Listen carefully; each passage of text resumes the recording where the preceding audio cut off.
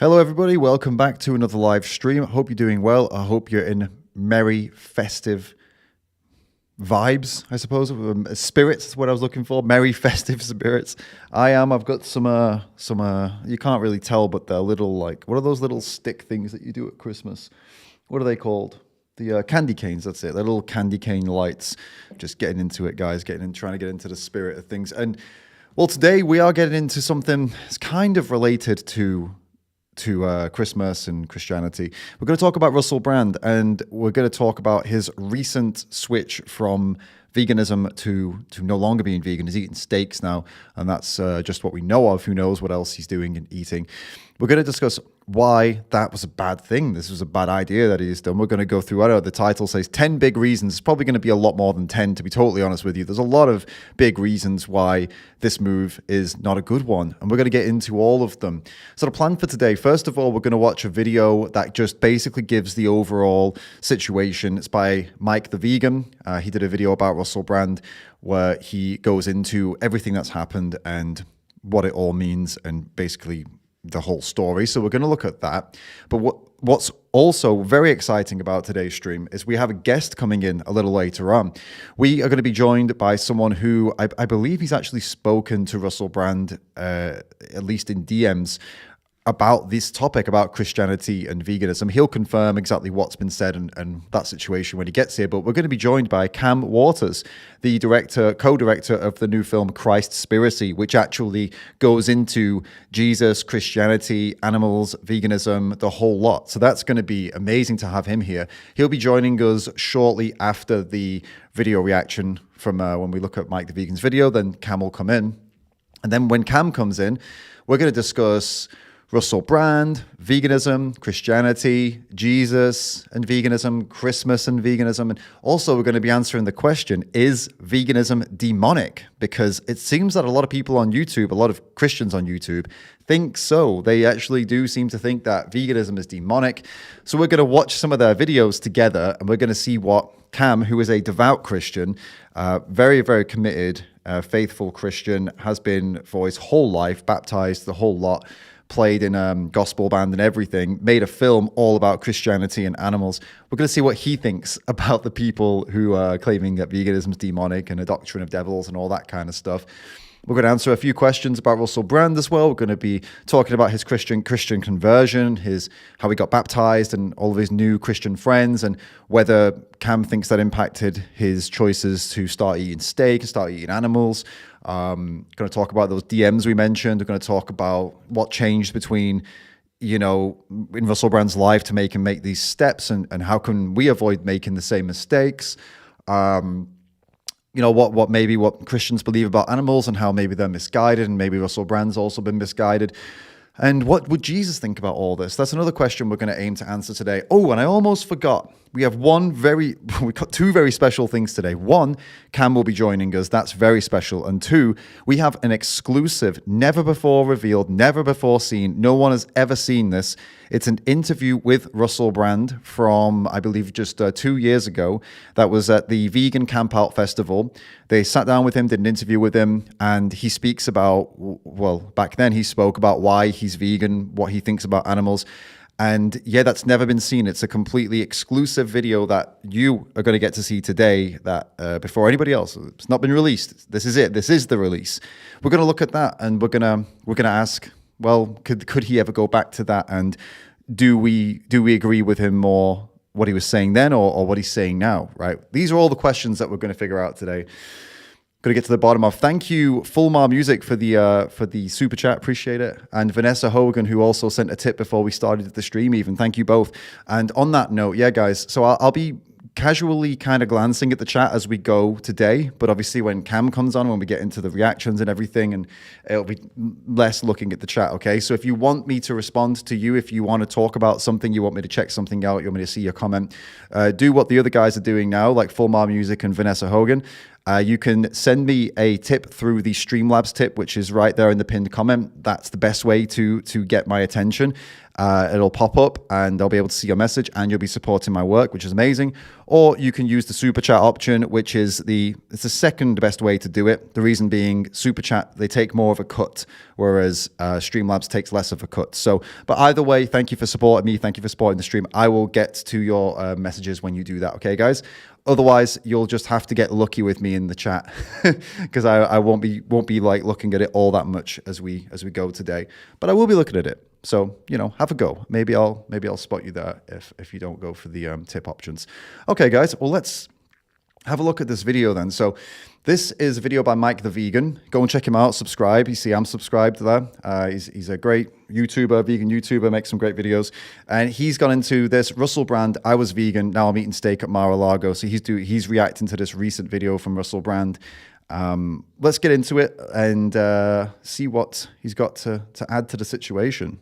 Hey, it's Mike here, and today Russell Brand says he is no longer vegan. You know I'm fascinated by these ex-vegan cases. I think there's always lessons to learn. In this case, he did not give us a ton of information to go on, but we can go through some of his background, his origin story, and some sort of major, somewhat concerning shifts that he's had lately. So in this sense, this might be more of a prediction video or a part 1 video, which maybe we'll be able to follow up with if he makes more of a detailed explanation. But anyway, here he is in a very recent TikTok within the last 24 hours as I'm recording this. Changed quite a lot. A little while ago, I was a vegan, living a simple life in Grays, Essex. Now I'm eating steak at Mar-a-Lago. Funny how the world changes. Of course, that is Trump's estate, and they did sit him next to Mel Gibson and Tucker Carlson on some type of panel where they did spell his name wrong, a detail I had to mention. But the point is, he went from headlining UK Vegan Campout in 2021 to eating steak at Mar-a-Lago in late 2024. So we're going to unpack what happened here. Let's go. And for those that don't know who Russell Brand is, he's called a comedian. He seems to just be this general personality now who's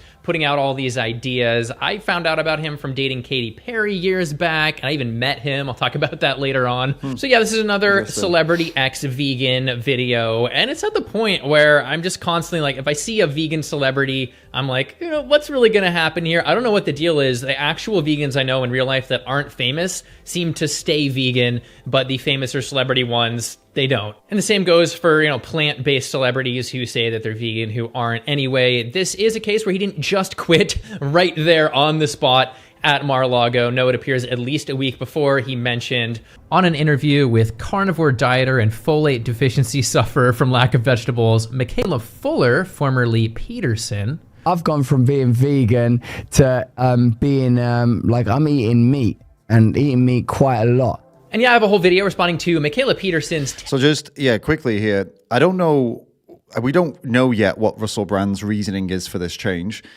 It's probably, I don't know if Mike's planning on speculating, but he's not really, as far as I can see, he's not said anything about it. What I do know about Russell Brand is that he went vegetarian when he was 11 years old. Now, I don't know if he was committed to that. He never ate meat since he was 11, or if it was some kind of casual thing. But it's to compare Russell Brand to some of these kind of more kind of typical vegan celebrities or whatever, plant-based celebrities, the people who kind of do it as part of a trend or some kind of health fad, and then they just go back on it again because obviously they never did it for any real reason. They were just kind of playing with it. I wouldn't make that comparison in this case because Russell Brand seems to have made a connection with animals a very, very, very long time ago, and then cut out meat from his diet and then went vegan in, I believe, 2013, maybe, something like that. Maybe I'm getting that mixed up. But yeah, it's been a very, very long time that Russell Brand had been committing himself to making changes in his life for animals. So for that to suddenly just do a U-turn, it's very, very unusual, and I really am curious as to this.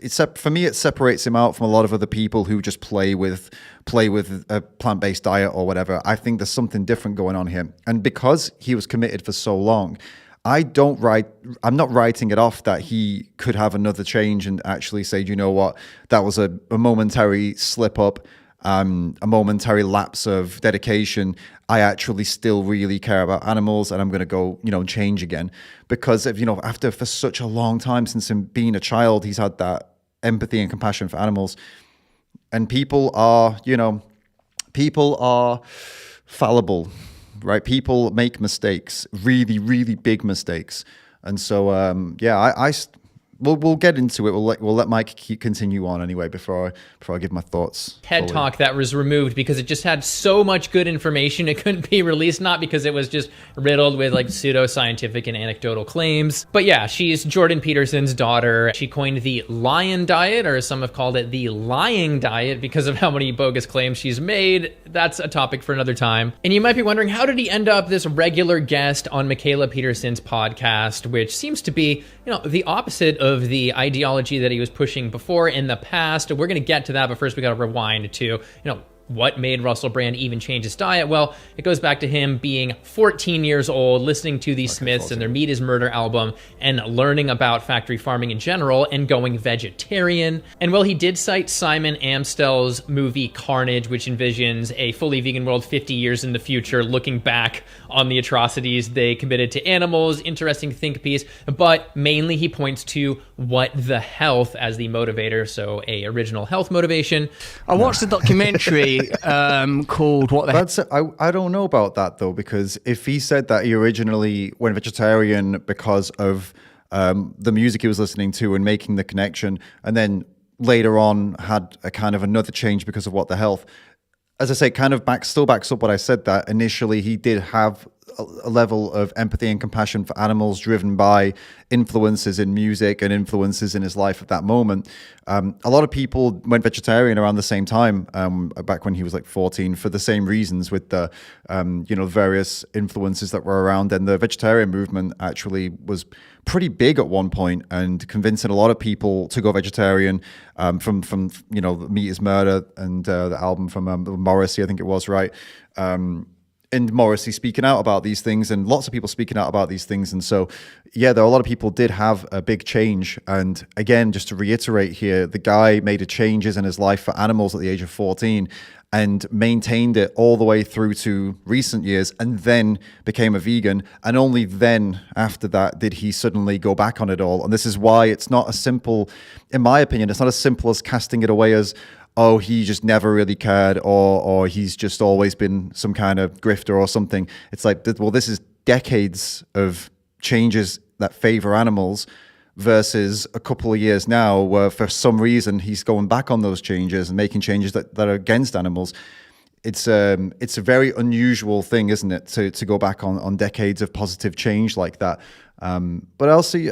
We'll keep going through the video. I'm curious to see if Mike, the vegan here, has any kind of ideas to why this could have happened. I think that's what we're going to get to now. Health, have you seen it? And this is where the lines are a little muddy as to whether somebody was like ethically vegan or not. A lot of times we can point to people saying that they're on a vegan diet, but clearly they're basically just on a plant-based weight loss diet. Very different situation, not an animal reduction harm philosophy. But in this case, he originally changed his diet to reduce animal deaths, but then he made the further animal product reductions just for health, it seems. And he could be seen occasionally mentioning animals and even the environment in a vegan context. There are clear ethical reasons to be vegan in that it takes you out of the exploitation of animals. But that documentary, What the Health, that I watched was like, and I've been vegetarian for years, and and I've gone back and forth to veganism because I feel, God, Jesus Christ, man, there's enough things in my life I'm not doing without not being able to have an egg without feeling guilty. But again, those seem a little bit secondary, but he also had the vegetarian meat things. However, I don't think you can just go and say he was a fully fake vegan. He never cared about animals with like 3 decades of not eating meat for animal ethics reasons. See, that's what I was getting at, it doesn't make sense to make that jump to that conclusion,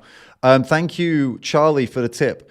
Thank you for these weekly streams. They're helpful both for reaching non-vegans, but also to build community for vegans. Thank you, Charlie. I appreciate it. And I know you've been coming back actually on every week. So I see that you really do appreciate it. And I appreciate you appreciating the streams. Keep coming, man. Keep coming. I appreciate it. Thank you. But yeah, I'm glad Mike the vegan mentioned that there. It doesn't make sense at this point to say, well, he never really cared, or he was totally, he was always a grift or something like that. Not when he's making these positive changes for animals since the age of 14. Something bigger is going on here, and this is something that is people in the world who are trying to make the world a better place for animals, make changes in their lives for animals. When we're doing this in a world where the majority of people don't want you to make good changes for animals because it makes them feel guilty, so they'll try and influence you to not make those changes. So it's like when Nope, a lot of people I've met throughout my life have really not liked it when I tell them, oh, I'm not going to drink tonight, or I don't drink, or whatever it is, I don't do drugs or whatever. Some people get personally offended, and they seem to get really annoyed by it, because all of a sudden what it does is it brings their life into question by you not joining in with what they want to do. Makes them feel guilty because they know deep down that they probably shouldn't be drinking that much, or they shouldn't be smoking, or they shouldn't be doing those things because it's bad for your health, and, things like that. Similar with food. Kind of like if your partner's like, oh, hey, do you know what? Let's order some pizza. Let's order some vegan pizza. And then if you point out like, well, this is the third time this week, we probably shouldn't do that. You're the bad guy immediately. And your partner, your friend immediately is like, what the hell, man? What's wrong with you? Like, you're ruining my vibe, It's similar when somebody wants to do good things for animals. The rest of the world and a lot of people around them will point at them and go, no, like, you can't do that because it makes me feel bad because I'm not doing anything to help animals, or I'm not doing, as much as you, right? So there's no surprise. It's no surprise when people go back on good choices they made for animals, but it is a little more surprising when someone's been making those good choices for decades. And that's what I hope Mike will get to. However, I think it's fair that somebody might just drift away from their original purpose, go vegetarian because they learned about animals, and then just keep it up as a habit and go, oh, maybe I don't care as much anymore. I don't really know what was going through his head, but a lot was definitely changing in his head, because it's very clear that since COVID or so, there's been just a complete 180 in terms of his belief system, what he's talking about, and on and on. So how would we describe this shift? Well, we can look to George Monbiot, who happens to be vegan now, but back in 2014, Guardian asked him to nominate someone as the hero of the year, and he nominated Russell Brand for getting like young people who were disgruntled with politics back into politics. He at that point was left-leaning, pushing socialists, and then What the Health came out, and he went vegan. So he was on one side of the aisle, and then now George Monbiot in this recent article says he doesn't even recognize Russell Brand. He's pushing all of these alt-right conspiracies, and obviously he's not vegan anymore, eating a ton of meat. In the past, he's also been into these sort of alternative spirituality practices, and then now his entire TikTok is about Christianity, pretty much. We'll get into that in a second. But this is where I have to reluctantly just talk a little bit about straight up raw politics here, and we can look to the left-leaning versus right-leaning vegan prevalence. And from this study, for example, people who are liberal or left are about 3.7 times more likely to be vegan than conservative people. Other surveys like this one put it at around 2.5 times, maybe 2 times, depending on how you delineate people. So yeah, there's vegans on both sides, but it really seems like the right-leaning side frowns upon veganism way more. There's active campaigns against these vegan alternatives. I think this is probably mostly down to perception. I think a lot of people associate veganism and not caring for animals in general, but they definitely associate veganism with being soft or feminine, as a man, being a feminine man, or they associate it with women. They see it as some kind of, I suppose they see it as the color pink, let's say, right? They see it as something that's associated with all of the things that the color pink is associated with. They put it also in the same bracket as, for example, kind of all the different rights movements that have massively exploded especially in the last kind of 10 years or so, exploded in popularity with like Pride Month now instead of Pride Week or Pride Day. It's Pride Month. Things like that, for example, they think this is all connected, and they don't like that kind of stuff. They're all about they don't like the collectivism, it's called. The conservatives don't see things as like group issues. They see things as individual issues, as from my understanding, as part of like the politics of being a conservative, right? So they see veganism as another one of these kind of groups, and a group they don't necessarily want to be associated with or agree with a lot of the time. And that's an image problem, because the thing is, being a vegan is just as much of a kind of non-political thing as being against beating up children. Right? Beating up children, being against that, isn't a left-wing or right-wing policy or associated more or less with conservatives. It's just something that you're against because you don't think it's right to hurt others. It's very simple. That's all that veganism is too. It's just, it's not, the fact that it lands more on people who are left doesn't mean that that is like the association. Oh, that's because it's a left-wing thing and it's not a conservative thing. That's not the case at all. It just happens to be that way because of the incorrect perception of what a vegan is and what veganism is about. So basically, if you are an individual sat there and you are against animal abuse and cruelty, and you're against exploiting animals, which means, taking things from them, breeding them so you can take things from them, kill them, all the horrible things we do to them, keeping them in their own feces and urine, and taking their babies away from them, forcing them to get pregnant, taking the babies away, shooting them in the head and stabbing them, and all these different things that we do to animals for pleasure. If you're against doing all of that to animals for pleasure, just for a taste or for sports or entertainment or whatever, you're not left or right wing because of that belief. You're just a moral person. You're just somebody who cares and respects animals enough to see them and say, hey, I don't think they deserve any of that, actually. Again, to reiterate, that doesn't make you a lefty, a crazy lefty, or some kind of crazy righty either. You're just someone who holds a pretty damn common sense belief. I think a lot of people would agree with you. The same way if you said, I just don't think we should be kicking children. No one's going to point the finger at you and go, oh, you're a silly lefty, you need to grow up. They're going to say, yeah, no, I mean, that's a pretty bog standard way of seeing the world. I don't think we should do that either. It doesn't land you on either political side, That's how we need to get veganism seen, in my opinion. We need to get it to that same level of stop making it such you are this if you're a vegan. You could be anyone as you could be a builder, you could be an oil worker, you could be a teacher, you could be anything, a writer, you could be anything, you could be any profession and be a vegan. You could be any profession and pretty much anyone in the world and be a vegan. It doesn't define all of your other beliefs, They generally reject any climate-related concern for going vegan and having a lower footprint. They're much more likely to go on keto and carnivore diets. Like, I was looking through Carnivore cringe post, and one started out with, hello, Christ-loving carnivores. And an interesting point he made when talking about why he went vegan is he said he was sort of pressured by society, which I thought was really interesting. Thank you, Marcus, for the super chat. Thank you so much, dude. And this says, I said, thank you, vegan activists. Yeah, thank you. Also, vegan and animal rights activists. And thank you, Marcos. I appreciate it. You're also here every week, and I see you, man. Both you and Charlie. Thank you, guys. And everybody else who comes every week. You're legends. Thank you. Let's dive into this then. So Russell Brand saying he felt like he was pressured into becoming a vegan. I've heard him say that before as well. I always thought it was a bit tongue-in-cheek, actually, when he said that. I never really took it too seriously. Let's see what Mike thinks. Because vegans make up like 1 or 2% of the population, depending on the country. UK is higher. But I would say now, based off his social circles, I do believe that social pressure and just wearing him down over time played a role. We can see in the past he went on shows like Joe Rogan, interviewed with Saladino, and he's like, I'm vegan. And then they go, oh, well, I disagree with you for this and this and that reason. You're a fit guy. You're a healthy guy. If you just keep going, get off that vegan diet and keep going. And then apparently going on Michaela Peterson's show all the time, where she's, of course, pushing that carnivore diet narrative over and over. And the influence of that side is even more evident if you rewind back to the preamble when he was talking to Michaela Peterson here. Sorry, guys, give me 1 second. Sort something out here. Whoops. I'll mute this.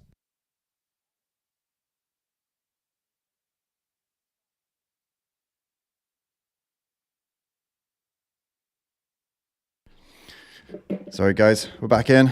Here he is. I've since the time that I've been involved with you lot, to put it in a euphemistic way, I've gone from being vegan to being I'm eating meat and eating meat quite a lot. So yeah, there's a direct connection with him being socially involved in that lot, that community, and him making that lifestyle shift. And while I'm sure things happen behind the scenes, it's even just evident, again, from these different shows and interviews, going on Joe Rogan, him saying, oh, well, I saw What the Health, and it made me change my diet. And then Joe Rogan immediately goes, oh, well, that's filled with completely nonsense junk science. I watched a documentary called What the Health. Have you seen it? It's filled with a lot of propaganda. And propaganda. Damn, those guys again, like the Nazis. I remember them. They used a lot of discredited studies. And then I guess over time, these straws broke the camel's back, to use a very non-vegan analogy, but you get the point. But I can't stop there because I don't know. I'm not really so convinced of that. So that the claim, or kind of the idea, is that Russell Brand, Joe Rogan told him some stuff, and then what he spoke to also Michaela Peterson and so just from these people around him, like all of a sudden he just started believing everything they believe. I'm not sure. I mean, I'm sure they had some kind of influence on him, but the idea that he suddenly he just thinks that vegetables are killing you or something, and that the only meat diet is best, it seems unlikely. And especially considering he has, from what I can see, I mean, again, we're talking decades and decades and decades of making positive changes for animals, all suddenly, becoming undone. It seems more like a blip rather than that he's completely had some kind of shift to a new way of thinking, I suppose. But I guess we'll see as more and more comes out, to be honest with you. This is very speculative at this point. But about that point as well, with Joe Rogan saying that all the science in What the Health was junk or whatever he said in propaganda. Joe Rogan has had James Wilkes on his podcast against James Wilkes, who, by the way, is a vegan ex-MMA fighter, like very strong, very tough guy. And he made the Game Changers. He's part of that team. He made the Game Changers. Like, he is the guy in the Game Changers who does all the interviews and the narration and stuff. And he went on there and Joe Rogan debated this anti-vegan doctor there who had been making so many claims. Like, Joe Rogan had just been accepting, like, oh, right, yeah, all anti-vegan, all these vegans are crazy. And then James Wilkes went on there, and you guys should go watch this. James Wilkes, Joe Rogan, go watch the debate. And James Wilkes absolutely destroyed this anti-vegan doctor, absolutely destroyed every single point this guy came up with. James Wilkes was able to debunk it with better science and better studies. And Joe Rogan could not say anything against the plant-based diet, against an animal-free diet at that moment. And Joe Rogan, unfortunately, never really revisited that podcast. He just kind of moved on from it. And even though at the moment he accepted that everything that was being said about eating an animal-free diet was correct, that it can be healthy and it's good and everything's solid, actually, okay, fine, maybe you were right, it's not just propaganda. Now, years later, Rogan acts like that debate never happened, and he pretends that the plant-based diet is somehow unhealthy. It's quite frustrating.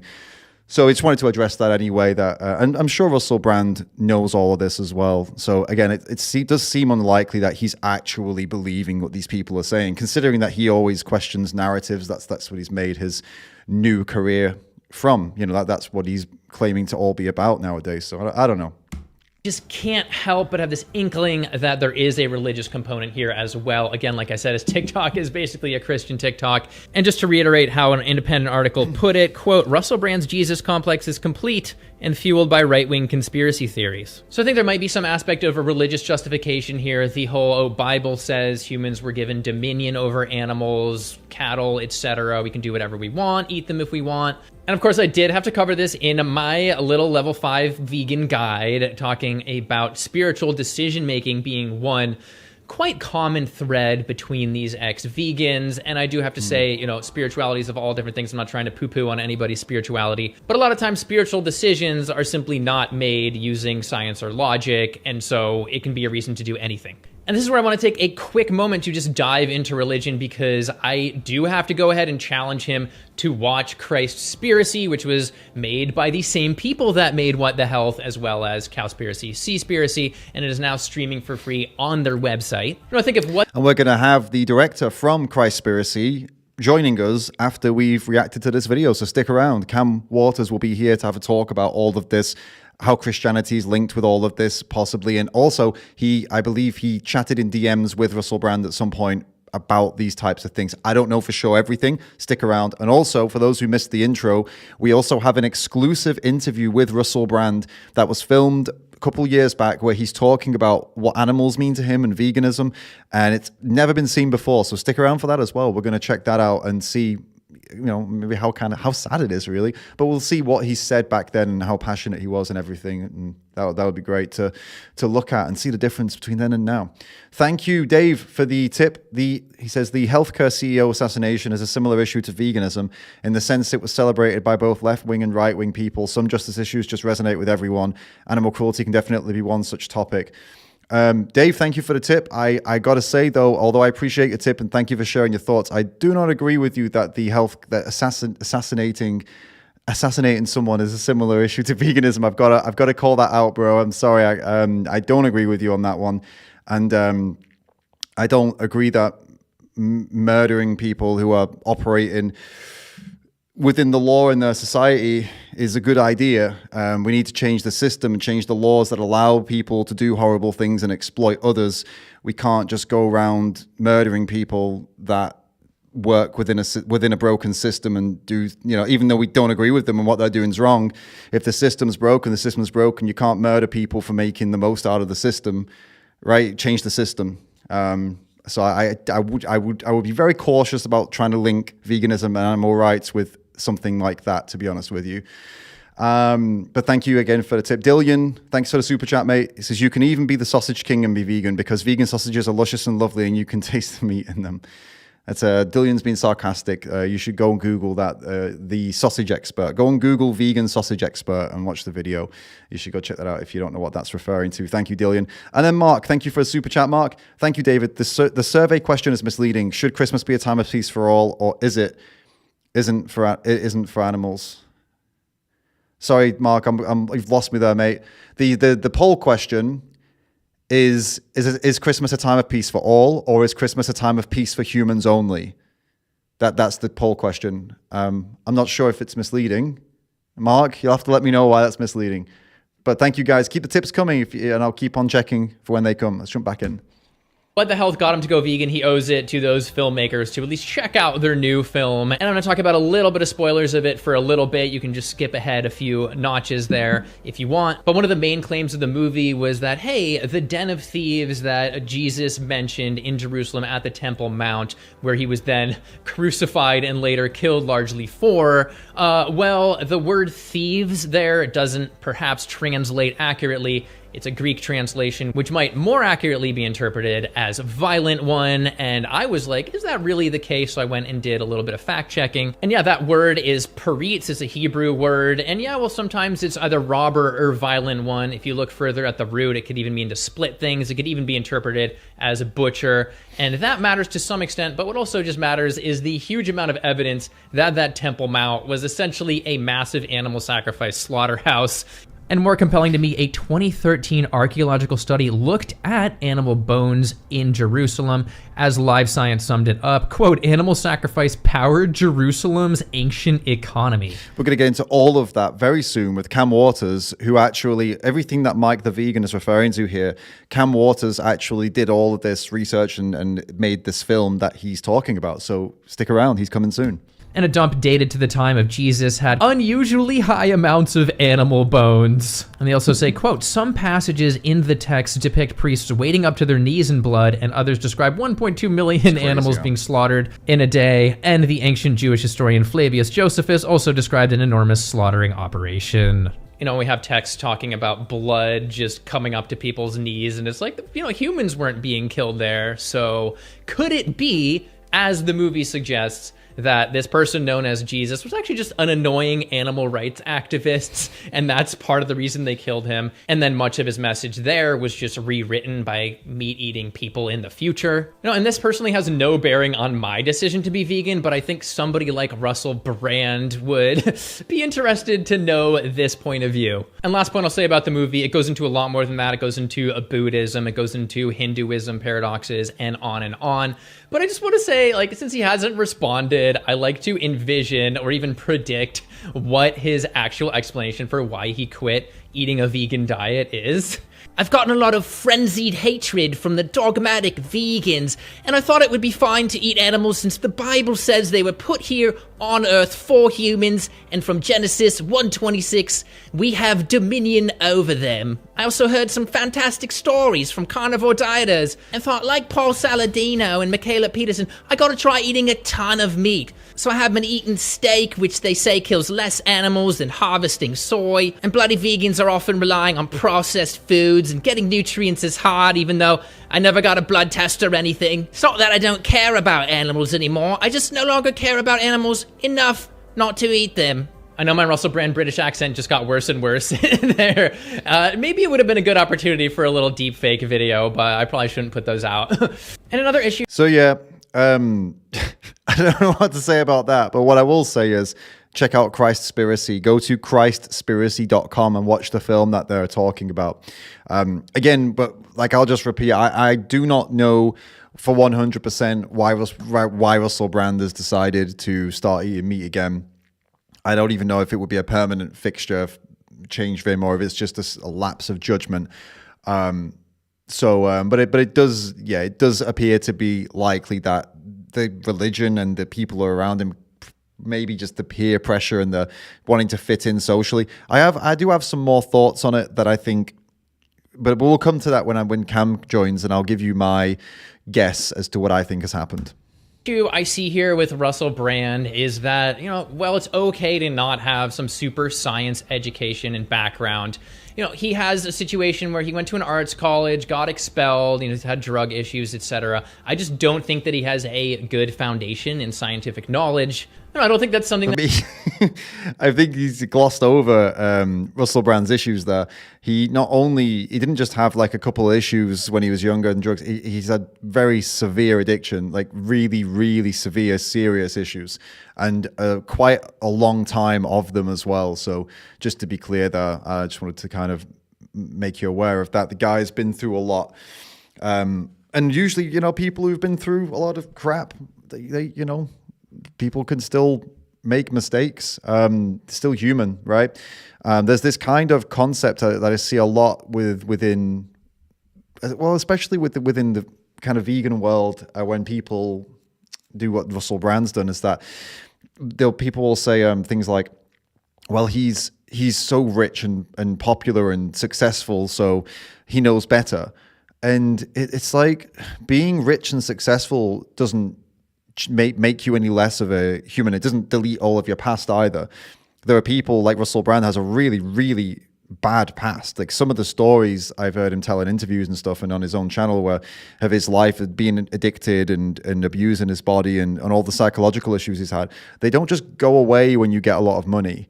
And I'm sure the guy is still working through all of his issues, and this whole U-turn could just well be another expression of all the problems he's going through. And that's where I see that, with so many decades of being one way, vegetarian, and caring about animals, and then now this, it could be that. And then that means, there's every chance that he could do another turnaround, and I would hope he would. That anybody should be ashamed of. I think we should strive to have more scientific literacy. And it's a red flag that he didn't know what epidemiology was. In that Joe Rogan interview, Joe went on to pull up the definition because he couldn't explain it. They used a lot of discredited studies, and there's a lot of epidemiology studies that'll connect things. Epidemiology, what does that mean? Like an epidemic? Well, we could pull up what the actual. It's about time Jamie pulled something up in this episode. But it is the case for somebody like him, when they hear an anecdote, they might weigh it in their head to the same degree that a meta-analysis is, which just... I mean, to be totally honest with you guys, I don't think it's fair to kind of laugh at someone or I suppose kind of dig at someone for not knowing what epidemiology means. I would say if you asked on the street, I would say 9 out of 10 people wouldn't know what that means. That doesn't mean 9 out of 10 people are like stupid, or I'm not saying Mike's suggesting that, but the energy is kind of around there. It's like, no, a lot of people don't understand or look into even nutrition science, right? And so, I mean, it doesn't, I don't know, it's a weird, to me, it's kind of a weird thing to kind of put up against him and to kind of speculate on. If the guy lived as a vegetarian for decades, so he's well aware that his health can be absolutely fine without meat. So I guess this kind of line of thinking that, oh, maybe he's just convinced by other people's stories, it wouldn't make sense considering he already knows his own body, and he knows that he's lived healthily for a very long time without meat. So why would he start eating steak? You know what I mean?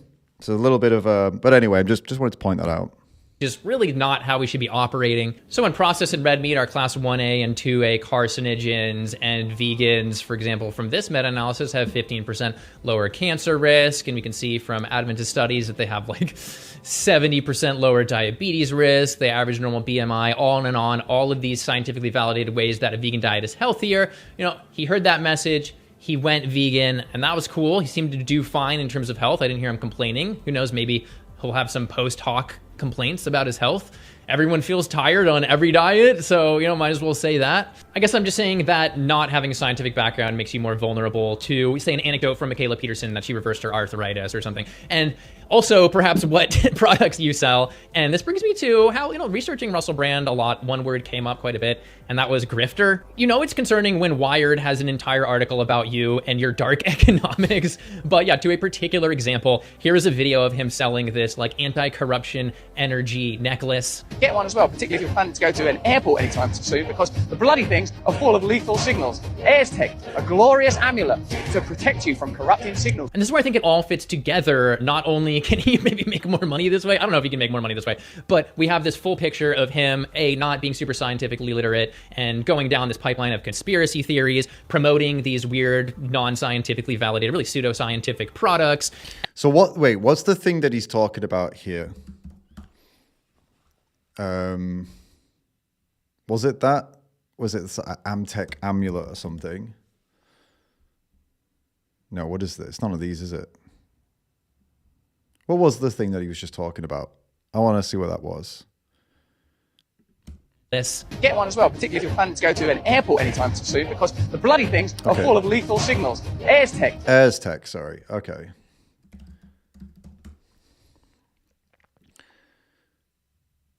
So this thing that he was just talking about was this. What is it?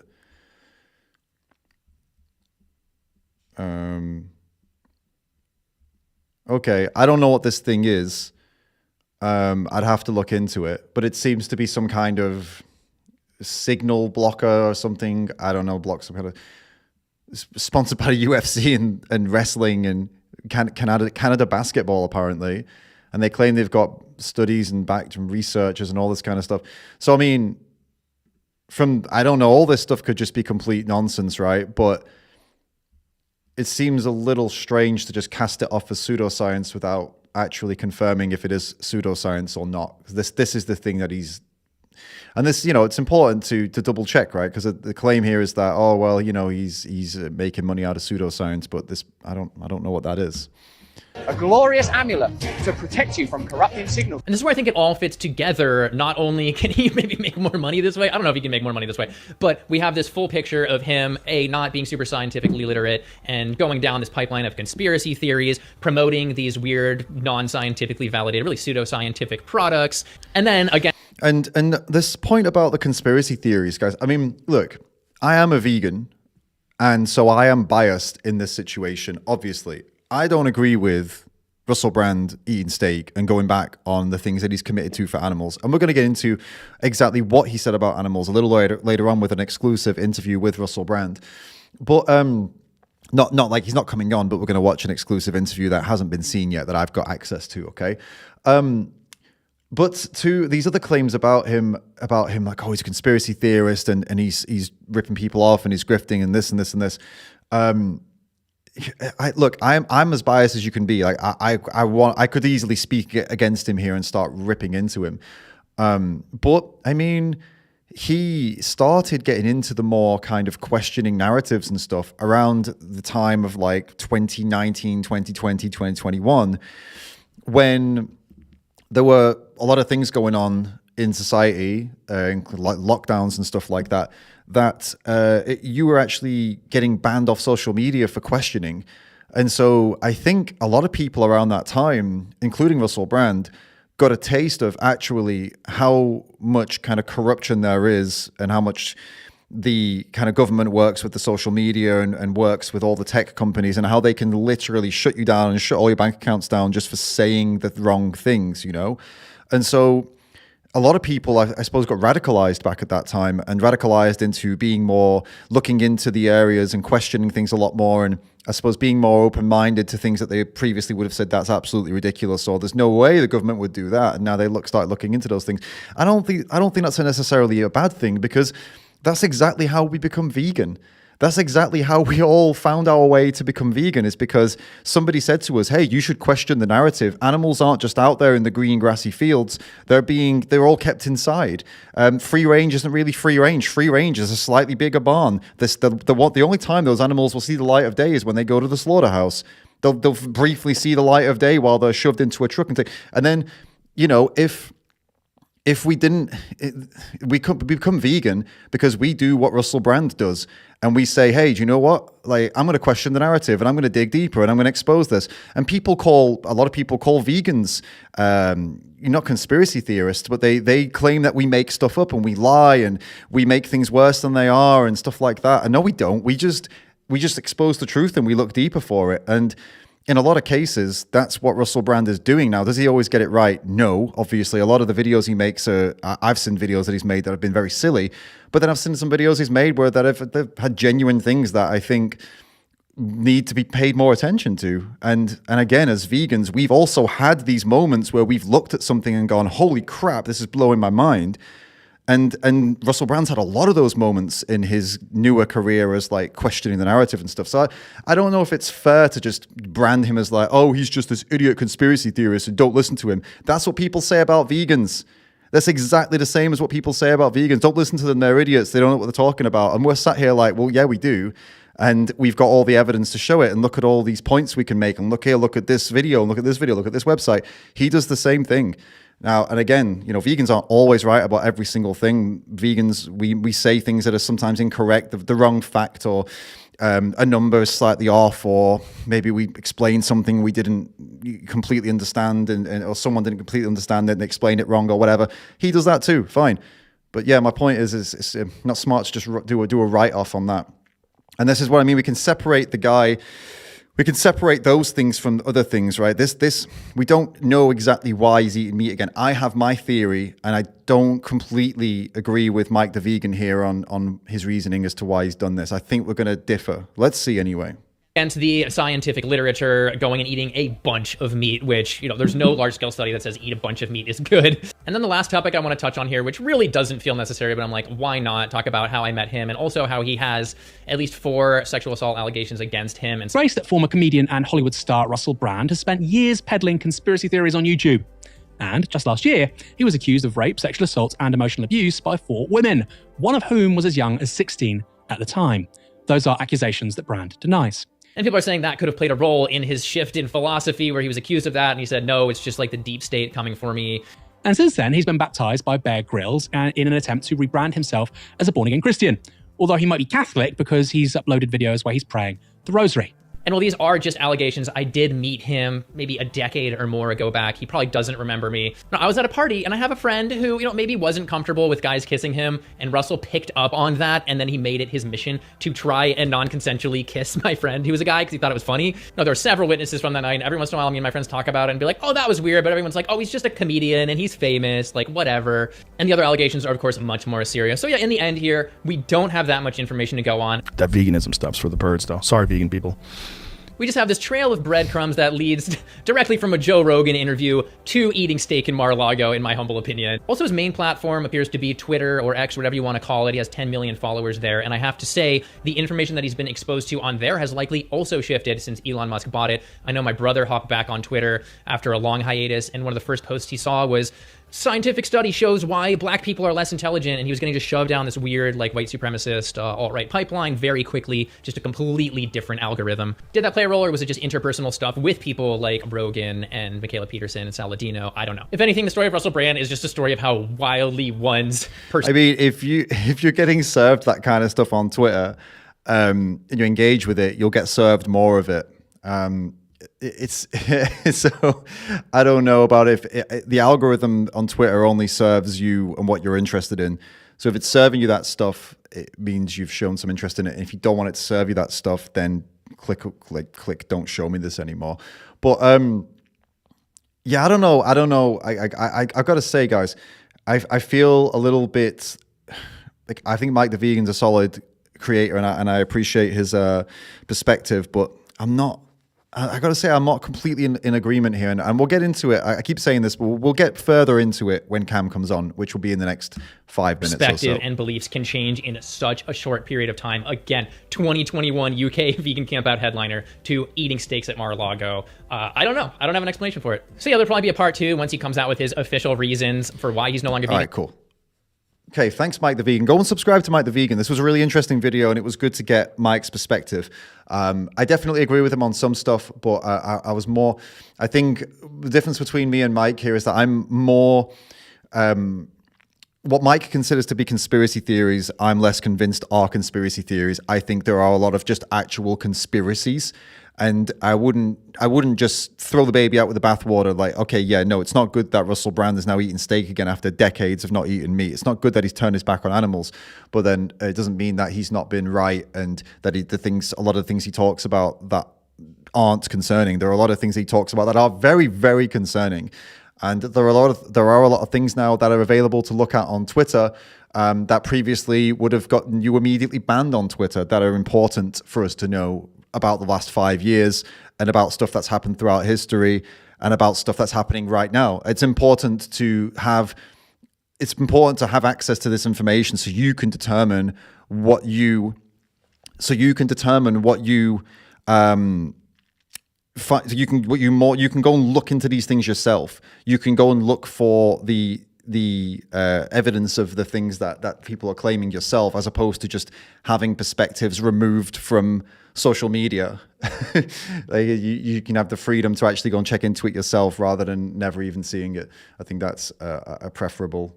Otherwise, nobody would ever be vegan because all the social media would say, hey, we don't like vegans. We're just going to remove all of their stuff immediately because it's harmful or because it's misinformation that vegans are saying and all these things. But no, we're able to use social media and keep doing what we do because of these algorithms that are allowing us, and these companies that now allow us, and Twitter being one of them. You can post literally anything on Twitter regarding animal rights and animals, and they won't remove it. Whereas old Twitter would suspend you or remove your stuff if you posted anything remotely graphic, even though it would allow hunting content, for example. So yeah, interesting stuff. Let's bring on the co-director of Cowspiracy.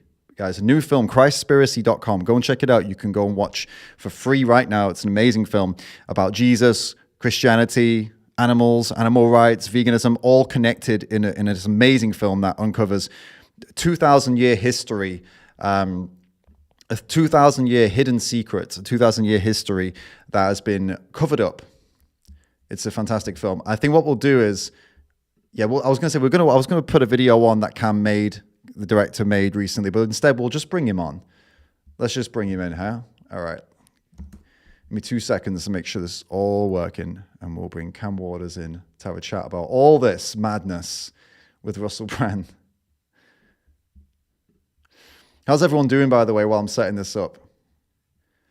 Give me some broccolis in the chat if you're having a good time, if you're enjoying so far. All right.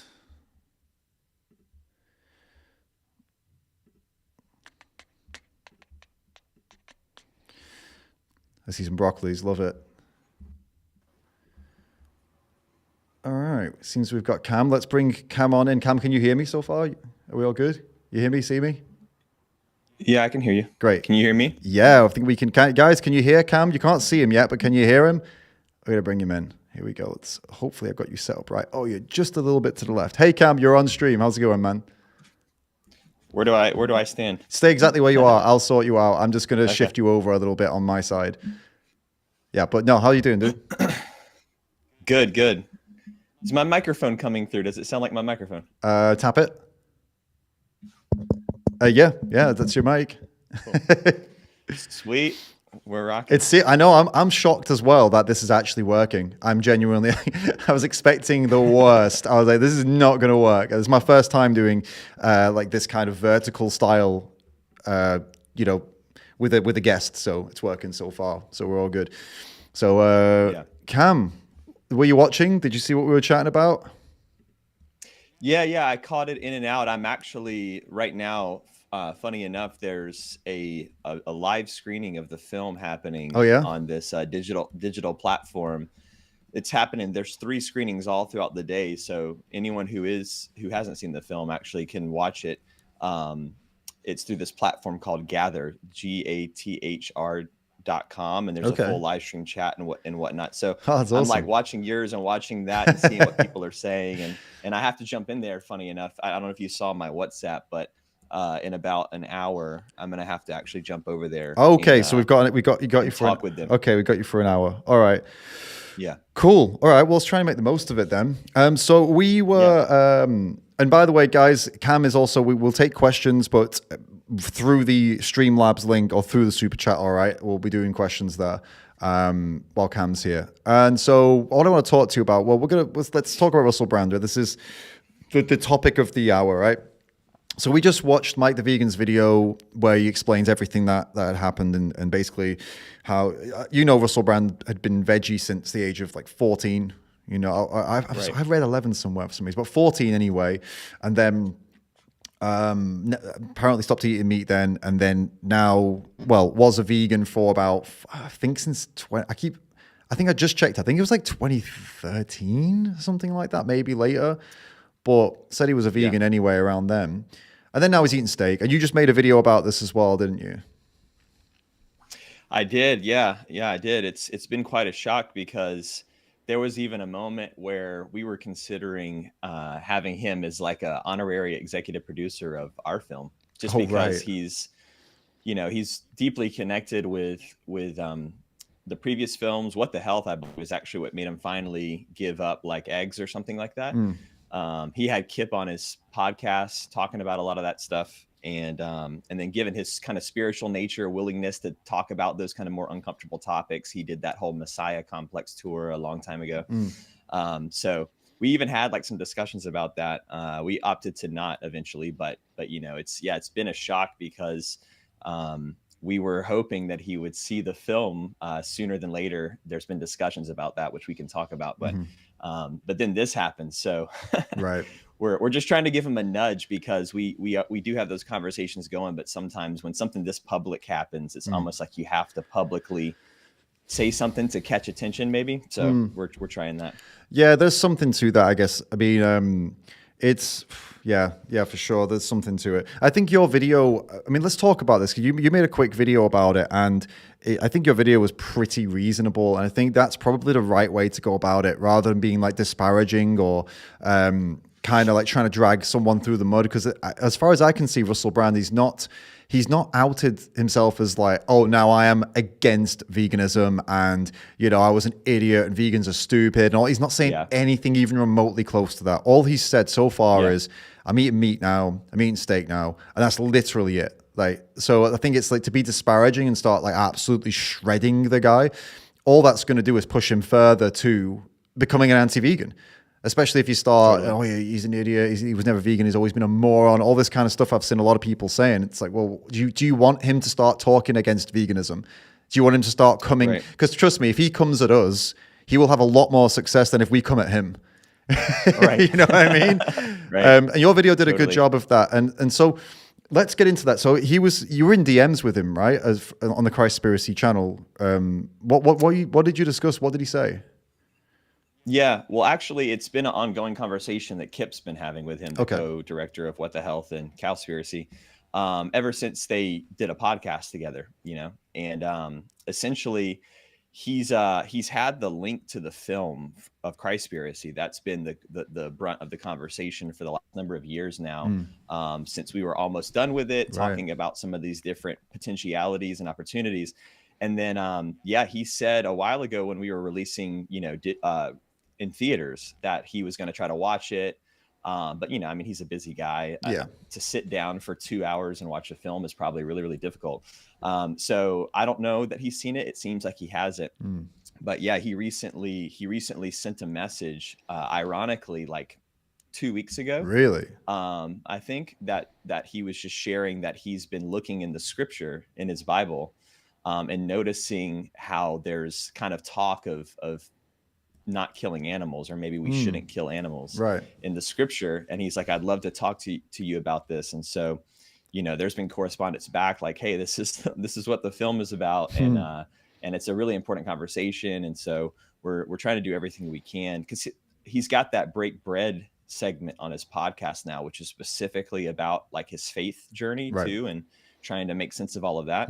So yeah, I think that he's got something going on in the background with that. Maybe he was making this transition, a number of weeks ago and feeling some type of conviction or whatever it was, and wanted to check in with where we're at on it. So interesting. That's interesting that he just a couple of weeks ago, you said that he was making those conclusions. Yeah. Right. Yeah. I wonder then, so it's really intriguing. So there's absolutely a chance that he could come back the other way, and this is the reason to tread carefully is because I think a lot of people underestimate this guy's influence. It's not. I think we sometimes make the mistake and a lot of the public does as well, makes the mistake of like, oh, this person's an ex-vegan now and they always will be. And then so they just get absolutely kind of like destroyed by everyone.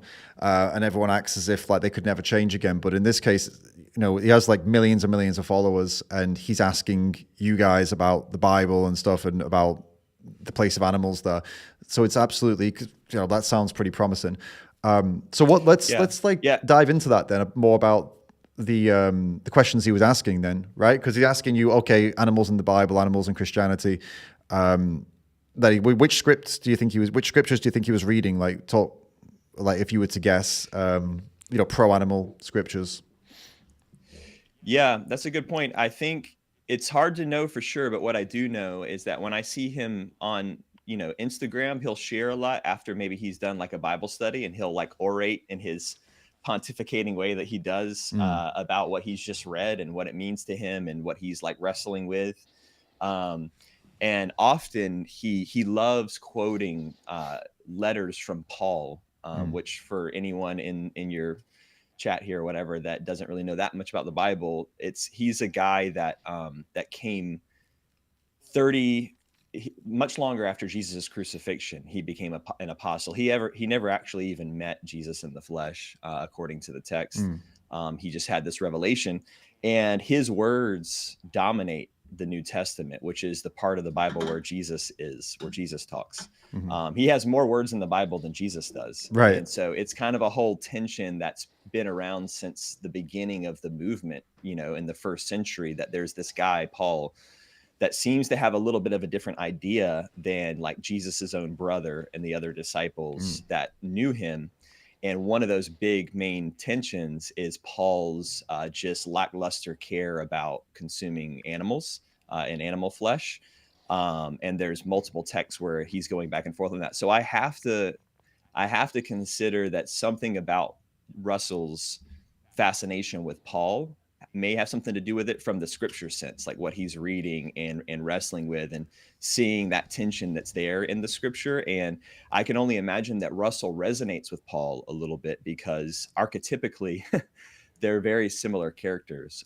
Paul comes from a very just hedonistic background, and that's why a lot of Christians really love him as a character, because he was just this guy that was violent and hedonistic, and then he had this conversion and changed his life around and became the greatest apostle of all, so it really has a resonance with like Russell's character. So I think there's some of that. I think there's some of him hanging out with like Jordan Peterson and some of these types. I'm sure there's conversations happening around it, and that's a whole other conversation we could have about Jordan, who I respect them both. They're both highly intelligent people. There's just a little bit of a blind spot around this topic, and I could point out some really funny things with Jordan as well. I'm going to make a video on him soon too, cool. Similar video. Cool, man. But anyways, could you? I don't know if you notice your light is really weird right now. You've got just light on your nose and nowhere else. Oh, sorry. Is it okay if I? Do you have like do you have like a light you can put on and maybe put the blinds down? I have a light on. Let me put my blinds down. I think that's what you had, this just like highlight of just your nose and mouth and nothing else. Let me see. There we go. I think it would probably be better without the blinds. Yeah. Like Jesus was blessing better? Just part of your face. Now it's really like you need to close them completely. Like stop the light coming through, I think. Otherwise, it's Let's better. I think we're almost. Oh, now it's really bad. Yeah, you've got like a huge light beam just going down your face now. Really? Yeah, dude. I don't see it on. It's there, right, chat? Guys in the chat, can you see this crazy light on his face and body? Or is it just me? It's like super distracting in my opinion. But up to you, man. We can go on with it. No. I want to fix it, but I can't. No curtains, see myself in the chat because it's so small. On my side, it looks like it's okay. Yeah, people saying some people saying they can see it, but then people saying it's not a problem. They're saying, I'm just okay. We'll just ignore it. It's all good. I just thought if it was a quick fix, then it's all good. Anyway, it looks all right now. The sun's just about to pass out of the view of the window here, so we're almost there. It's all good. Okay, cool. So I guess what you're saying is that it's likely that he's been looking into this and trying to figure out where he stands on it. And I suppose with his newfound kind of found God Christianity situation. And so, it could just be like a momentary, do you think what do you think it's more likely to be, like an entire paradigm shift after decades of making positive decisions for animals? Or do you think it's a momentary blip while thinks somehow for just now seems to think that, like you just said, that maybe Paul has influenced him, like reading stuff about Paul and animals has influenced him, and then it's like a momentary thing. It's weird that after decades of vegetarianism, for example, that he just eats steak, right? Yeah. I think I'm led to believe that it's got to be a blip. Unless just more of that information gets pumped into his brain and it just he keeps going down a certain rabbit hole. But where he's at right now, I don't get the sense that it's like a really deep-seated change in belief or anything. It seems like an experimental thing, and I think he's smart enough and considerate enough that if we could have this conversation, or if anyone, it doesn't have to be us, if anyone could have this conversation to him about the scriptural side, I think that could be a big part in turning it around for him, because so much of his life, even before he was, a converted Christian, spirituality is like the biggest part of his life in the last 10 years or so as well. And I think that has a big weight and a big merit on his decision making. It's how he was able to get out of addiction and all of this stuff. Right. Ironically, flesh eating is its own kind of addiction in a weird way. I think I saw Carnivore MD, was all excited and posted that he's gone to the dark side, sort of thing or whatever.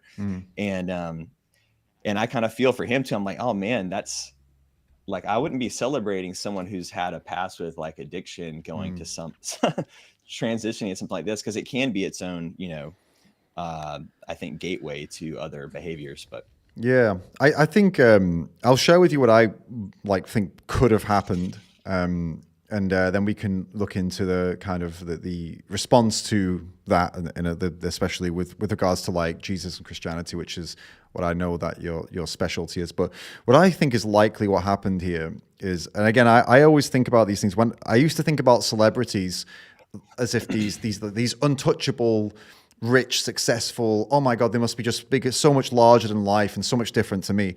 And then I met quite a few of them and I realized they're not at all. They're quite normal, a lot of these people.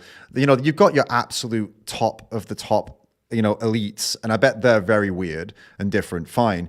But the majority of celebrities, they're not that, right? You know what I mean? They're quite, they're normal, but they're very rich and successful. They're not like the elites. They're not like in some weird, I don't know, the stories, Hollywood cults and stuff like that. They're not that. Like there are those that, but this, and I think someone like him, he doesn't appear to be in that, and a lot of the people I've met.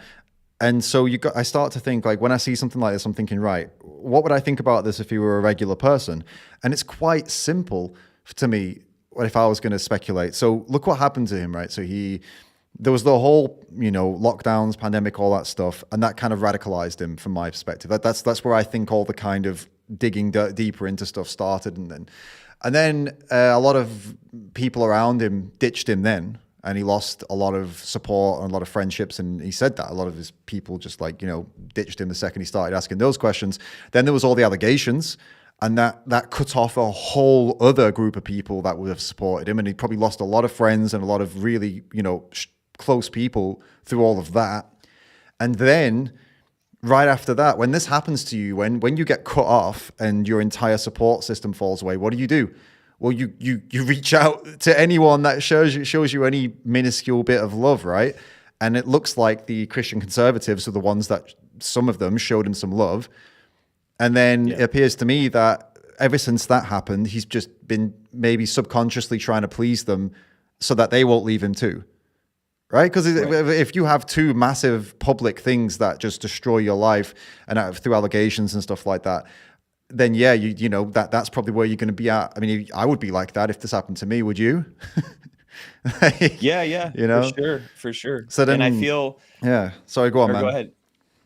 No, I was just going to say, no, I totally get that. And look, I mean, maybe this is a controversial statement for me to say, given the potentiality of allegations against him and everything. I don't know everything about that, to be honest. But what I will say is I've been, I don't want to say a fan, but, I've been someone who's appreciated and followed his work for a long time, specifically the kind of quest towards spiritual truth that he's had over the last 10 years. And it's had many iterations and transformations.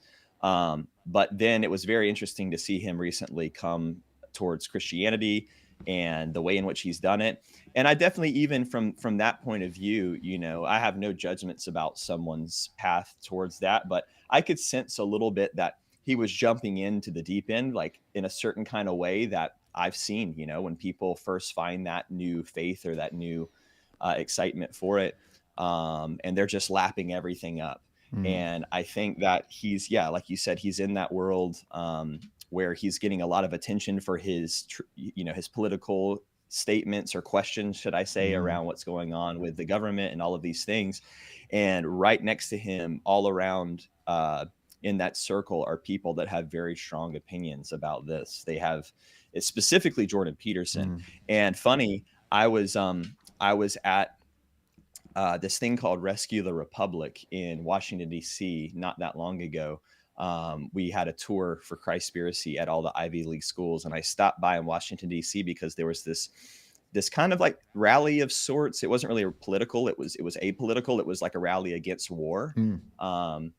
And he and Jordan spoke, and they actually went out on stage together. That was how they did their presentation. And I was watching, and I just got this certain kind of buddy feeling. And I was trying not to think about it too much, but I was like, oh man, I just have this feeling that they're probably talking to him about, being a vegan. I mean, just imagine like if you're that person and you're amongst a bunch of bros that you really align with on so many things, but that's the different thing. And they're probably teasing and saying stuff, but then amongst that teasing, I imagine it's friendly fire, but then there's going to be those moments where it's like, well, hey, but seriously, B12, or, but hey, seriously, like I healed this, or, Jordan Peterson with his daughter, like these kind of things. And it maybe gets a little more serious in certain moments. And then that seriousness then turns into maybe a couple scriptural conversations. And I could imagine that that's where it really started to work on his mind. So, I can see the process, but I definitely think behind it, there's something to that that's worth speculating about, that, that kind of need or acceptance within the in group of that new circle, and wanted to just experiment and let go. And but hey, you know what? It's one of those things that you never know how it's going to turn out. I think we can be so frustrated right now. And I understand why, because, hey, animals are, lives are being lost at the expense of this quote unquote experiment. So it doesn't mean that we should just like wash it off. But at the same time, how powerful would it be, just to give a positive spin on it, if we could, how powerful would it be if he went into this experiment, made this announcement, and then in a number of months or however long it is, he turns back around and says, hey, I did this, but I actually realized that's going to make it that much more powerful, so I think so, man. And I think it's conversations and energy like what we're putting out here that is more likely to push for that. Because if you've got someone like him who has now found a new family in this conservative Christian community, and they're all supportive of him no longer being vegan, they're all supportive of him eating steak, and all he sees from the opposition is, you're a piece of shit, you were never vegan, F you, you're scum, you're a grifter, you're terrible, you're disgusting, everyone hates you, then he's just going to go, well, okay, then so you're just the same as the ones who left me when I started doing, looking into these conspiracies. You're the same as the ones who left me when the allegations came in, and now you're the ones who you're just another group that I'm going to just cut out of my life entirely and go the opposite way. And that will push him further and further into the carnivore Christian world, right? Right. This actually happened with, I think I speculate on this. It's happened, I think, at other times where there've been really dedicated, even animal rights activists who have had some kind of slip, psychological break maybe, and they have suddenly just changed everything that they believe in and started eating animals even. And these, I can speak of one example where the person was an actual activist. I'm not talking about casual. I'm talking as in worked for organizations. I'm talking as in proper activist. And it turned out that they'd had some relationship thing where they had been into someone and that person had kind of rejected them. And it was it was like a real thing, like a real obsessive love kind of vibe, where it's like the rejection just ruins your life. And this is what had caused the person to have, in my opinion anyway, some people did confirm it, but this is what had caused this person to have a big turnaround. It just kind of, because when you face a massive rejection like that, where do you go? Well, you go to the people that have been there all along. You go to the old school friends. And are they vegans? No, obviously they're not most of the time. And so, that's a big thing, that there's been a rift between you. So what are you going to do in this moment of desperation after have been embarrassed and after feeling rejected? You go to the people that give you love and you try and fit in. And the thing is, like you said, if we can understand this, disagree, but understand this, then we have more of a chance of keeping that bridge open. Don't burn the bridge, keep the door open and look, what you're doing, we do not agree with. We see how you might have got there. Just know that we are aware of that and you might be going through some stuff, but we're cool too. We can talk to you about that stuff too. We're here for you too. And the animals certainly don't deserve to be treated like this and be killed because of your situation. So how about you come back over to our side, and then we'll be the support system you need while we don't do horrible things to animals. I think maybe that is and obviously now we're going to get into the biblical side of all this, right? Because he is a born-again Christian. And if he doesn't want to listen to you or me, maybe we're biased, right? Maybe he'll listen to Jesus. So Cam, let's get on to that, right? A lot of people in the chat will be Christian. A lot of people watching this on replay will be Christian. Christmas is coming up. What, in your opinion, would Jesus think about Russell Brand's decision? And based on what we know of Jesus, that is, I'm not going to ask you to speak on Jesus' behalf. Only a priest can do that. But but yeah, talk me through that, bro. Speculate a little bit, or based on what you know of Jesus in the Bible. You're the expert here. What would Jesus make of that? And what do you think he would prefer that Russell did and that we all do this Christmas? Yeah, well, I think he would prefer that he didn't eat the steak. But what I will say, just to kind of tie it into your last point you were making, is I think that the nature of Jesus is one of more forgiveness, acceptance, trying to guide someone from a place of,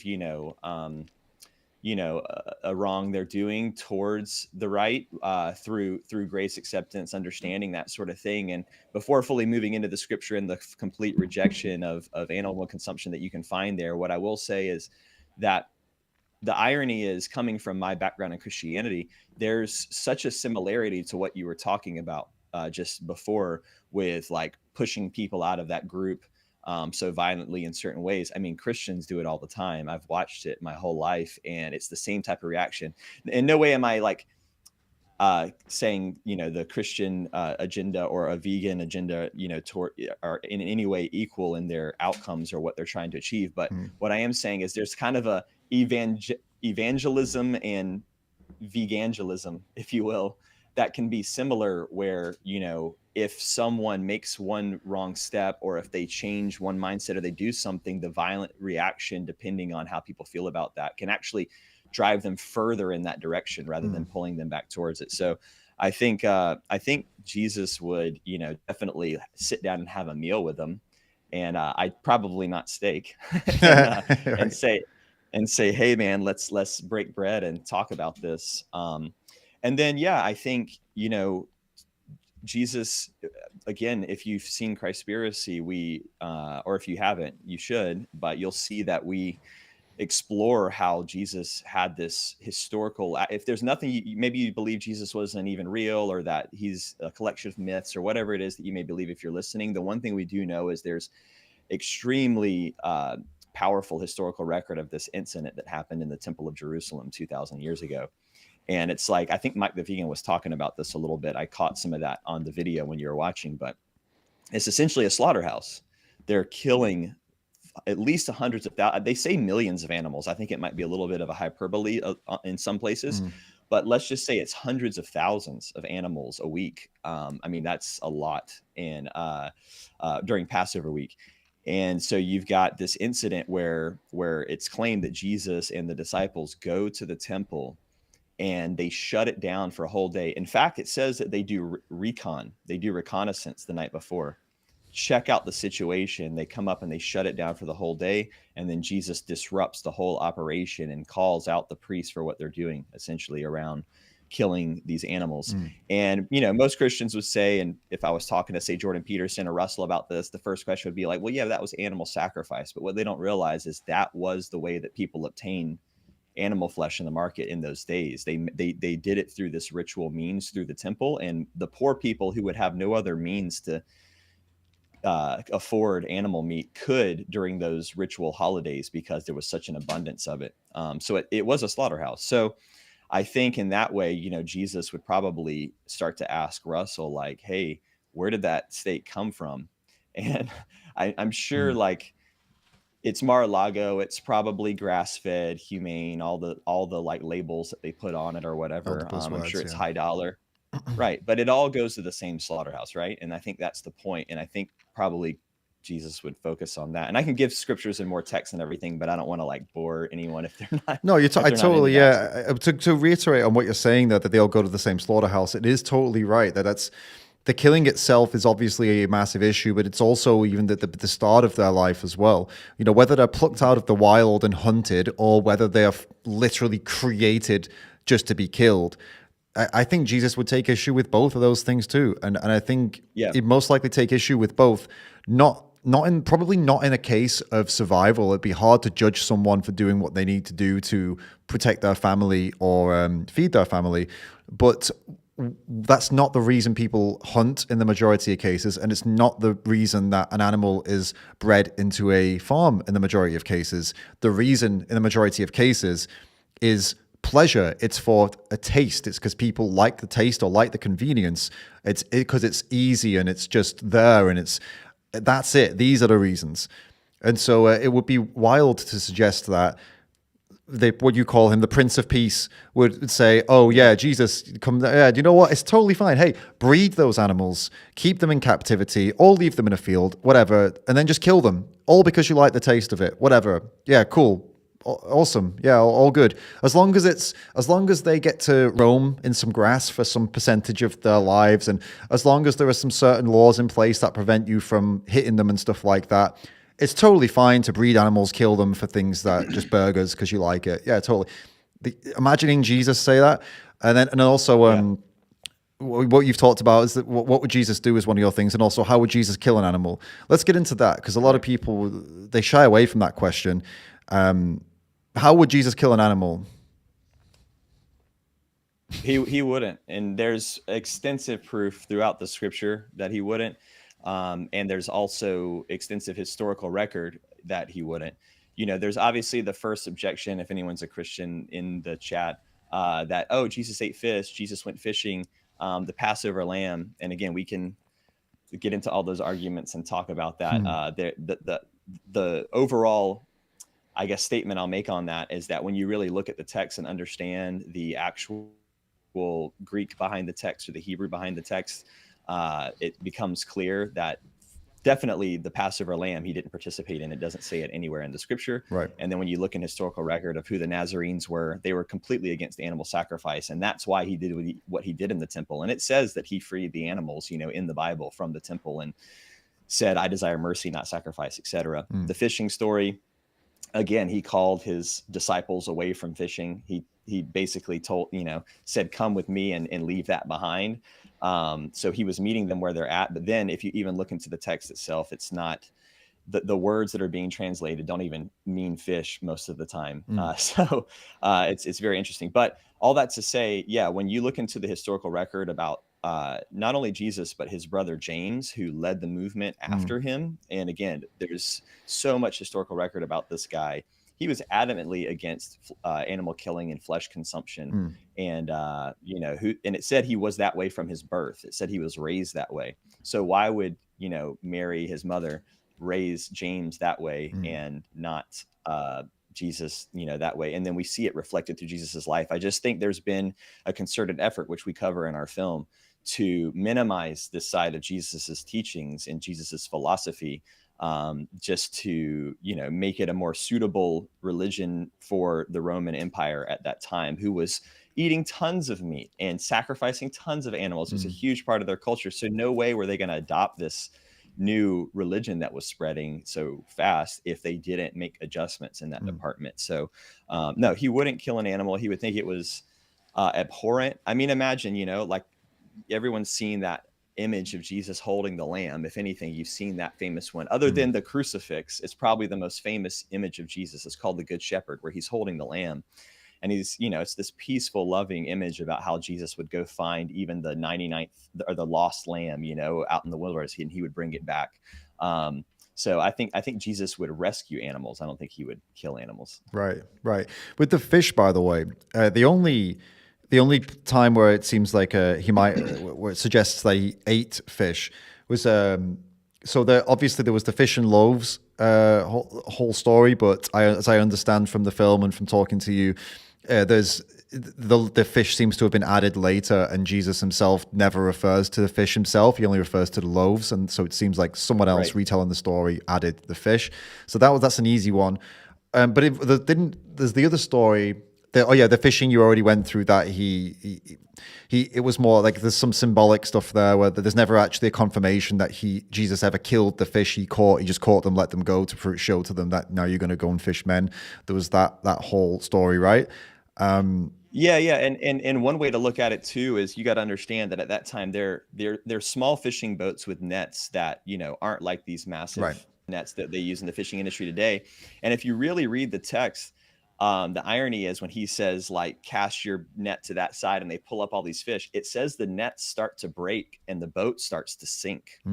So I imagine it doesn't directly say it in the text. It says after that moment, they dropped their nets and followed him. But to me, if you read between the lines, the nets are breaking, the boat sinking. It's almost like, in a way, it's showing it mirrors this other text in the Bible, actually, in a fun way, where in the desert, the Israelites, everybody probably knows a little bit about the story of Moses, where they're in Egypt and the Hebrews are enslaved, and then they cross the Red Sea and all of that. That whole story, once they get across the Red Sea, they wander in the desert for 40 years. And it says in Numbers 11 that there's a moment where the Hebrews start to miss the meat they were eating back in Egypt. They're kind of like, oh, it's so hot out here, and we've been out here forever, and I would just rather be a slave again, because at least we had meat to eat back then. And they start to groan about that. And it says that Moses gets frustrated. He consults with God about it, and basically it says, okay, you're going to have meat to eat, but you're going to have so much of it, it's going to come out of your nostrils. And it says the next morning they come out and they find all of these quail that have died all over the camp around them. And they start gathering the quail and cooking them and eating them. And then they all get plagues. Like a large majority of the tribe gets plagues and dies from this incident. Right. And then it says that the Hebrews at that moment named the spot where this happened, those who lusted after other food. That's the name of the town basically means that.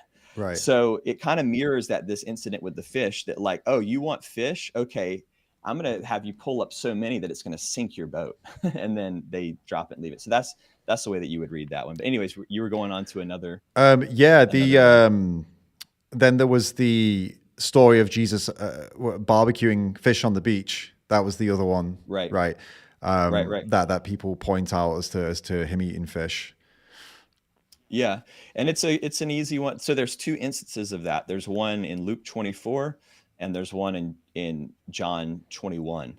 And there's an argument that this is the same incident that you could make as well, because they match each other so much.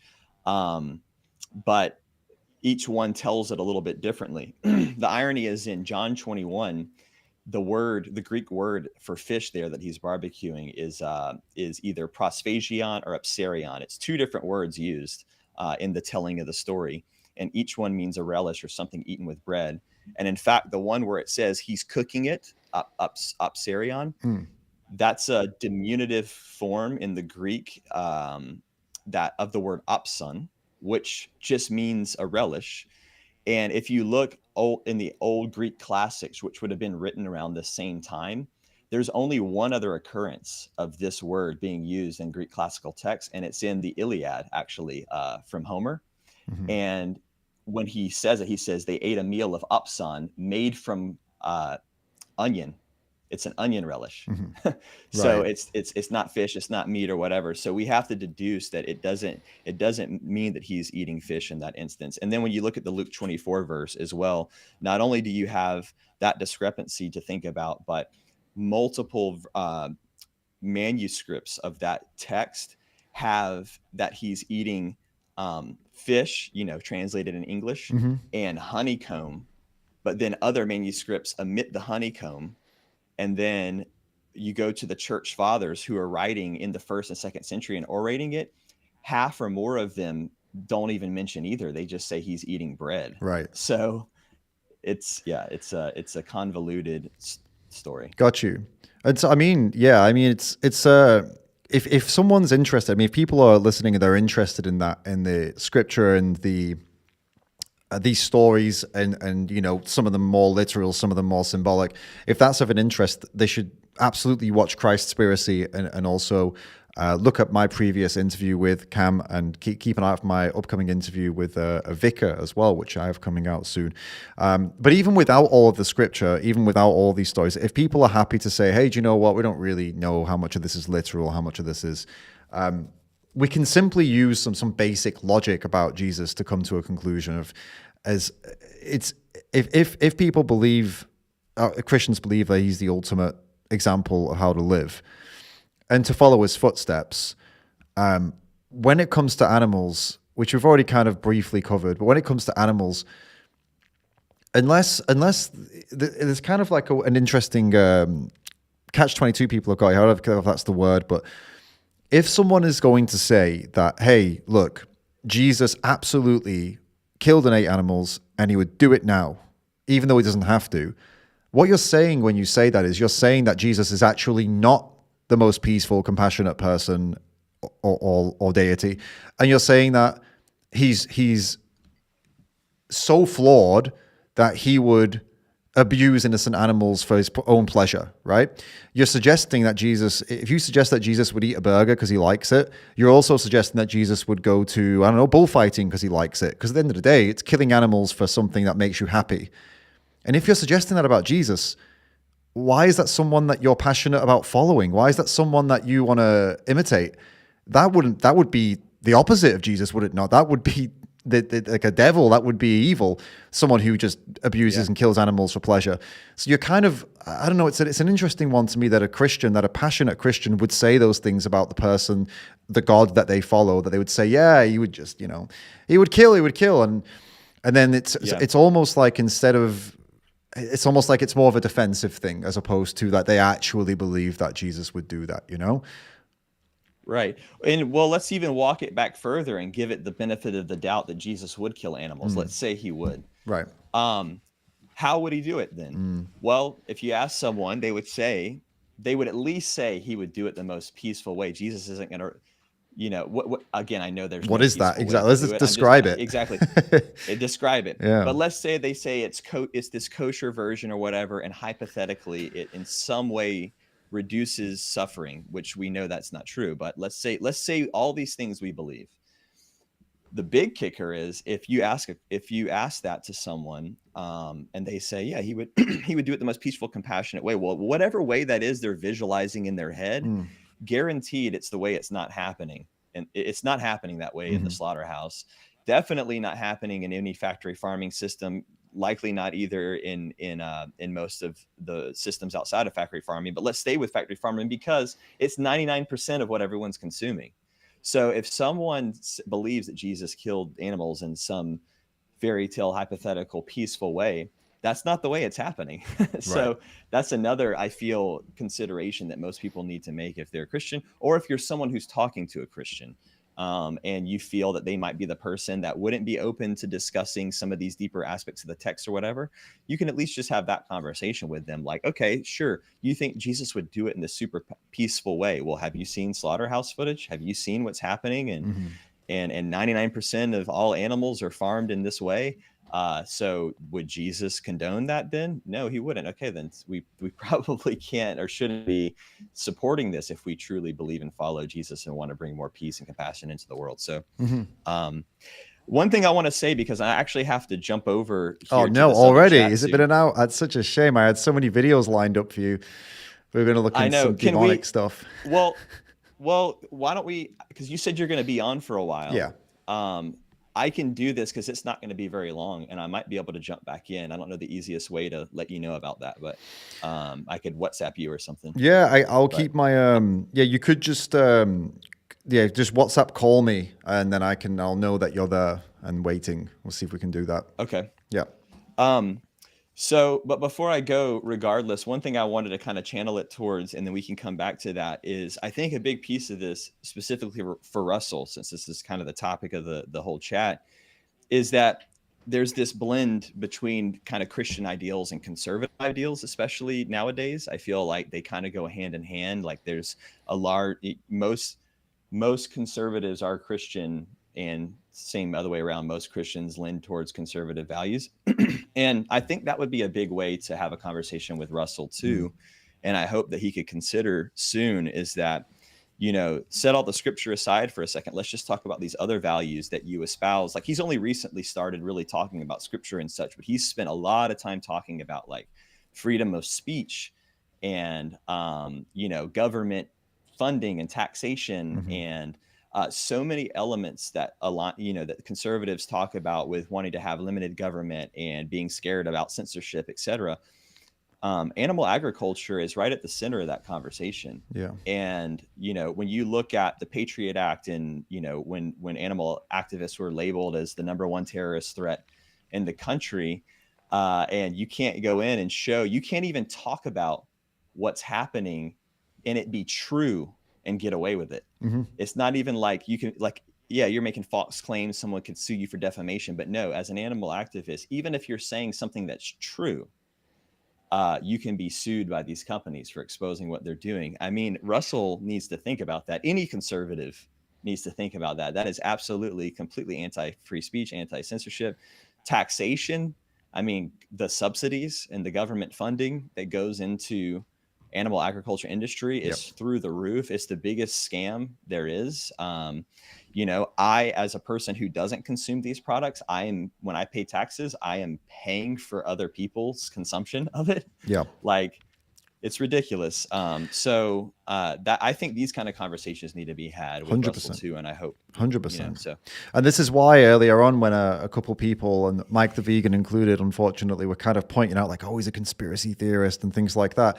And the problem is people are only labeled conspiracy theorists when it's they're speaking controversial truth, or they're digging into something and kind of speculating on things that you don't agree with. But when it's something you do agree with, all of a sudden it's not a conspiracy theory. It's probably, there's some truth to this. And what you've just said, by the way, about how governments shut down activists, a lot of people could call you a conspiracy theorist for saying that. But I know you're right. There is data out there, but the opposition, as in the people that are trying to shut down activists, would be like, oh, no, it's a conspiracy theory. It's a conspiracy theory.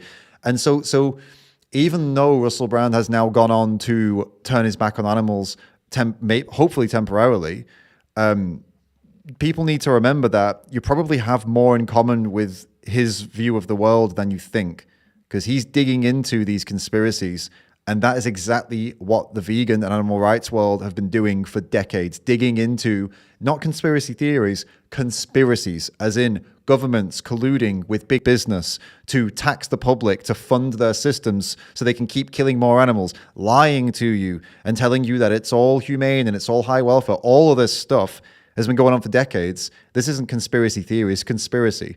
And so, people need to, I think we need to remember that and not jump to such conclusions about people who continuously question narratives, even though sometimes they get it wrong, people get it wrong a lot. Right. It's part of being human, right? You're not always going to get it right, but that doesn't mean you should stop asking questions just because sometimes you get it wrong, Right. Totally. So I got to jump over to this other chat, but let's see if we can make it happen where I jump back in. Yeah, man, we'll see. Continue talking about this. We'll see, bro. Yeah, good to have you on, bro. We'll give you, like I said, just drop me a one bell or whatever we call it. We used to call it, I think, one bell back in the day. Did you ever have that? Back before social media and before, like, when you wanted someone's attention, when you couldn't text, actually, before text, I think it was maybe, or to save money, you would like just dial them once and then they would know that to set off, like to go to meet up or whatever, or things like that, just to save money. So yeah, one bell me later on. So give you a quick call and then hang up and you'll see it. Yeah, just let it go a couple times though, and so my phone vibrates and I spot it, and then I'll open WhatsApp and we'll get another link. Yeah. Cool. Sounds good. All right, dude. Catch you in a bit then. Enjoy your other chat. Talk soon. See ya. Thanks, man. Peace. Okay, cool. It was a nice little chit chat with Cam. Appreciate having him on. Hopefully we can get him back on again to react to some of these funny videos that I've got lined up of people claiming all sorts of weird and wonderful stuff about veganism, saying that we're demons and devils and all this kind of stuff. I'm very interested to get some of Cam's Christian perspectives on some of this stuff as a Christian vegan.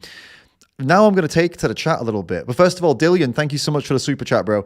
He said, even if there was a fish, he didn't catch and slaughter them. He made them from nothing. So it's more like the fake meats that right-wing vegans like to criticize. This is true. When the only one answer I've ever heard about when people say, oh, how would Jesus kill an animal? And the one answer I've heard people say back that makes sense is that, oh, he wouldn't. He just wills them to death. So he just decided that you die now, and then that's it. They just cease to be alive anymore, and then it's okay.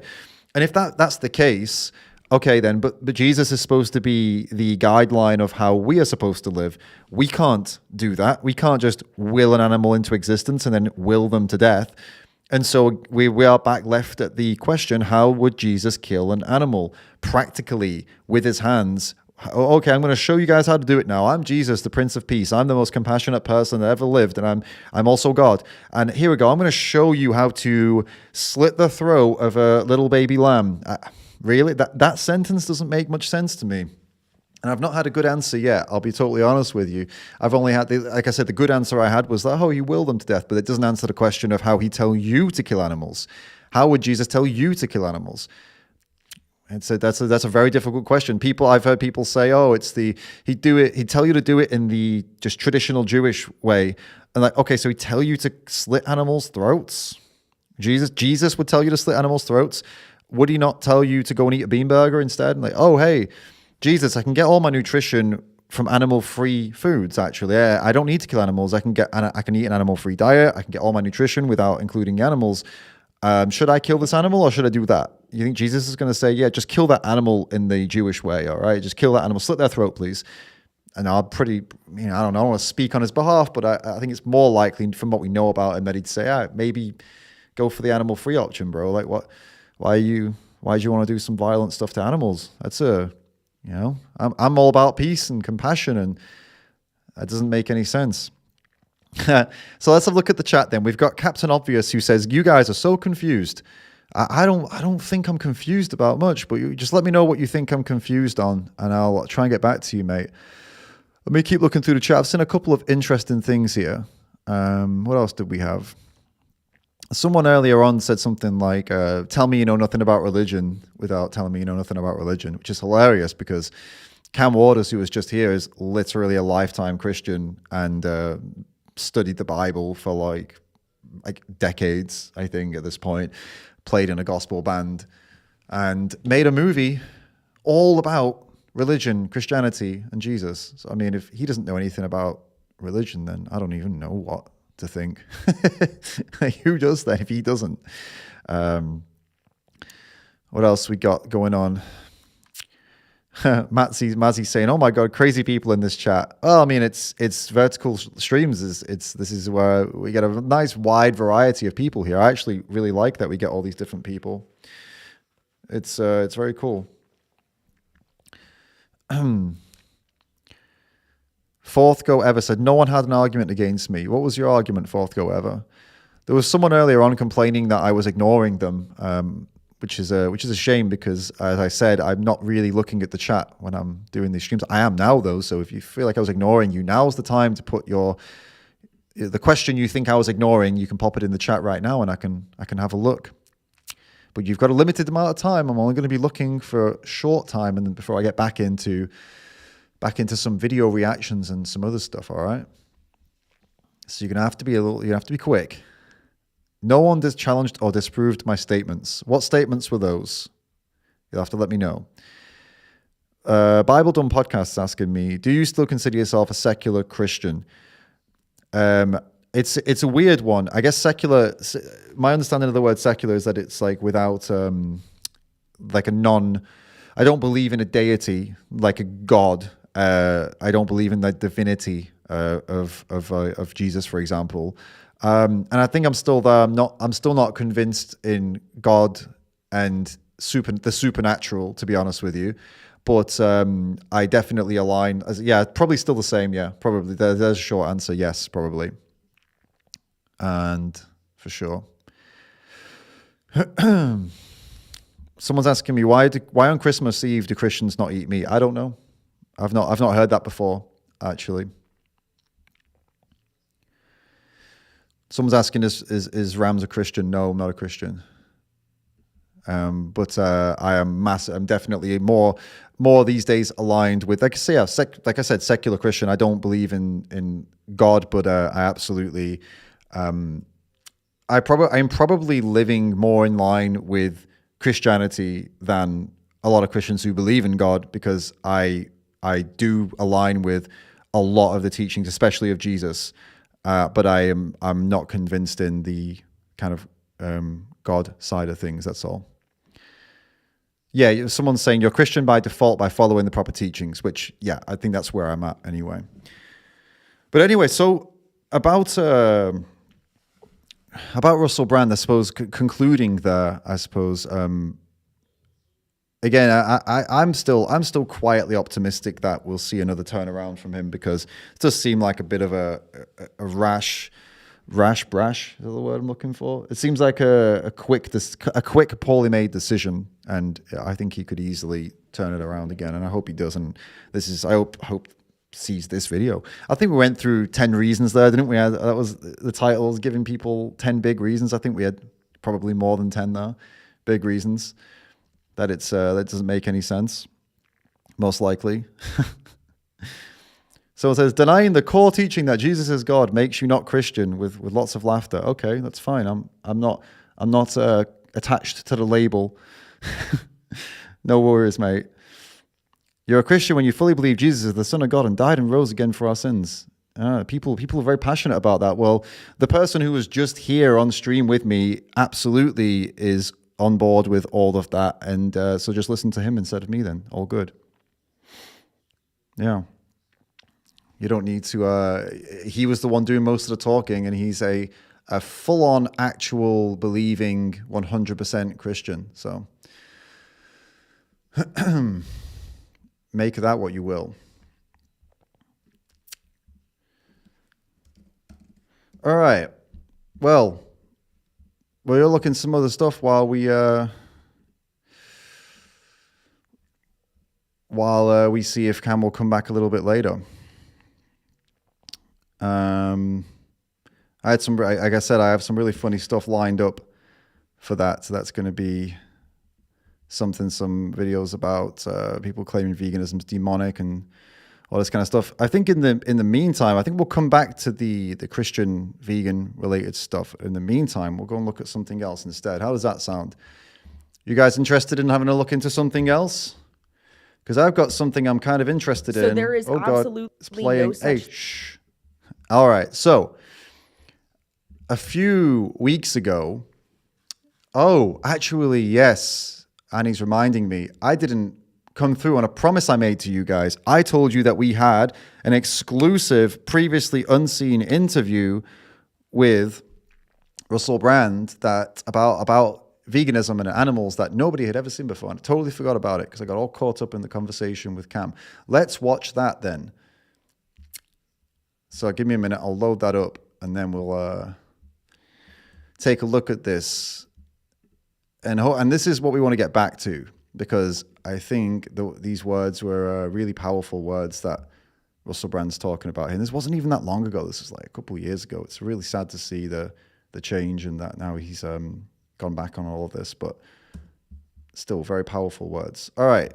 So this is an interview, as I said, a previously unseen interview. First time it's ever being shown to the public right here, right now. Russell Brand being interviewed at the Vegan Camp Out Festival over in the UK. I think the idea of any camping in England is audacious and brave. But to camp in a barbecue environment and to make it entirely vegan, to promote the idea of veganism and the philosophies around it, and to create an environment where people can come together, I think it's a wonderful endeavor. Yeah, I was a vegetarian from when I was just a kid, just based on intuitive love of animals, the messaging of Morrissey and the Smiths, and then, you know, veganism, when I first started being vegetarian, seemed like a sort of an implausible idea, like it would be really, really hard. I mean, there's a few things. The awareness, like the reasons I became vegan when I did, I suppose, is because a lot more good vegan films were made, like Kip Anderson's films, Simon Amstell's film, and also vegan junk food became available. Vegan junk food was fundamental. Oh, I would have been vegan always. Why would you not be vegan always? But if you live in a culture of sort of ease, commodification, and consumerism, difficult to make that transition. And this is really important that he's saying this, because maybe Russell should watch this video again and listen to what he said. In a world of consumerism, in a world where everything's given to you on a plate and everything's marketed to you, and it's not vegan, actually, like most of the things that are marketed at you are very anti-animal meat, dairy, eggs, and it's easy to get, and it's flashy and it's tasty and it's packed with all different, you know, spices and all the things that you really like, and it's packed with all the fats and things that get you addicted and all. He's very aware of that here. And initially, when he first made the changes as a kid, he just said it's because of it was, I think he said, intrinsic love of animals, maybe. I think he said something along those lines. And then following up with Morrissey and the messaging of meat is murder, and then these things helped him. And so for someone who's very aware of the world being the way it is, and that it can drag you and make you go against what you really believe in, it's something that can come back around. This is something he can turn back around again. And especially if he sees a video of himself talking like this, you know, even there's some very powerful sayings, and from ancient Greece about, you know, philosophers back then who talk about even people who have conviction, you know, so much conviction, they can even fall off the path. Even those who are leading everyone else on a certain path can fall off the path themselves. Everyone is fallible. And sometimes while you're preaching something, you focus so much on the messages that you're sending out that maybe you stop internalizing them yourself. You stop telling yourself the messages, and you just focus on teaching everybody else. And the next thing you know, you end up making a mistake and actually going against the things you believe in and falling for the traps that you're teaching other people not to fall for, which is what happened here. So it's very powerful words and very relevant to what's happening right now with him. I think of spirituality as being about pragmatism. Like, the point of spirituality is that it will make your life better. It will make life better. So, like, for me, veganism, like, I've had explained to me the various ecological arguments. The reason I don't eat animals or animal products is because I don't want to cause unnecessary suffering. If there's something I can do that's quite simple. As Morrissey once said, I don't see why some things life should end so I can have a snack. And how it fits into my broader political viewpoint is like, you think of like you listed those things like sort of corruption and all those things. For me, it's like, there's that phrase, wisdom is acting on knowledge. Once you know that it's not in good faith to exploit creatures. It's not in good faith for us to have the kind of exploitative relationships we have with one another. So I feel like that where veganism fits into my broader political perspective is if veganism was a cultural aim for as many people as possible, and I suppose as many as possible would be all people, then I feel that there are so many ways in which this would improve the world, would improve general awareness. Again, he's very in line here. He's very much in line with what veganism means to animals and how he's against exploiting animals. And he's even talking about how it will make the world a better place for us to oppose this kind of exploitation, this use and abuse and killing of animals. And he's speaking very, in a very soulful way, which, from Russell Brand, he's definitely an entertainer, comedian, actor. You do see him talk like this on occasion, but it's not very often. It's quite a rare thing. And as you can see here, is speaking from the heart, and it seems, like he fully believes it. And he did believe it, because as I've said a couple of times, this was decades of this viewpoint. I think he probably just needs a bit of a reminder of what the hell he believes in. And the person who needs to remind him is himself. This video, this specific interview with him here, I would really hope this makes its way back to him. So it fits in there in a pretty fundamental way, in that compassion and loving and acting respectfully towards one another and the planet are what do I want to say? They are priorities in my belief system. Whenever, again and again, I return to the idea that when you are told it's impossible to change things, it's because the people in positions of authority don't want things to change. And that last bit there as well, when you're pressured to change or not to change, it's because the people in power, the people who have the authority, don't want it to change or do want it to change. And he knows all of this, and he knows this is why there is a very big movement of people who are against veganism. That's because the industries that abuse animals, the industries that use animals and abuse animals and kill animals for meat, dairy, eggs, and all the other animal products, we're talking about industries, and they're worth so much.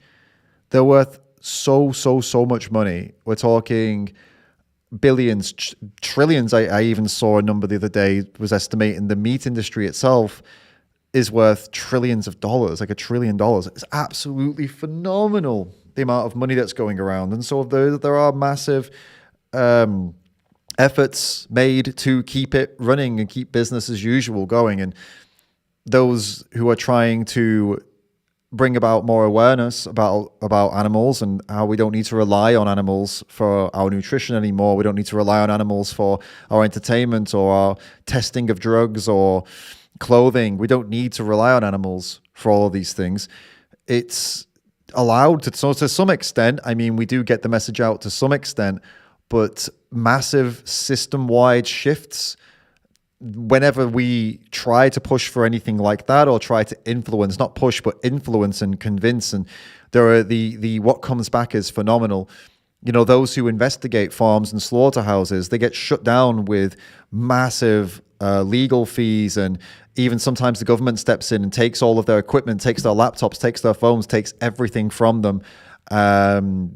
There are people who have been sent to jail for exposing these things or hit with fines that are so big that they just can't even live a normal life anymore.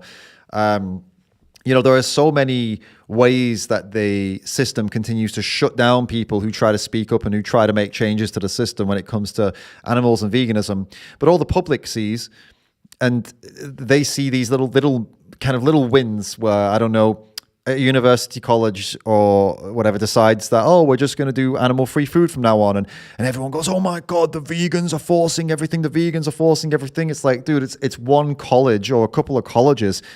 Yes, that's a small win and it's a small step of progress, but the only reason it's happening is because it's been allowed to happen. Because the ones who hold all the power and all the money and they don't see it as a threat that a university doesn't serve animals on the menu anymore. That's not a threat. But what is a threat is massive system-wide exposés, and that's why they shut down investigators, and they make it in some countries you can't do these exposés. They will destroy your life. Like I said, they'll take all of your electronics from you. They will hit you with fines that leave you in debt for your entire life. They will destroy you, right? And so he's right. There are significant powers at play here, and the meat industry pours hundreds of millions of dollars into propaganda and lies to ensure that you keep buying their products. They spend loads of money on trying to undermine actual evidence and scientific research that shows that the plant-based diet, animal-free diets can be healthy. They try and undermine it, confuse. This is the whole thing with soy, for example. Oh, soy is going to give you man boobs. Soy is going to make you more feminine. Things like that. This was one of the massive campaigns to try and undermine soy-based meat alternatives, all completely debunked decades ago.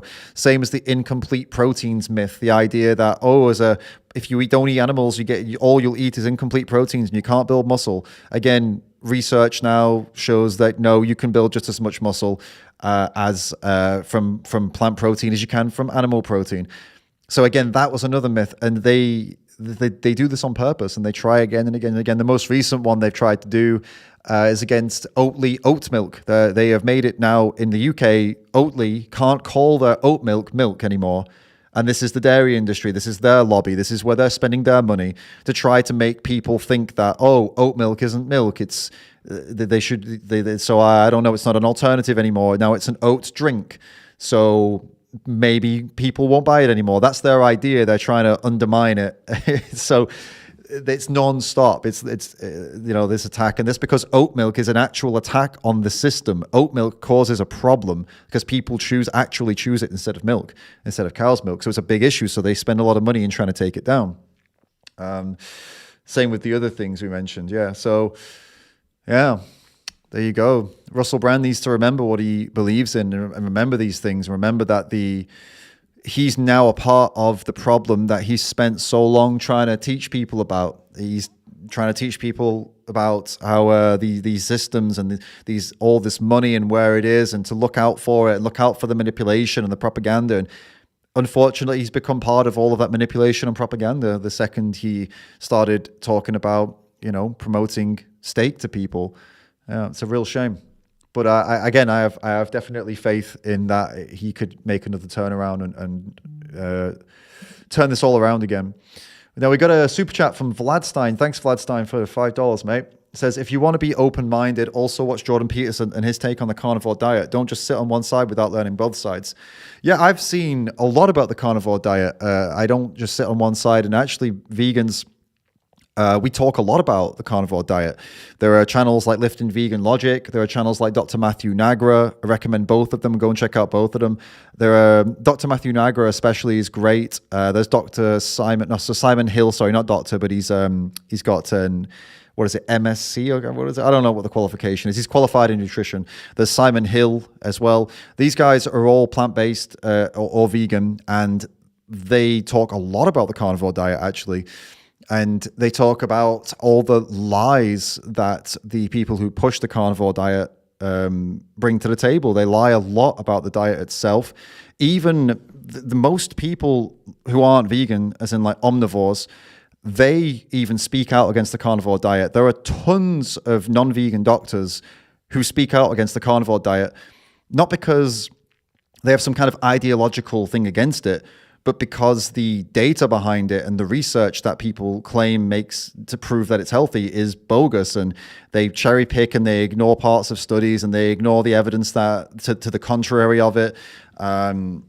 And so, yeah, I mean, I've looked into it relatively extensively, and I've followed both vegan and non-vegan doctors and the things they say about it, and it's just pretty much across the board that the only people who are into it are people with questionable qualifications, questionable claims, questionable backgrounds as well, and what they've claimed in the past and the things they've done in the past.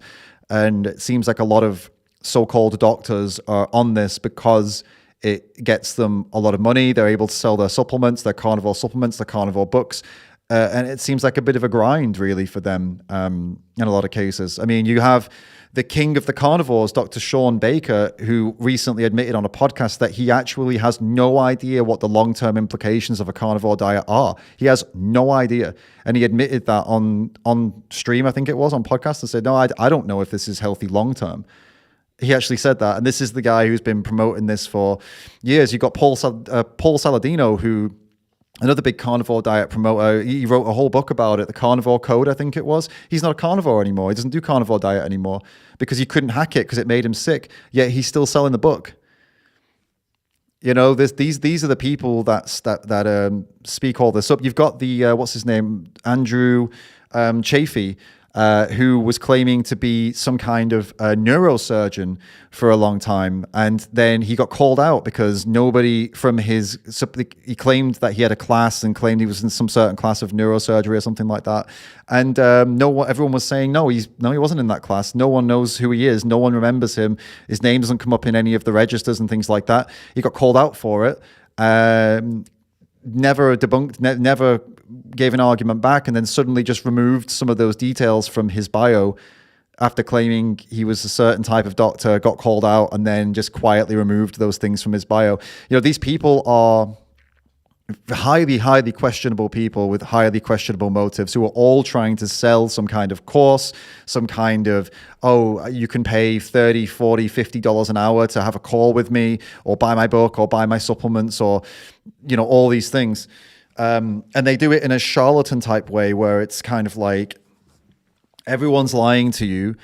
I'm the only one that has the answers. You need to come to me and also here, buy this. It's kind of that charlatan playbook, right?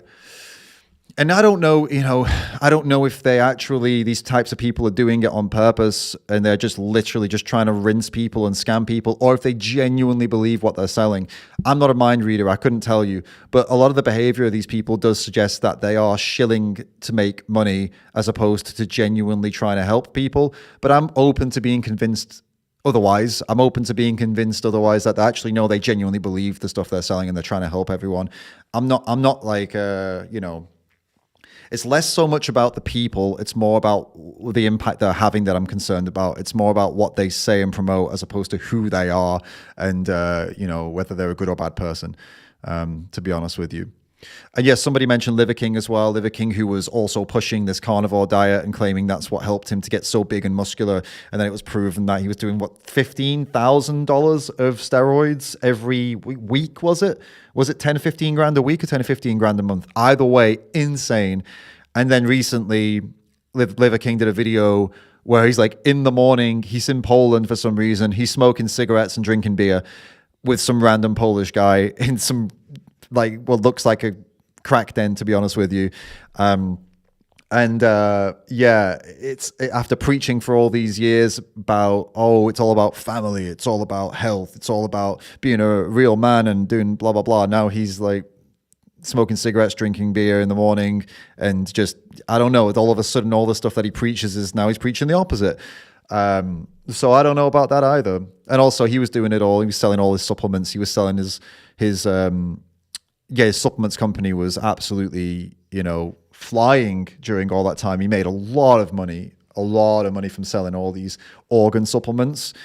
And they sell these organ supplements because people don't want to eat organs. They're being told, eat the organs, they make you healthy. But everyone's like, okay, no, a lot of people like it's disgusting. So they're like, oh yeah, no, it is disgusting. Here, buy these supplements from me, these organ supplements. They'll sort it out.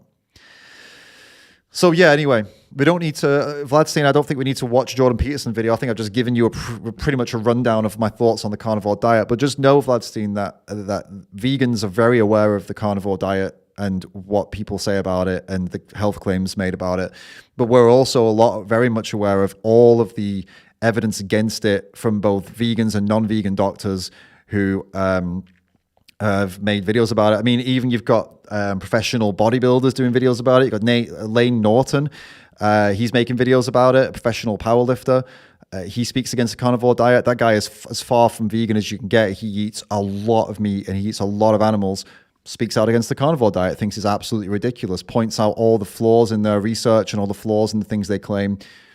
He's got no skin in the game. I think he would actually like it if he was proved wrong. I mean, he's the kind of guy that would want to eat all meat every day. I think he's a big meat guy, but he doesn't, because he sees the research. He knows the data, and he's like, this is complete nonsense, right? So if people like that are even calling out the carnivore diet and calling out their lies, you've got to start to wonder, because it's not just vegans who are doing it. It's not just vegans that have an issue with it, right?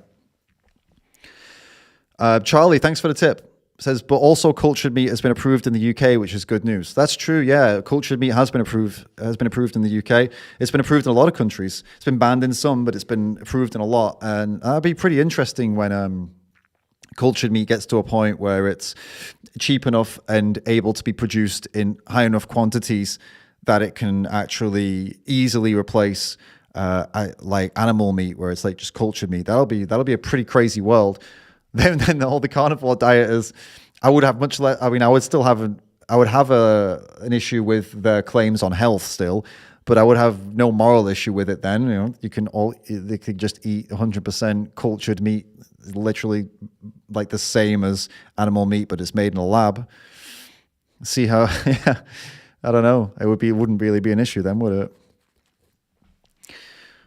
All right, like let's jump into a video that I wanted to take a look at. It's actually very relevant to what we've been discussing. If you're here because you are interested in Russell Brand, and you are maybe you're interested in it because you yourself are a conservative, and you yourself are a meat-eating conservative, but you do have some compassion for animals. So most people do, actually, and a lot of conservatives especially, they do show some level of compassion for animals, because, you know, I don't think there are many people out there who are evil. You know, there are some, but I think the majority of people are not evil. And one topic recently that did get a lot of the conservatives kind of out of the closet when it came to animals was this topic with Peanut the squirrel. Now, I know it's been around and it's kind of been and gone, this topic, and a lot of people have moved on from it, but someone in my comments popped up recently saying, your video was so much better than Rally Link's trash video. I thought, Rally Link, I've heard of her before. She's criticized vegans in the past. And she did a video here exposing the truth about Peanut the squirrel. So I thought we could take a look at that and see what she's saying. Because this topic seemed to me like if you don't know what happened, very, very short version of the story. There was a squirrel and a raccoon who were both living with animal rescuers, and the government came at gunpoint, basically, right? They had weapons on them and seized both of the animals, and within days had killed them. And they claimed it's because there was a rabies risk. So it called into question a lot of, you know, it called into question government overreach, and what rights do we have, and can the government just walk into our homes, threaten us, take the animals in our car and kill them? Are we going to stand for this? Is this allowed? Right. And so a lot of conservatives jumped on this, not only because they cared about the animals, but also because they cared about people's liberty and freedom, and that there actually wasn't justification for this to happen. And I think it's pretty much across the board. Most people agree that the justification for them doing this, the government doing this, was deeply flawed, and it was actually a disgraceful abuse of power. So most people I saw were very convinced of that, and actually pointed out that something needs to be done about this. And a lot of conservatives were very passionate about even bringing animal rights more into their politics. For example, Vivek Ramaswamy was one of the people who was very passionate about this. He's now at very high level in Trump's team, and with a lot of influence. And he himself is a vegetarian for ethical reasons. He doesn't believe in killing animals for food. You've got also Tulsi Gabbard, who also is a vegan. She's a vegan for ethical reasons as well. And this topic with Peanut the squirrel and Fred the raccoon brought a lot of conservatives to the table here, and to discuss animal rights and discuss how animals should be treated well and don't deserve to be killed. Now, Rally Link here seems to have some kind of opposing view. I don't know. I don't know if you know who Rally Link is. 377,000 subscribers. She mostly does videos about horse riding, I believe, but occasionally she will go after vegans and stuff like that. And I don't know what's happening here. Let's watch this video, find out what she says. So there is absolutely no such thing as sending these animals to a vet for quarantine. And anybody who's going to say that is just dumb and has no idea how rabies quarantine actually works, especially when it comes to wild animals. The only victims of this situation is the squirrel and the raccoon. They're the only victims. They would have never been seized and they would have never been put down had these two dummies got the proper licenses to keep them. So right off the bat, that's a very weird claim to make. So if you just did what the government told you to do, with what the government demanded you to do, then they wouldn't have murdered the animals that you're loving and looking after. Like, okay, wait, so is that how we operate in society? We are under threat of violence from the government if we don't fill in a couple of forms and send them off. The government can come to our door, technically force their way in at gunpoint, take little innocent animals in our care and kill them if we don't dot the I's and cross the T's and send some kind of form away and get some... Yeah, okay. I don't agree with that. I mean, if that's going to be the take of this video, I don't agree with that. Imagine this, a heartbreaking story of government agents storming into your home and tearing your beloved pets away from you, killing them without any remorse. Well, that's the story that Mark Longo wants you to believe happened to him and his family regarding his pet squirrel and raccoon. It's an emotional, gripping, and conveniently designed story to create outrage. But what if it's not the whole truth? What if it's a calculated move to pull at your heartstrings, drive donations, and increase his social media presence? There's so much more to this story than what you were told, and that's why you should never take these viral tales at face value. So let's break down the facts about how you were manipulated and lied to. Before I get into this video though, I do have to say a huge thank you to everyone. Originally, don't I put on them actually in face peanut. Okay, wait. Longo alleged a squirrel. You can head on over there to check that out if you're interested. In 2017, Mark Longo claimed to have rescued a squirrel he named Peanut. But let's take a closer look at what rescue really means to him. Longo alleges that the squirrel was abandoned, but there's no evidence to confirm this. Many self-proclaimed rescuers find animals outside and claim heroic acts without verifying that the animal was actually in need of help. So, great. So we're off to an interesting start here. So because he didn't have evidence that the squirrel was abandoned, we're just going to assume he's one of these scumbags who goes out and steals baby animals away from their mothers for clout. Why would you make that assumption? I hope she's going to go further and verify the assumption there, because that is a bold claim that you would need to prove that is true.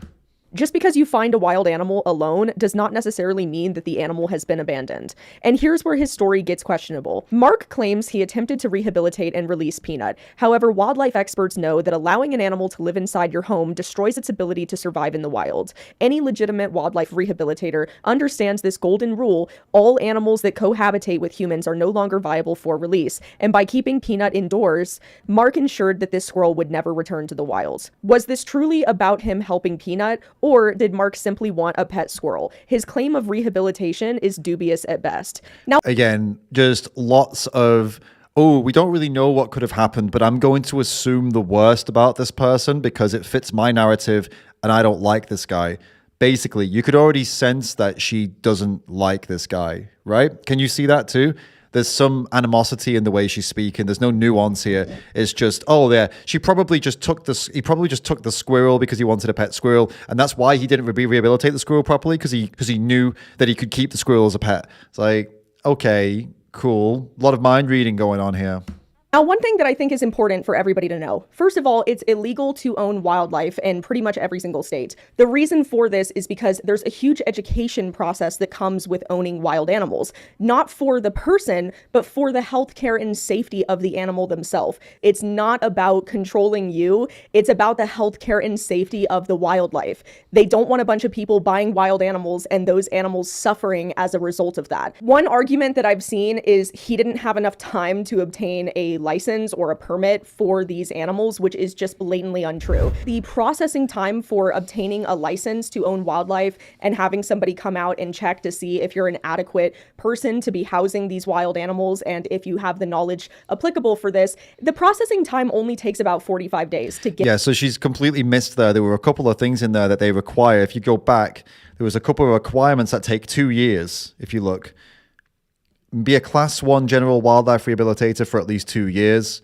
And then, what's the other thing? Oh, and then, wait, it just says the same twice.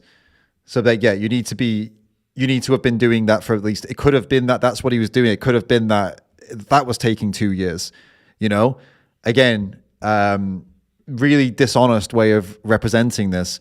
And just to reiterate here, even if he didn't do the paperwork properly, that doesn't mean that you get the government to come in and kill animals. That it's not.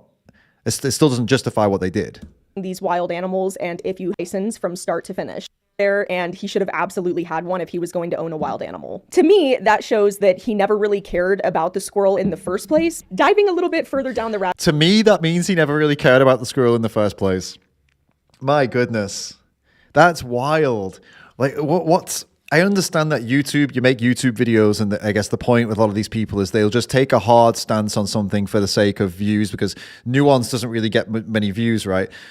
But I mean, this is just pure random claims about someone she's never met with no evidence that are making him out to be this completely evil scumbag.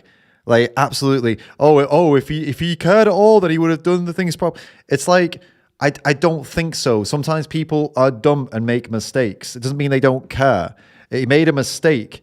I guess in his eyes, he never thought this would get so serious that the government would come and kill the animals. I think if he knew that they would just come take the animals and kill them, he probably would have taken paperwork a little more seriously. But he clearly bloody didn't, did he?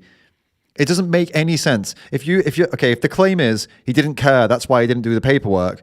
Well, okay, what did he care about then? He didn't care about Peanut. Okay, fine. So why was he doing it for? Oh, because he wanted to make money. Okay, and how was he making money? Peanut was making him money from the Instagram with 500,000 and like, you know, followers and blah, blah, blah. Oh, okay, so it's all about money then. Okay, so you're claiming that he knew the government would kill Peanut, and then he still didn't do the things that he needed for the government not to kill Peanut. So whether you believe that he was doing this for money or doing it because he loved Peanut, either way, it was in his best interests for them not to kill Peanut, right? So the idea that, he just didn't do the paperwork because he didn't care. Well, if he cared about money and he knew they were going to kill Peanut, he would have done the paperwork. So I don't buy into that, like, he just didn't care, so he didn't do it. It just seems ridiculous. A ridiculously silly, random claim.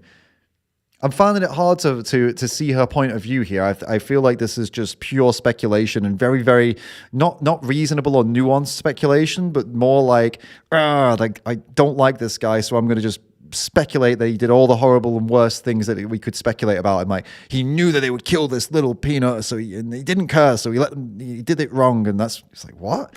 Rabbit hole. Mark and his wife Daniela moved to upstate New York, and over the last couple of years, they opened up their own nonprofit animal sanctuary. The reason I'm using quotes is because anybody can open up a nonprofit. You can go down to your local courthouse or even go on the court's website. What is wrong with this person?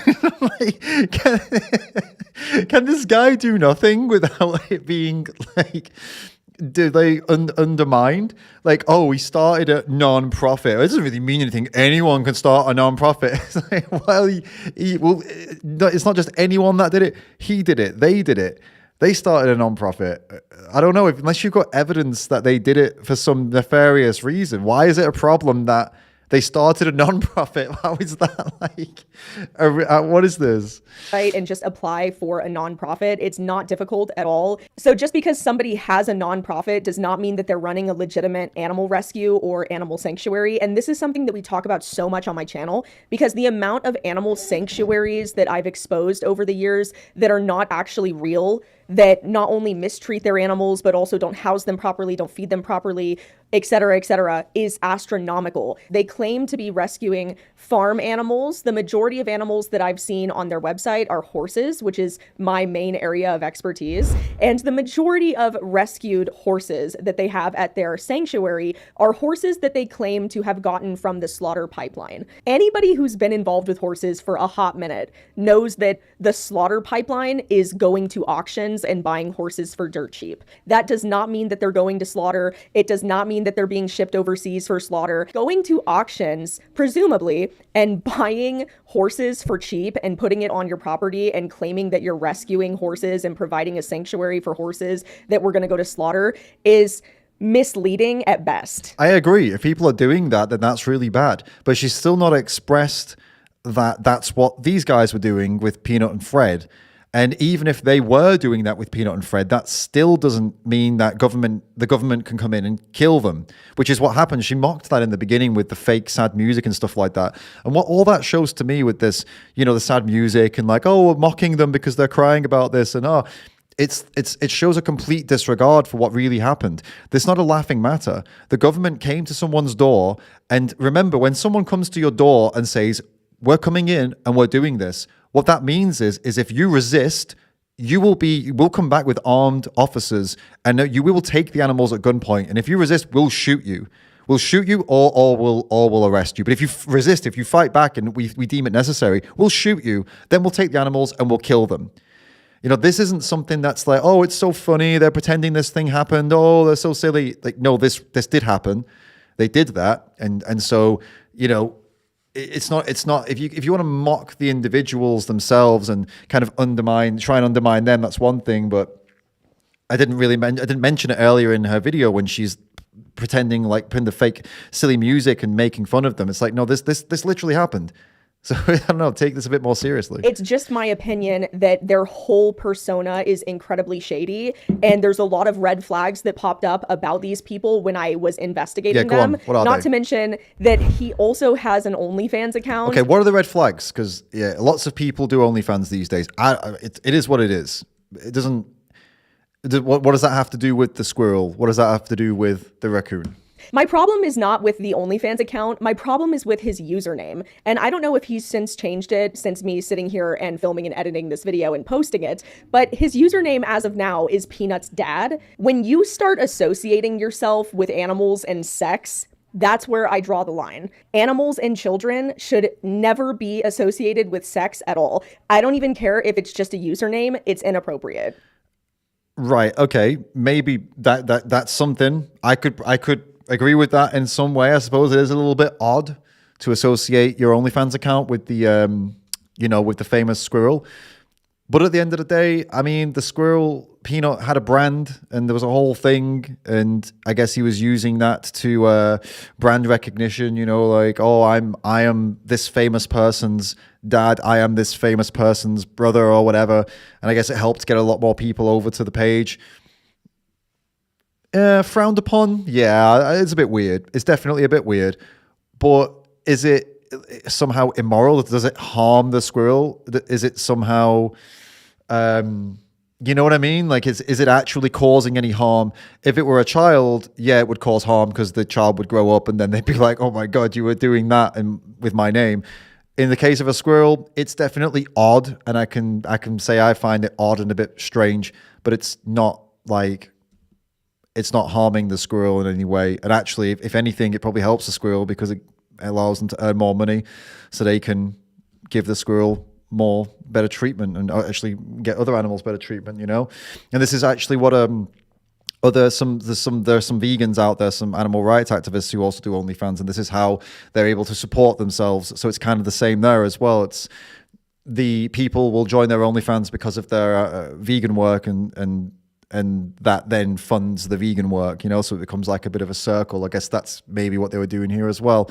I don't know. I mean, I can see why someone would frown upon it, and I can see why people would find it a bit icky, but yeah, it's a red flag might be going a bit too far. But now we're getting into the actual incident. In January of 2024, he was reported to the state by actual wildlife rehabilitators. These were real people that specialize in rehabilitating wildlife legitimately. I know a lot of people were under the assumption that it was just some angry neighbor or it was just some disgruntled person that didn't like his OnlyFans or social media, and that's not the case. These were real wildlife rehabilitators that reported him. At this point, he was notified by the state that he needed to provide proper documentation that he legally owned this squirrel and raccoon and also had his licenses for them. And if he didn't have proper licensing for them, then he would need to apply for that through the state. So it's not as if the state did not give him an opportunity to get a license. And at this point in January, when Mark was approached, I didn't see any.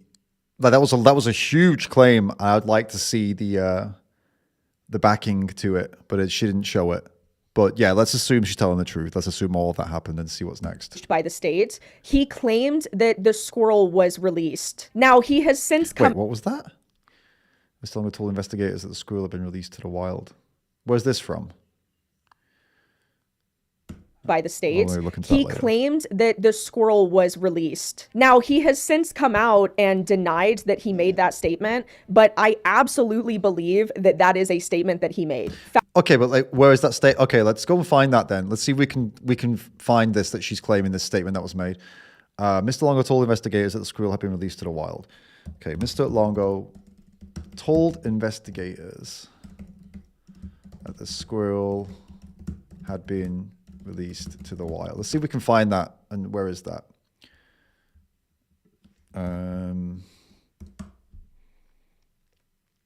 Okay, I found it. It's here.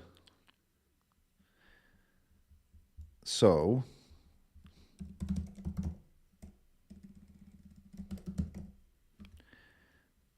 all right. So this is from the Union. What's that? The release went on to say that the DEC initiated its investigation into Longo in January after receiving complaints from several New York licensed wild app rehabilitators.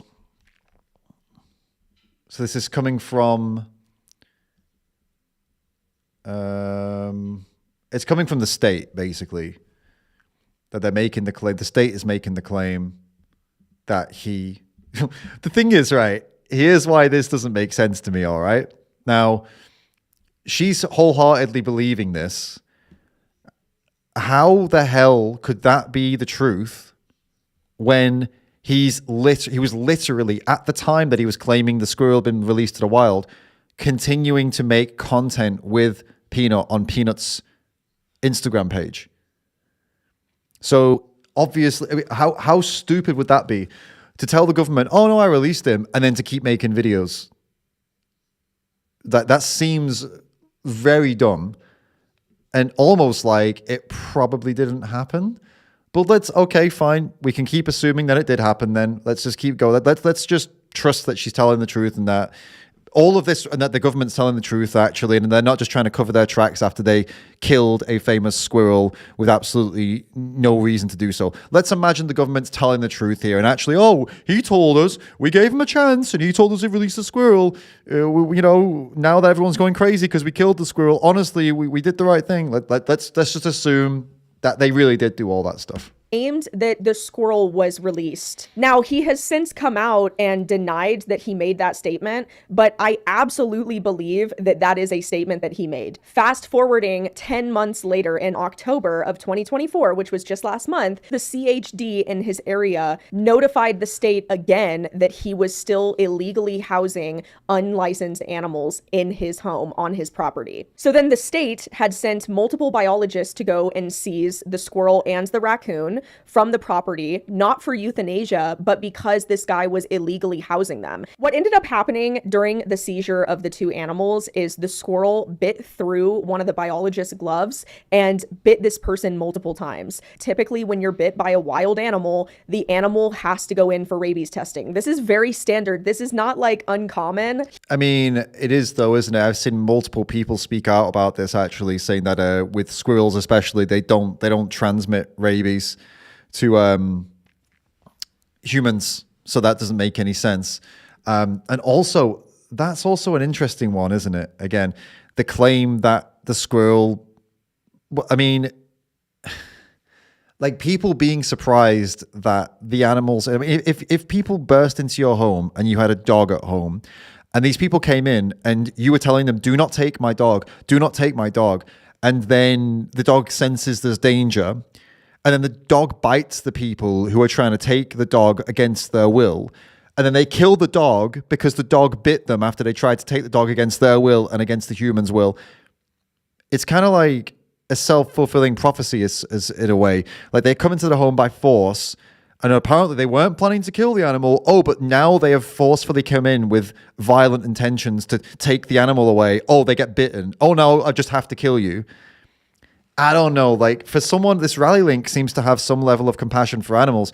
To sit there and defend this is pretty crazy. I mean, you can dislike these people. You can say, oh, they're grifters, they're this, they're that, whatever, fine. They didn't do the right paperwork. All right, fine.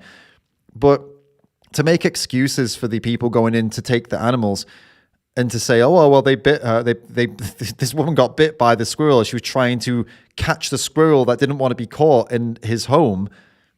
And then that's why they killed. It's like, I don't know. I don't think you can justify that.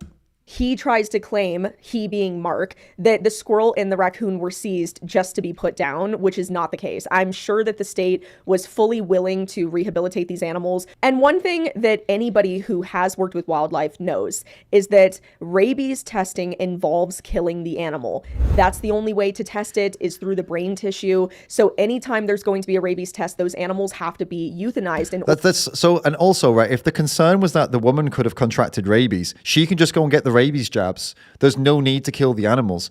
You know, like my wife was bitten by a dog that probably had rabies in India, and we just went to the hospital. She got the right jabs. We didn't go and tell them, oh, you need to go find this dog. I mean, I'm saying we probably had rabies because the dog was like temperamental, but I don't know for sure. Didn't have the symptoms of rabies. I was just being like silly. But the point being that dog was more likely to have rabies than this squirrel was. Yet we didn't go like, oh, you need to go hunt down and kill this dog. You know, that would have been wild. I mean, just stay away from the bloody dogs, the street dogs. You know, it was our fault. Like it was our fault. We went too close to a dog that was uncertain and unsure. You know, we're the ones that pushed the dog so far that the dog bit, right? And this is the case with the squirrel too. It's not right for us to go and send someone in to go and kill this dog after we pushed the dog too far to the point where the dog bit. It's not right to kill the squirrel because you pushed them so far. To just get your jabs, leave the squirrel alone, right? Move on. Why do you need to kill him? Order to test for rabies. Anybody whose opinion is these animals should have been quarantined instead of killed to be tested for rabies has absolutely zero understanding of how rabies works. Rabies can take several weeks to several months to show up after exposure.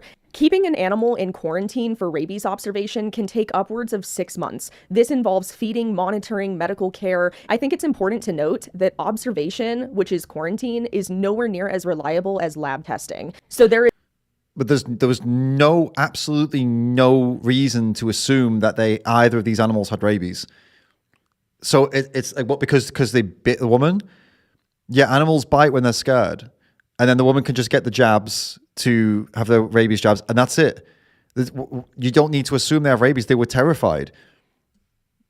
Like when a dog bites somebody in the street, we don't assume the dog has rabies. It'll be a conversation between the two people.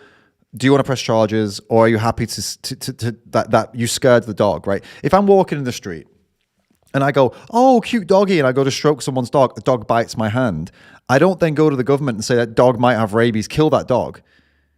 It's my fault. It was the person's fault for coming into someone's home and trying to take an animal from them. It's my fault for sticking my hand out and trying to touch the animal in a way that the animal wouldn't have liked it. It's not the human's fault, and it's not the dog's fault. It's my fault. I don't get to go, oh, do a rabies test. You're going to have to dissect this animal's brain because they bit me because I'm an idiot. What? No. There's absolutely no such thing as sending these animals to a vet for quarantine. And anybody who's going to say that is just dumb and has no idea how rabies quarantine actually works, especially when it comes to wild animals. So yeah, anyone who doesn't agree with me is dumb and has no idea what they're talking about is her message here. Real nice message. Look, I've tried to look at her video with nuance as much as I possibly could. We've agreed on a couple of things tentatively, But this attitude is, frankly, it's disgraceful to speak this way about people who are showing compassion and empathy for animals that have been killed like this. It's people are passionate about it, and they might not have the whole information they need, but to sit here and mock them and say they're dumb is ridiculous. And because they suggested quarantine, you just said they could do quarantine. She just said they can do a 6 months of quarantine and observation. So why are they dumb for suggesting that? And also, would they be dumb for suggesting that this person, this biologist or whatever, just gets a rabies jab and then moves on? Why would you assume the squirrel had rabies because they bit someone? It's absolutely ridiculous. Squirrels bite when they're afraid. They bite when they're trying to get food off you and they miss the food and get your finger instead. What about that? What if I'm feeding a squirrel in the park and the squirrel bites my finger instead of biting the nut? Oh God, better test the squirrel for rabies. Better kill them because they bit my finger instead of the nut that I was feeding them. Come on, so silly. This is the most fired up I've been in a while on stream. I don't know how else to respond. It's just so ludicrous. This is one of the reasons why the latest story that popped off here in Colorado was several puppies in a litter had rabies, and therefore they had to seize all the puppies in the litter and put them down so they could test every single one for rabies and make sure it didn't spread. It doesn't make it unnecessary because, again, rabies is incredibly dangerous and it spreads like wildfire. There is no cure. So there's no messing around when it comes to that. I do not fault the state for putting these animals down and testing them for rabies. Based on the circumstances of events, I think that was the responsible thing for them to do. Wait, what circumstances of events? In the case of the litter of puppies, some of those puppies had been found to actually have rabies. I don't agree with killing all the other puppies because some had rabies, but at least there was more of a justification, like actually there was rabies present here. How the hell can she sit there and say, well, in this case, I'm totally okay with them killing these two animals to check they had rabies? Why? There was no evidence that either of them had rabies. There was no evidence that there was rabies anywhere near that household. One of them bit somebody because they were afraid and because they were coming in with hostility. I don't get how you would say, oh, they're completely justified. What are you talking about? That is wild. Dave, thank you for the tip, mate. She seems really disingenuous. Most animals in the wild have terrible lives. Thank God he kept Peanut with him. He took care of him. If the well-being is our priority, animal agriculture would have to be the first to go.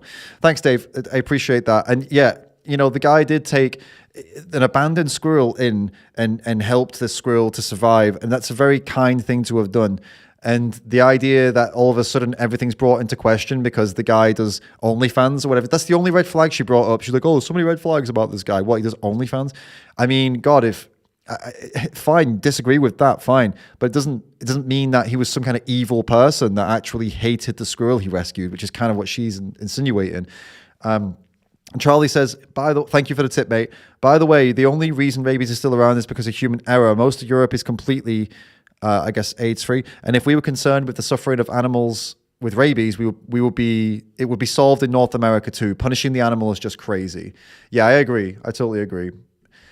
This is wild. I had a feeling this was going to be bad, but I didn't realize it was going to be this bad.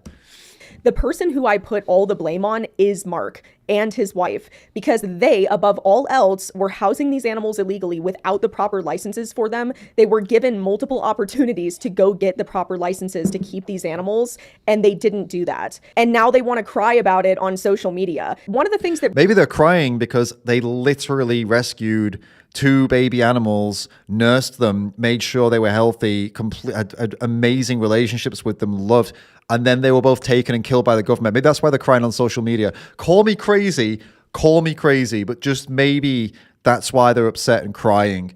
And maybe they film it because they need to tell people what the hell is going on.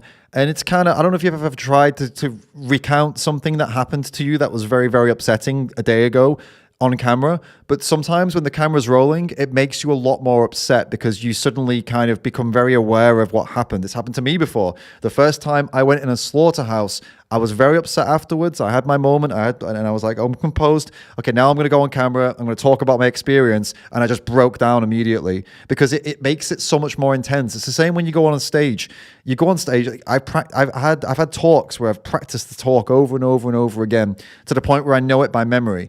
I get on stage and I start talking, and then all of a sudden I get really emotional because it's different. It's like it's a different scenario. It makes you more emotional. It's super interesting how that works. But yeah, I also don't completely buy into when people cry on camera every time. But when two of your beloved animals that you care for just got killed by the government, I would say yes, that they're probably genuine tears. It would be weird to assume that they're not, to be honest with you. So, yeah. Someone's saying here, Rams is being pretty generous to the guy who was the only one responsible for getting his rescue killed. Well, then in that case, the Ollie Wally who said that. Then also you look at the case of Tracy Murphy, who two cows arrived at her farm sanctuary, and she took them in because they were two teenage cows. She took them in, and then a rancher came along and said, they're mine. She said, prove it. You can't prove it. And so I'm going to keep hold of them. The police said, no, you can't do that because they're not your calves. And he has the best claim. And she said, no. So the government came in, arrested her, and then they came back, took the cows. He took the cows and killed them. Oh, so she's at fault too, right? Because she didn't do it the proper way. She didn't do it properly. She didn't do the paperwork properly. She should never have taken those cows. No, of course not. She did something amazing. She tried to rescue two cows. She tried to give them a home. She tried to save them from the slaughterhouse. Whether she did it with the right paperwork or not, it doesn't make her at fault for trying to do something good. In the same way, it doesn't mean making these two people are at fault for trying to do something good. People messing up paperwork is not a justification for the government to come over, take animals and kill them, right? And it's not just even if the animal bites them, well, of course they're going to bloody bite them because they're terrified of this person coming in with weird plastic gloves with bad intentions. Animals are very sensitive, right? They're very sensitive. They can hear and smell things that we can't hear and smell. And they can probably smell if you have bad intentions, if you're coming in aggressively, animals can usually tell that from a mile off. They can see when you're aggressive. I don't know how they sense it, but they sense it better than we can. And so they were probably scared, and they were probably sort of reacting with biting and defending themselves. There's no reason to kill them. It really rubbed me the wrong way when the animals were taken from his property is he talked nonstop about how that's how he made his money was with those two animals. And now what am I going to do for money, basically? If you're relying on exploiting your animals on the internet for money. I'm sorry, I'd like to see that. Well, why is there not a clip of that? He talked, what was that? And now what am I going to do for nonstop about how that's how he made his money was with those two animals. And so he talked nonstop about that's how he made his money with those two animals.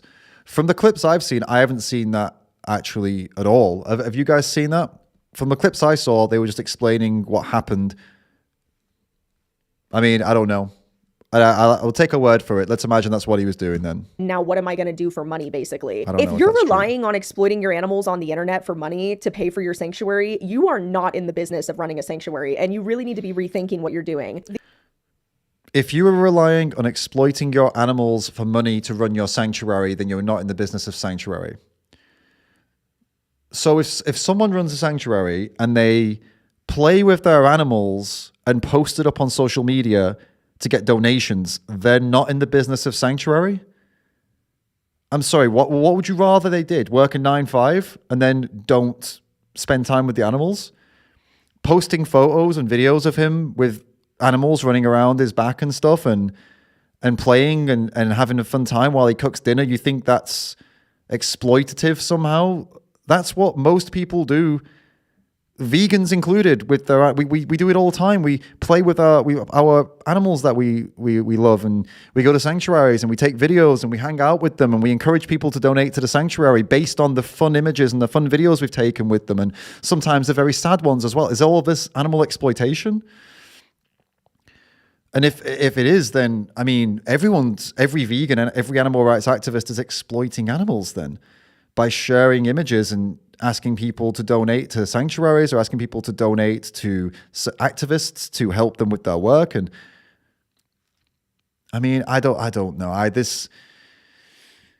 Let's try a steel man here. I guess what she's trying to get at is she's trying to make the claim that the only reason they were doing all of this is to make money. But if a sizable amount of that money is going back into the sanctuary, what's the problem? They're not doing anything wrong to these animals. They care for them. They loved them. And you saw the relationships. So what is the problem exactly here? If I teach my dog to shake a paw and then I put a video up online and I say, hey guys, send me some money so I can adopt more dogs. Am I exploiting that dog because I taught them to shake a paw? and then put it on camera? What about if I make enough money to go and buy myself a nice vegan burger from that? Is that wrong? Am I wrong for doing that? Even though the dog is really, really benefiting from that money as well, because it means I can pay for their food and get them nice toys and a nice dog bed and maybe even a bigger space, a bigger house, rent a bigger place. So they have more room and a bigger garden, all these things. I mean, obviously I benefit from all that too, but so do they. I don't know. It's an interesting question, but I wouldn't, it's again, just kind of massive assumptions about these people and how they live. And it seems, it's just very, I don't know. I'm not so pessimistic in this case. I mean, you can see these people, from what I can see, cared about these animals. To just kind of undermine all this and assume they didn't for the sake of what seems to be just a very clouty video is quite sad, to be honest. The only victims of this situation is the squirrel and the raccoon. They're the only victims. They would have never been seized and they would have never been put down had these two dummies got the proper licenses to keep them. And it's not that hard. Like, it's not that hard. If you own a responsible animal sanctuary, a legitimate sanctuary, you should have had this. This is a no-brainer. It's not difficult. So that's pretty much all I had to say for today's video, you guys.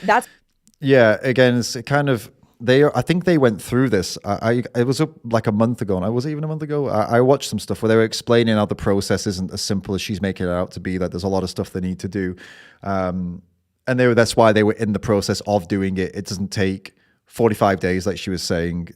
They were saying it takes a lot longer than that, and it's probably to do with some of the requirements they had, that you need to be some kind of registered, licensed for 2 years in some other thing to be able to apply for this thing and things like that. So it seems like she's purposefully kind of obscuring the reality here for the sake of a spicy take video, unfortunately. That's my breakdown of the peanut the squirrel situation, and I don't really think people should take anything you see on the internet at face value just because an animal dies. A lot of times there are legitimate reasons behind a story, and there's plenty of people that like to over-dramatize for sympathy when... How can you over-dramatize people coming to your home, taking your animals and killing them? It's not over-dramatizing. It is what's happened. This is exactly what happened. And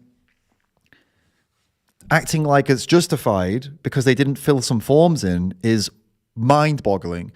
Or acting like it's justified because A, they didn't fill forms in, and B, one of the animals bit because they were scared and someone was trying to bloody grab them, put them in a box. I mean, what are you going to say? Okay, so the conclusion of this video to me is it's okay to kill people's pet animals in their homes as long as A, they didn't fill out a couple of forms and send it to the government, or didn't do all the, cross the I's, dot the T's, whatever, for years and get the special license that you need to be 2 years in for and do all this. Okay, if you don't do that, and also if while these people are coming to your home to aggressively take your animals, if any of your animals bites them, then it's totally fine to kill these loved, safe animals. Fine to kill them, as long as those two requisites are met. So no proper paperwork and they bite to defend themselves. Kill them. Totally justified, guys. That's the message from this video. I couldn't disagree more. There has to be nuance in these things. They can't just be black and white. Black and white. Oh, you didn't do the right forms, and one of the workers got bit, so we're killing them to test them for rabies. It can't be that black and white.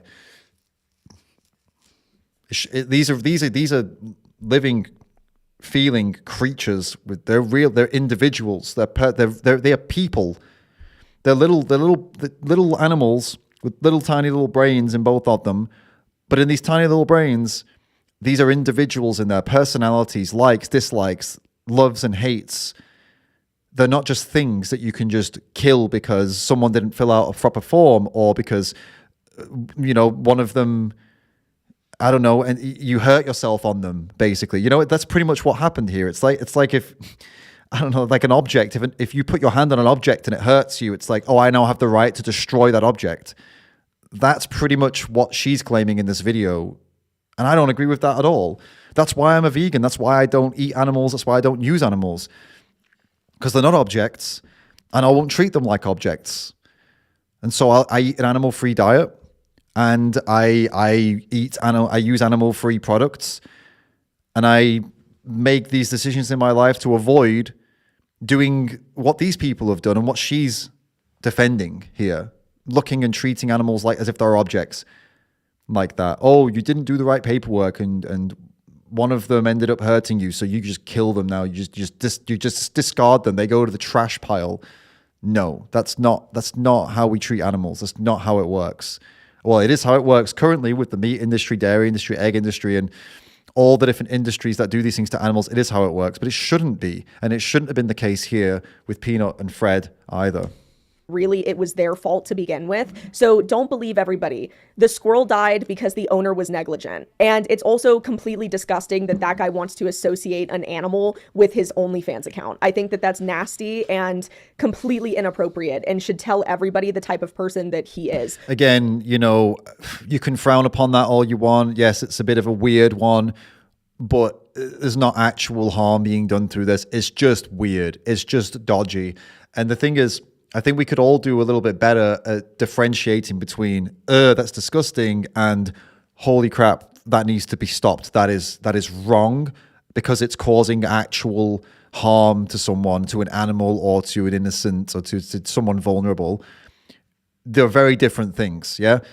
Again, ick, ugh, okay, fine, but don't try and connect it with the justification of the government killing animals. Like, oh, he does an OnlyFans and he called himself Peanut's dad, so the government should have gone there and killed the animal. No, these are two separate things. You have your own preferences about OnlyFans. You have your own preferences about and views on all this stuff. Fine, that's a whole separate topic. You could literally have any other OnlyFans username, and that's the one you go with. She's just promoting some horse stuff after that. The irony. Yeah, I mean, it was a lot worse than I thought it would be. And there's one thing here as well. If you take pretty much like any kind of screen grab from this, there's a lot of animosity in the eyes and in the facial expressions. You know, this wasn't a nuanced take. This wasn't I'm going to come out here and, you know, I'm going to do some useful stuff and try and help bring some nuance to the situation. No, it was just everything you think is wrong. You're an idiot if you disagree with me. They're idiots. And these animals, it was justified to kill them. And it was just, I mean, you know, I'm not criticizing how she looks. I'm not criticizing her appearance. I'm criticizing the energy she brought to this video and how clearly there was an intention to be really, really reactive, I think the word is, and just to go against what she deems to be the masses of idiots who are just so stupid for believing all of this. And I'm going to tell them what's right and wrong because they're idiots. And, you know, as you can see, anywhere I go in the video, pretty much it's that kind of expression of like, oh, you're an idiot if you disagree with this. If you disagree with me, you're a moron. She did say that. This is not me being dramatic. She did call people dumb. She called them dumb as well. She called you dumb if you don't agree with her and stuff like that. Yeah. Well, not a good one. Not a good video, in my opinion. But her fans seem to like it. Let's have a look at the comments anyway. What have we got? Americans are so silly, someone says. Is there anything like... Yeah, there's never been a documented squirrel to human transmission of rabies. Squirrels are also not that susceptible to it to begin with. They could have easily seen that they were fine from their videos. They set them outside their own home and raided them in a constitutionally questionable way. New York is pure garbage when it comes to their licensing practices. Also, it's for the safety and comfort for the wild animals argument falls flat when you kill them immediately. I am pretty sure Peanut was far better off alive than dead. That's pretty much what we were saying, huh?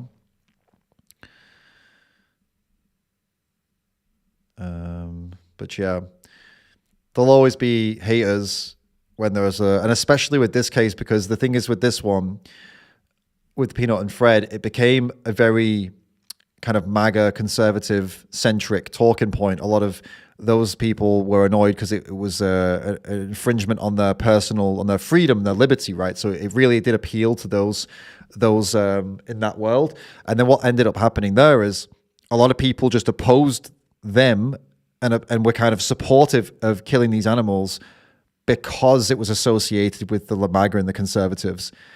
And that was a crazy thing. It was just a knee-jerk reaction for a lot of people. Like, oh, if the MAGA guys and the conservatives and the Trump guys are speaking up about this and they're saying, hey, this shouldn't have happened, then we need to say it should have happened, because that's how a lot of people work with their politics, which is really silly, isn't it?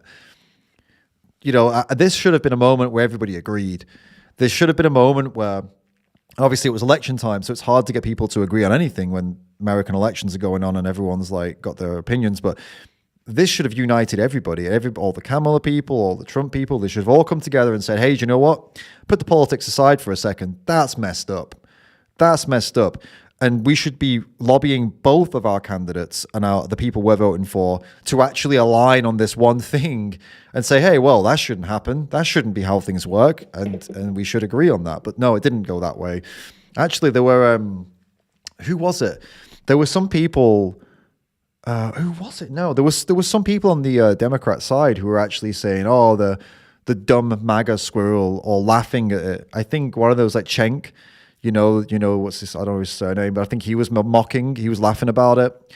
And I'm pretty sure Kamala just said, oh, I'm not interested in talking about that, and dismissed it. So, you know, they really did commit to this. Okay, if the enemy is talking about this and they're supportive, we're just going to pretend that it's not even a big deal and actually mock it maybe as well, which is like so crazy. Come on, guys.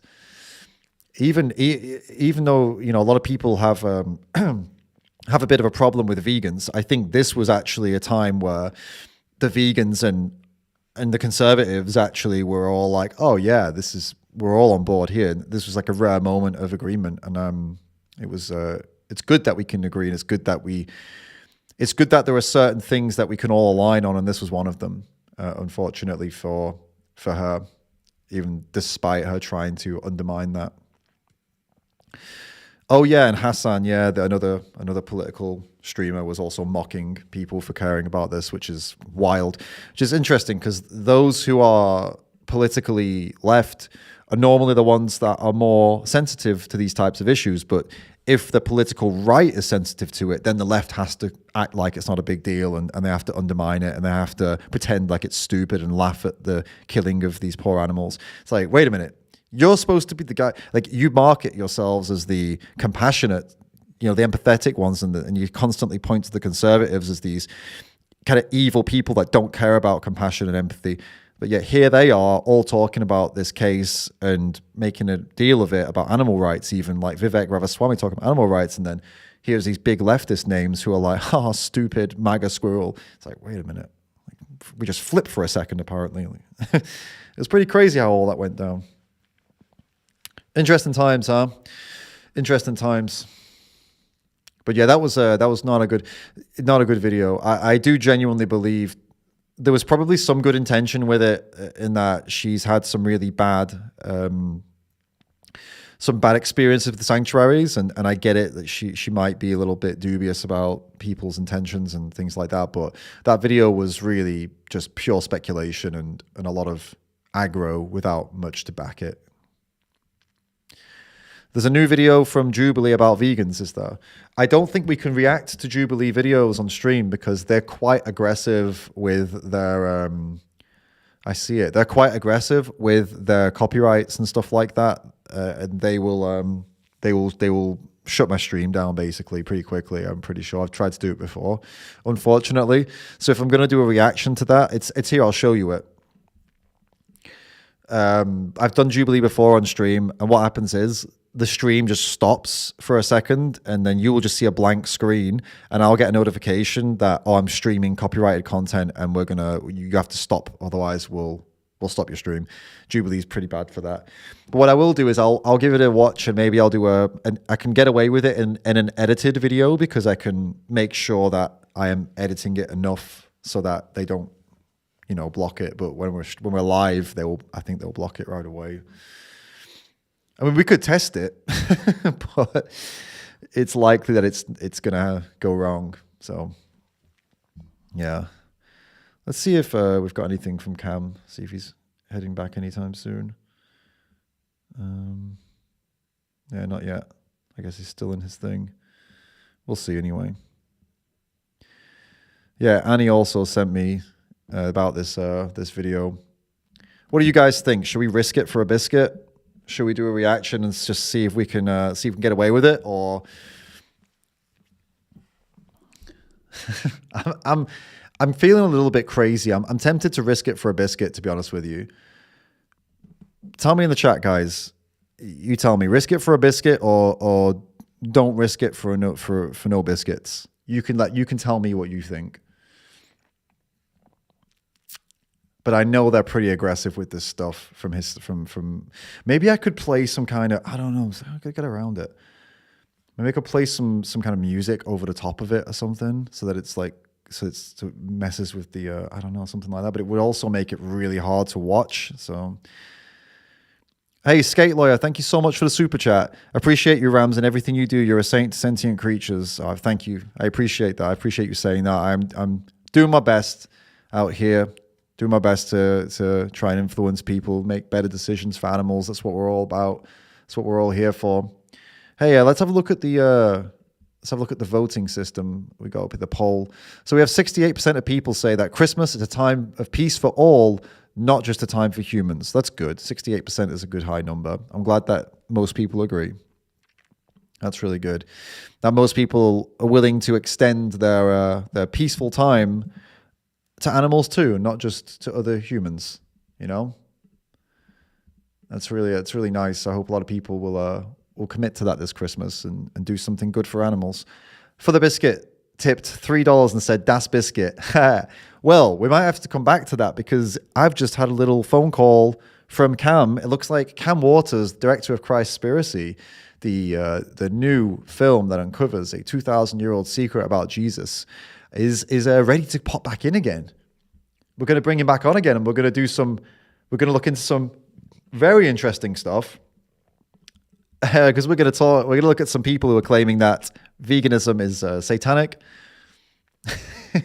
I'm not even joking. They say it's demonic, satanic, all the good stuff. And we're going to see what Kam thinks about that as a lifelong Christian, very passionate about scripture, very passionate about Jesus.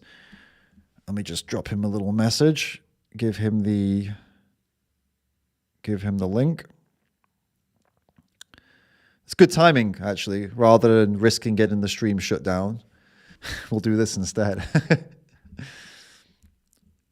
All right, I'll just wait for him to join up.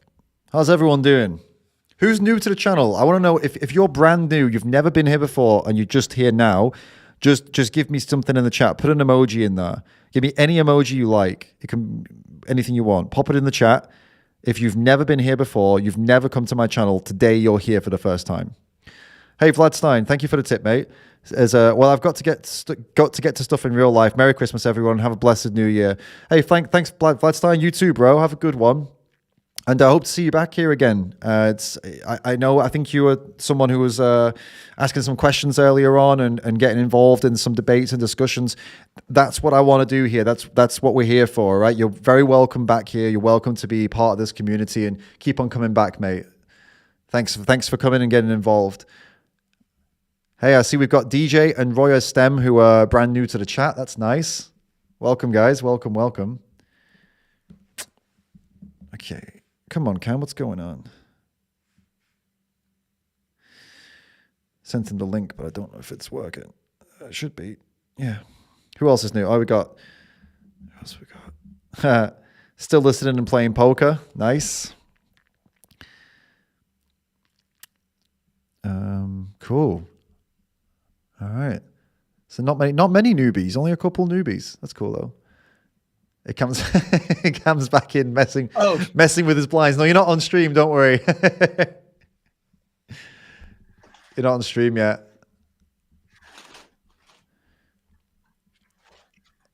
Are you okay? Can you hear me? I can't hear you right now. We'll just get this ready before I bring you in. Say something. Check. Okay, I got you now. Yeah. All right, I'll bring you in. Cool. Kam's back in the house. Yeah. You sound a bit quiet, man. I'm not sure if that's maybe the mic's a bit too far from you. Do you have it on the check? Do you have it on the far away setting or the close setting? Remember that from yesterday? On the software, I mean. Let me see. Because there's two. Yeah, you can have it on far or near. I have it on far. Okay, that should be. Should I put it on? No, that's good. Yeah, I think it's coming through all right now. Yeah, now you're a bit closer. Nice, cool. How was your other thing? It was great. Yeah, we had a screening of the film. I took screenshots of all the people around the world that were watching. It's unbelievable. We were on every continent.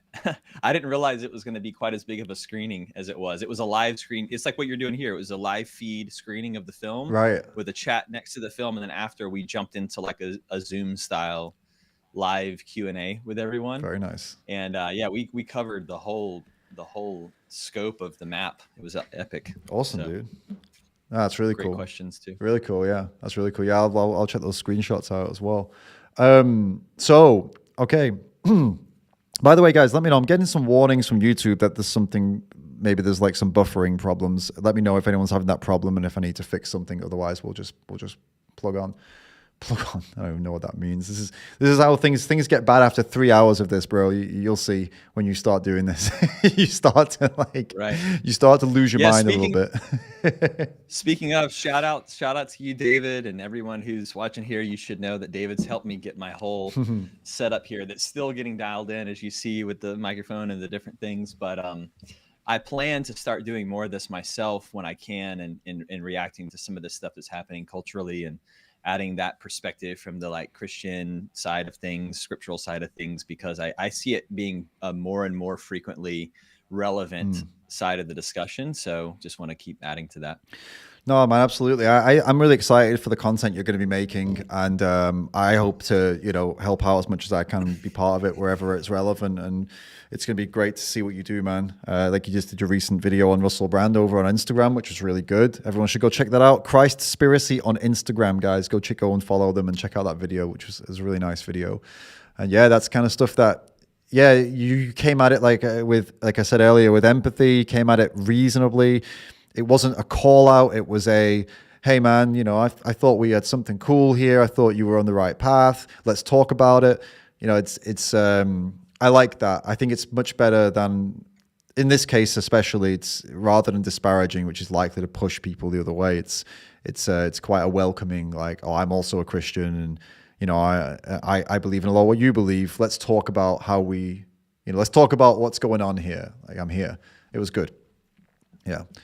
Thanks, good, man. That was the goal. Yeah, solid. All right, so I want to ask the question, or to help you answer, you to help me answer the question. Is veganism demonic? And so to get into this, we're gonna see if this works. All right, so we're gonna attempt to watch a video together. It might not work. All right, just FYI to everybody here, this might cause some issues because we're asking quite a lot of my little laptop here to do all these things at the same time. But we're gonna give it a go because we have some hilarious. Well, I don't know if it's hilarious. It might be really depressing, or it might be absolutely crazy entertainment. But are you talking about the video that one? I think I've seen this video of this guy. Yeah, there's going to be that one for sure. Hold up. Cool. I think I just clicked you off the screen by accident. He's gone. Yeah, he's back now. Let me send you this link so we can watch this video together. So there you go. So this website, by the way, guys, if you ever wanted to do something like this, it's called Watch Together, as in, it's called w2g.tv. And using this website, you can watch something at the exact same time, and then you can pause it and everything. So it's like you watch YouTube or you share your screen or whatever. It seems to be pretty good for our purposes. So, but whether or not the laptop can handle it, that's the real question here, because there's so much going on at the same time. Hey, they need an upgrade. Are you on the website already, or? Yeah, I'm there. Yeah, I'm there. All right, so let's move you over a little. So far, I see Russell Brand though. Interview at Vegan Campout. Oh yeah, that's okay. I'm going to change that in a minute. That's just me testing it earlier. Okay. I'm just going to sort your box out on the stream so you look a little more in line with me. You did an interview with him at Vegan Campout. No. I missed. No, I didn't. Someone did, and it was a previously unreleased interview.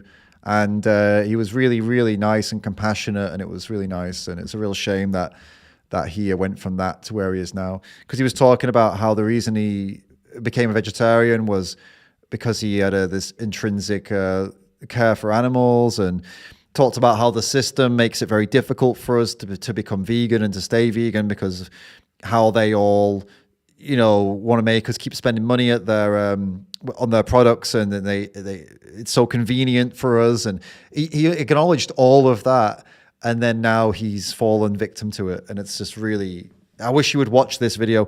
I might do a video about this video, and then we can share it with him, and hopefully he would see that. But it's a long shot at this point. But yeah. But the video we're going to watch is this one. It's called "Could Veganism Be Linked to Demonic Forces?"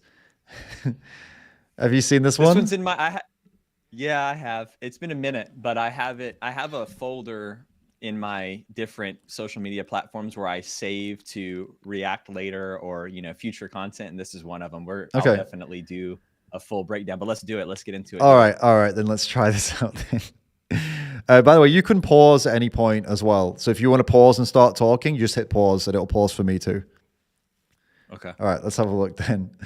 Veganism demonic, or is veganism something that actually brings you closer to God's original pre-fall dietary design for us? We know that Paul tells Timothy that in the last days there will be this demonic doctrine that will force us staying away from certain foods.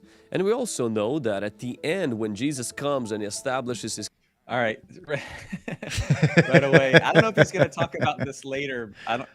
I'm not sure if he brings this up because it's been a while since I've watched it, but he says here Paul is telling Timothy to be warned of false doctrines that come teaching people to abstain from certain foods.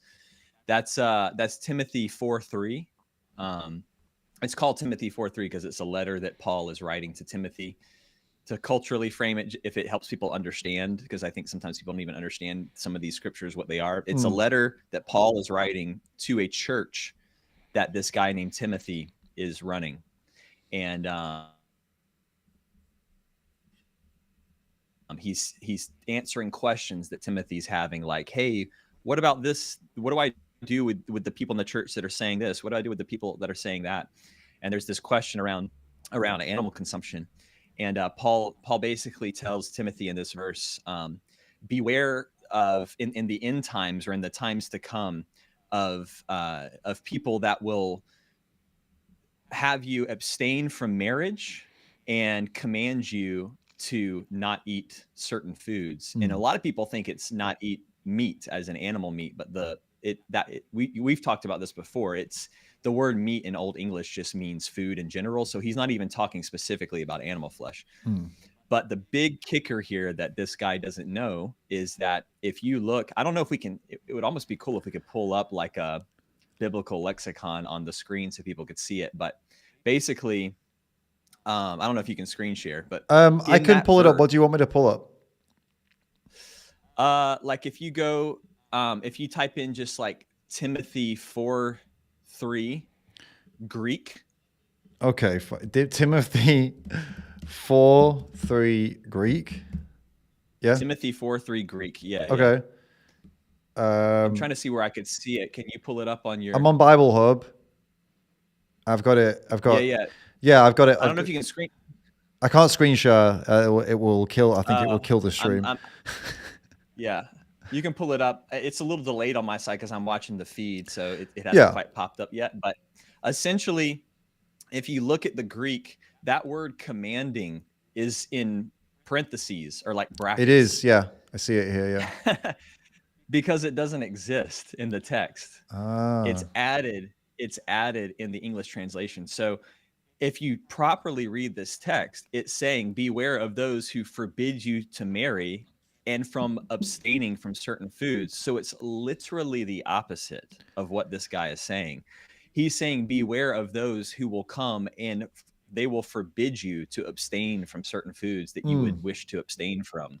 Meaning they will force you, in this context, to eat animal flesh. They'll force you to do it. And the irony is that actually happened. We have record in the 2nd, 3rd, 4th century of this movement of these followers of Jesus and the Nazarenes and the Ebionites being literally forced to eat animal flesh, or either at minimum get excommunicated from the clergy or whatever, or at maximum, some of them were killed over this. So right. So the so word's it's important. that. So it's like, okay, I understand. So it's an easy mistake to make, isn't it? So to just to really simplify what you're saying here, you're saying that people are taught. Okay, so in the final days, the reading is that people think that, oh, there will be some groups that will try and make you abstain from eating what you want to eat. And what actually it's saying is there will be some groups that won't let you abstain from the things that you don't want to eat. So if you're like, oh, I want to fast today, there will be some groups that say you are not allowed to fast. Not that they won't say like, oh, so they won't say that like, oh, you have to go vegan. They'll say you're not allowed to go vegan, basically. Right. Okay. Exactly. And that's the irony of it. It makes much more sense in context too, because it's saying they will forbid you to marry, which is like an institutional thing of the religion. Like if you choose to marry, it's a good thing. Mm-hmm. Fasting is an institutional thing as well. Like the Orthodox Church fasts like crazy. So it's saying people that forbid you to do these practices, forbid you to do these things that are, in a way sanctioned by God or allowed. So it's the opposite of what he's implying. And what it goes on to say after this verse here, and what a lot of people will say, we even highlight it in our film, is he goes on to say that this is a doctrine of devils. Right. So that's where he's getting his title, his clickbait title from is veganism demonic, is because of this verse. It goes on to say it's a doctrine of devils. All right. Well, let's I'm going to change the playback speed on this because I think this guy talks pretty slow. And let's see if that's where he goes then, yeah. He establishes his kingdom on this earth, that the relationship between predator and prey is going to be removed from the animal kingdom. Now, when it comes to veganism, I'm going to share with you just 4 thoughts concerning that, how veganism is a diet. Also, we're going to look at the fact that it could be a disorder for some people in their veganism because of their obsessiveness with eating healthy. That could be a disorder. And number 3 is we're going to talk about the issue of actually a demonic doctrine that is really operating behind this movement. And if you're not careful, you can fall prey to that deception. And lastly, we're just going to quickly mention what does the Bible say about eating meat or not eating meat. Now, we know that veganism is on the rise. It's pretty trendy in our culture, though there's not a lot of vegetarians and vegans, but the idea is in the culture and it's on the rise. And I don't think it's going to go anywhere because our culture also is very focused now, especially on environment and how we treat our animals and health. And there's a lot of other components as well. I think nightmare, huh? We're living in a horrible culture where people are really focused on the environment and our health and how we treat animals. Sounds like the world is at like a tipping point into just madness, doesn't it? Just oh my goodness, disgraceful place that we're living in. Yeah, I really hope he doesn't go with that this is some new thing too, because it's not. I mean, like, a lot of times people that have this position typically go down the route of this is some fresh new thing. That's only just come about. But if he does go there, we'll talk about it. Let's see. It's also somewhat spiritual to some degree. Veganism, though it's not a new concept, a lot of civilizations have practiced that. In fact, in some civilizations where people are trying to connect with their deity, veganism actually and staying away from meat is one of the ways, New Age being one of them. But veganism emerged more recently in 1940s. The term vegan was coined in 1944 by Donald Watson, co-founder of the Vegan Society in the UK. As a diet, there's nothing wrong with abstaining from meat. The Bible doesn't tell us to eat meat, nor does the Bible prohibit us from eating meat. We see that Daniel, for a certain point of his life, went on vegetarian diet, and he ate only vegetables and drank water, and he avoided consuming royal food and wine that was provided by the king. But the issue there wasn't for health reasons. The issue there was for his devotion to God reason. So it wasn't because meat was deemed bad or because he was trying to save an environment or he was concerned how animals were treated or because he had health problems or he wanted to lose weight. Actually, after 10 days of not eating meat but eating vegetables and water, Daniel's face and the face of his friends was kind of fatter. So definitely the biblical precedent for not eating meat to lose weight is not there. Okay. There's a lot in there. So let me go through each one. So he's saying firstly that Daniel, it's a period of 10 days. This is a popular misconception. The Daniel fast is a little bit to blame for this, or the Daniel plan, like the popular kind of Protestant fast that happens where people do follow this biblical diet. And just to give a little more context to what he's saying, and then I'll refute some of this just because I think people might not even know what's going on with this. In the Old Testament, which is the Hebrew Bible, the part of the Bible before Jesus, the first half of the Bible, there's a book called Daniel, and it's about the prophet Daniel, who is a Hebrew that during the time of the exile, when Babylon took over Jerusalem and the Hebrew lands, Daniel and his brothers all get sent into slavery in Babylon. And so the book of Daniel is about that. And basically in those times, if you were really, really smart, and you got conquered by a nation like Babylon, Babylon was actually really smart by doing this. They would take their most adept slaves and they wouldn't like put them to work like with manual labor and such. They would actually just get them to read books and study, and they would just make them intellectual slaves. Basically, they would feed them the best food and do all of this to try to glean all the wisdom and knowledge off of them for the Babylonian kingdom. And so Daniel was one of these slaves, and so were his brothers. And it says in the scripture right there in the first chapter that when he's enslaved, that they're giving him all these choice foods, but it is very specific about animal flesh. We can get more into that. But he refuses. He says, no, I don't want to eat that. And his brothers as well, in fact, don't want to eat that. I forget how many. There might be like 12 of them. And they abstain from the animal flesh. And then it shows that after 10 days, and then it goes on for another 21 days, that they tested healthier, stronger, and wiser than everyone else in the kingdom, to summarize it. And then Daniel gets promoted to the right hand and man of King Nebuchadnezzar, and he's interpreting all of his dreams and all this because he's just so adept, right?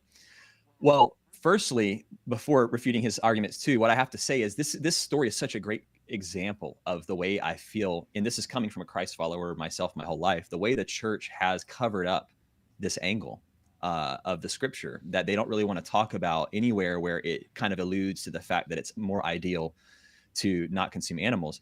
And here's a case in point. When I was growing up, my parents did their best to try to shield me from too much secular content. They wanted to keep me, reading my scripture and in Sunday school and this and that. And so I didn't like grow up with superheroes as much as I grew up with like biblical heroes. I did watch Star Wars and all of this stuff for sure, but I'm just saying, like, my Marvel comic hero was Daniel. Like, he was, because the story goes on to say he survived the lion's den. King Nebuchadnezzar throws him in with the lions and he doesn't get eaten, and he survives getting burned up by fire in a furnace, blah, blah, blah. So he was my superhero. Never did I learn growing up that he didn't eat animals. And that's like in the first opening part of the book, is that this was the main thing that's differentiated him from everyone else. I wasn't taught that. And a main reason why I wasn't taught that is because outside of Sunday school and the occasional Bible study that I would like do with my grandfather, like literally looking at the text, my family got me onto VeggieTales, which was a popular children's Bible story cartoon, animated, and they used vegetable characters in place of each biblical character to tell the story. So like a tomato would be Daniel and a cucumber would be his brother, right? They're telling the story.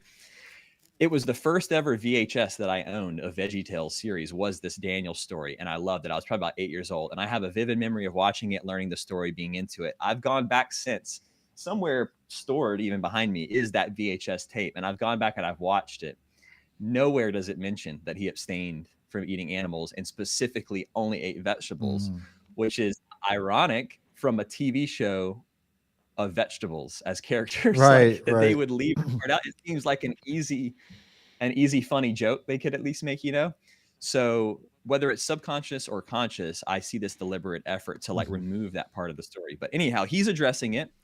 And he's saying, yeah, he only ate vegetables. Now, the first thing he claims is that it was only for 10 days. I don't know how much further he's going to go on that, but the general idea from Christians is that this is just a fast. He was just doing this for a time period to draw closer to God. However, if you look into Josephus, who is the most famous historian of Judah and during the Jewish wars and everything, and he's the historian that people use 80 or 90% of the times to prove the existence of Jesus. Like apologetics will use him. So he's a very, very credible source, the most famous source for Christians.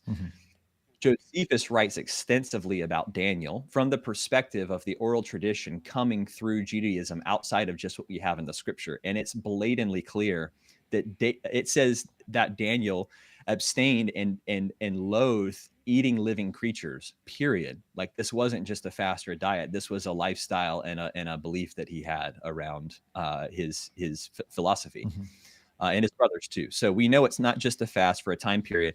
The 10-day thing and the 21-day thing is actually just a test. That's the length of time that he challenged the king's court to test him. He said, hey, just test me for 10 days the way that I am. And if I'm sick or dumb or tired or whatever it is, then I'll go your way. And the text says he wasn't. Now, to go on and share what he says, it says, oh, he's fatter. It says that he's fatter. That's a misreading of the text. He's looking at the King James version of the All English. It says that they were fat. They were fat of the flesh, is like the way the old King James would read. Right. But that's like it's phraseology. They were dense in their flesh, meaning they had more muscle. They were stronger. If you go back into the way this phrase was used in like Shakespearean language, it's a term for being strong, for having muscle. So well, it also seems like a good thing. Like if you say, like if you see someone who's got a bit of I'd say. We say you have a bit of meat on your bones, right? It's not a negative thing. It's like, oh, you look full. Yeah. You look full and healthy. When someone looks very slim, we have this concept that if someone's very slim, they're probably quite healthy. But that's not how most people see it. Most people see that if you've got a bit of chub, then it's like, oh, you look good. You're doing well. Your face is full. You've got some, you got a bit of chub, you got a bit of fat on you, you look good. But if you lose that, they kind of start going, oh, maybe you're looking a little bit too skinny, you're looking a bit, it's strange, isn't it? That's probably what they meant. Like, yeah. I mean, that's the classic anti-vegan thing constantly, right? Is look at their sunken in eyes, look at their gaunt appearance, whatever. Yeah. So yeah, it should be good to have more. So yeah, anyways, moving on, I just wanted to address those things. Yeah, just a casual 7 minutes. Yeah, I just wanted to just chat about that just real quick. It's so fascinating, man. I don't know how your fan, like your people following in the chat, feel about this sort of thing, but it's so cool to me to go back and see how these classic arguments and these things are so irrefutable, or they're so refutable if you really just take a minute to look through the text. No, I mean, no, this is why you're here, man. At the end of the day, like this people like this guy are out there saying this stuff, and it's great that you're here to fully respond to it all, so it takes as long as it takes, man. All good with me. Acknowledging Alex in the chat, Daniel was the cucumber. Sorry about that. Yeah, that's cool. It's been a long time since I've looked at. Yeah, Daniel's the cucumber. Cool. Yeah, and people are saying also super interesting. Someone else says I love it. Someone else says it's great. So yeah, you're all good, bro. I'm just busting your balls, man. I'm only messing around. All right, let's continue with this. Though we do see there's nothing wrong with not eating meat, if that is your choice. In fact, there's a difference between vegetarianism and veganism. Vegetarianism is a diet that excludes meat, fish, and it can include dairy and eggs. Veganism is a little bit further. It's more strict. It excludes all animal products, including meat, fish, dairy, eggs, and often honey.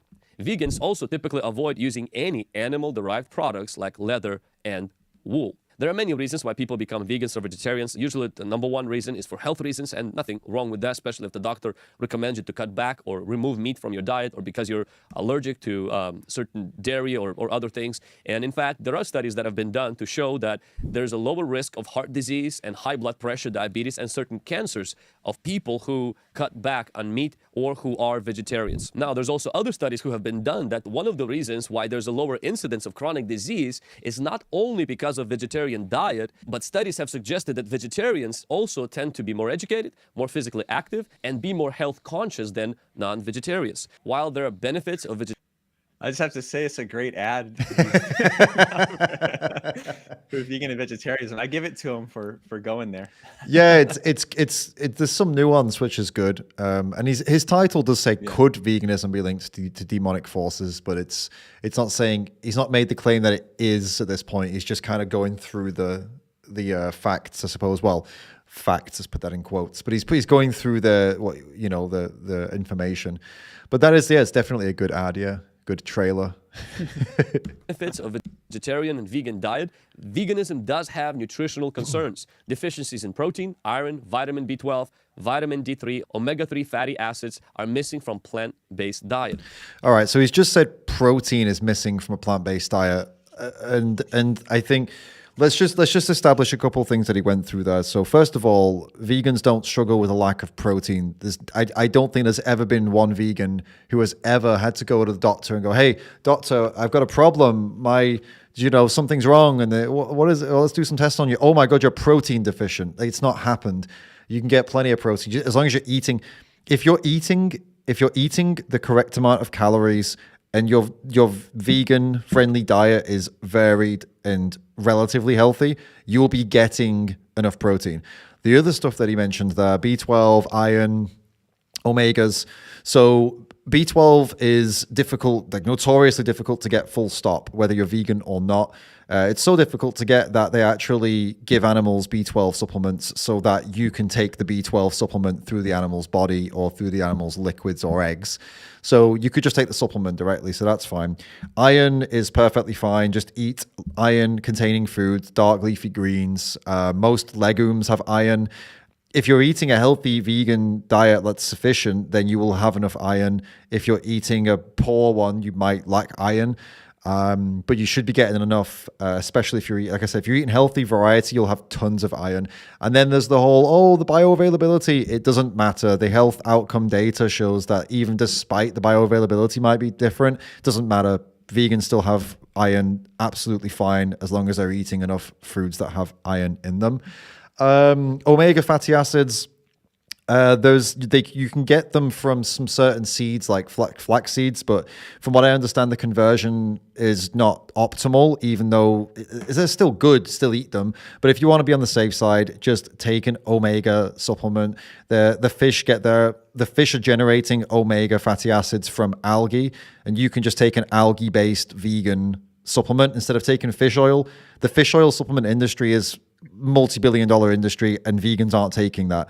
So there is still a demand for omegas in the non-vegan population. It's okay that there's a demand in the vegan population too. Just take the vegan algae-based omegas and then you're fine. And that's it. No animals needed to be stabbed for any of that. How cool is that, huh? Animal-free nutrition. One fun way to tie that back to the chats we were having earlier around the fish stories and the scripture and everything too, and Jesus eating fish, is there's also an argument that some of these relish eaten with bread claims of the fish, there's a common relish from that time eaten with bread that's made actually out of seaweed. And being that, this is a primary source for omegas, maybe those stories are about Jesus teaching the disciples how to supplement omegas. JC and the boys getting their omegas. That's what it's all about. I love it. All right. The second reason why people embrace veganism as a diet is because of environmental impact, because they believe it reduces carbon footprint and resource use compared to meat production. But that is kind of ironic too, because if you look at the reality is that corn, soybean, wheat, barley, rice, and pulses are staples of a vegan diet, and growing these crops where there would be typically grass destroys the topsoil and waterways, requires fossil fuels, and decreased level of biodiversity. So corn is not a staple of a vegan-friendly diet. I don't know where he got that from. But some of the other things he mentioned are, and the other things he mentioned, corn especially, soy is the second one, they are overwhelmingly used not for human edible food, but for animal feed. And so like his point about destroying topsoil is accurate, but the majority of that destruction is being done by the animal agriculture industry for meat, dairy, and eggs because they need to grow food to feed those animals. And there's between 80 and 100 billion of them being killed a year. There's only 8 billion of us. So, and a cow is how many more kilos than us? A pig also. They weigh so much, so they eat so much. So you can imagine times that by millions, and billions when you include chickens, for example, the amount of food they're eating, and also then destroying all of the forest and rainforest so they can graze them on the land and build more and more farms as well. You add that into the mix. So if that's a concern for this, if that's a concern for anybody, your best bet is going to the animal-free diet is still flawed. You're still going to have a negative environmental impact because just eating food, no matter what you eat, is going to have a negative impact on the environment at this point. We have massive populations in cities and we have a convenience culture. It is the way it is. But you're going to have much less of an impact if you do it animal-free versus doing it with animals. So animal-free diet will be better. Still flawed, though. But, you know, that's the world we're in, right? You nailed it. Okay, of course. Well, I can't see you currently. I'm looking at the video, so I have to, like, listen to you to see if you got something to say. That's why I waited. Cool. If you're becoming a vegan to help the environment, you're technically not helping the environment. The other lesser... I mean, I just debunked that claim. That's a really bold claim he made. If you're going vegan to help the environment, you're not really helping the environment. I mean, this video was made a while back, but he could easily these days, just go to ChatGPT and be like, ChatGPT, give me a super logical, unbiased breakdown of this, and it would tell you what I've just said. It would, you know? You can tell it to ignore, if you think it's biased, tell it to ignore the biases, ignore any biases you have. I want no political statements. Just give me the data and the facts and it will tell you the same thing. So reason why people become vegans is because they do not want to kill animals. I understand, you know, I love animals and I have a dog. And so I'm a pet person, okay? But I don't like mice and mosquitoes. So this idea that if I become a vegan, you know, I'm not going to kill any animals. I'm pretty sure if you are a vegan and that is your reason, you still probably kill mice, rats, and mosquitoes. So I'll quickly comment on this. We can breeze through this because Cam, the reason you're here is for his demonic claims, but I'll be quick here so we can get to that. So this idea like that vegans go vegan because they don't want to kill any animals. In some cases, yes, it's true. There are some vegans who go vegan because they say I don't want any animals to die for my lifestyle, and that is. In his defense here, I agree with him that is inaccurate. That vegans who claim that they're doing, unfortunately, they're undermining themselves because there is no way for us to exist on this earth and not cause some negative impact for animals and their habitats. It's just, unfortunately, it's how we live. But it doesn't change the fact that living as a vegan, living an animal-free life, animal-free diet, animal-free lifestyle, it is significantly better, and it respects animals as much as we possibly can while we do the things we have to do to bloody live and survive, right? Fine. But that doesn't mean killing them for convenience, eating them for convenience, using them for sports and entertainment, testing on them for stuff that could be done without testing on them, and that isn't even efficient anyway. You know, there's a certain level of harm that we're always going to do, but that doesn't mean we just go out there ahead and just disrespect them and give them no moral consideration at all. That's not the answer.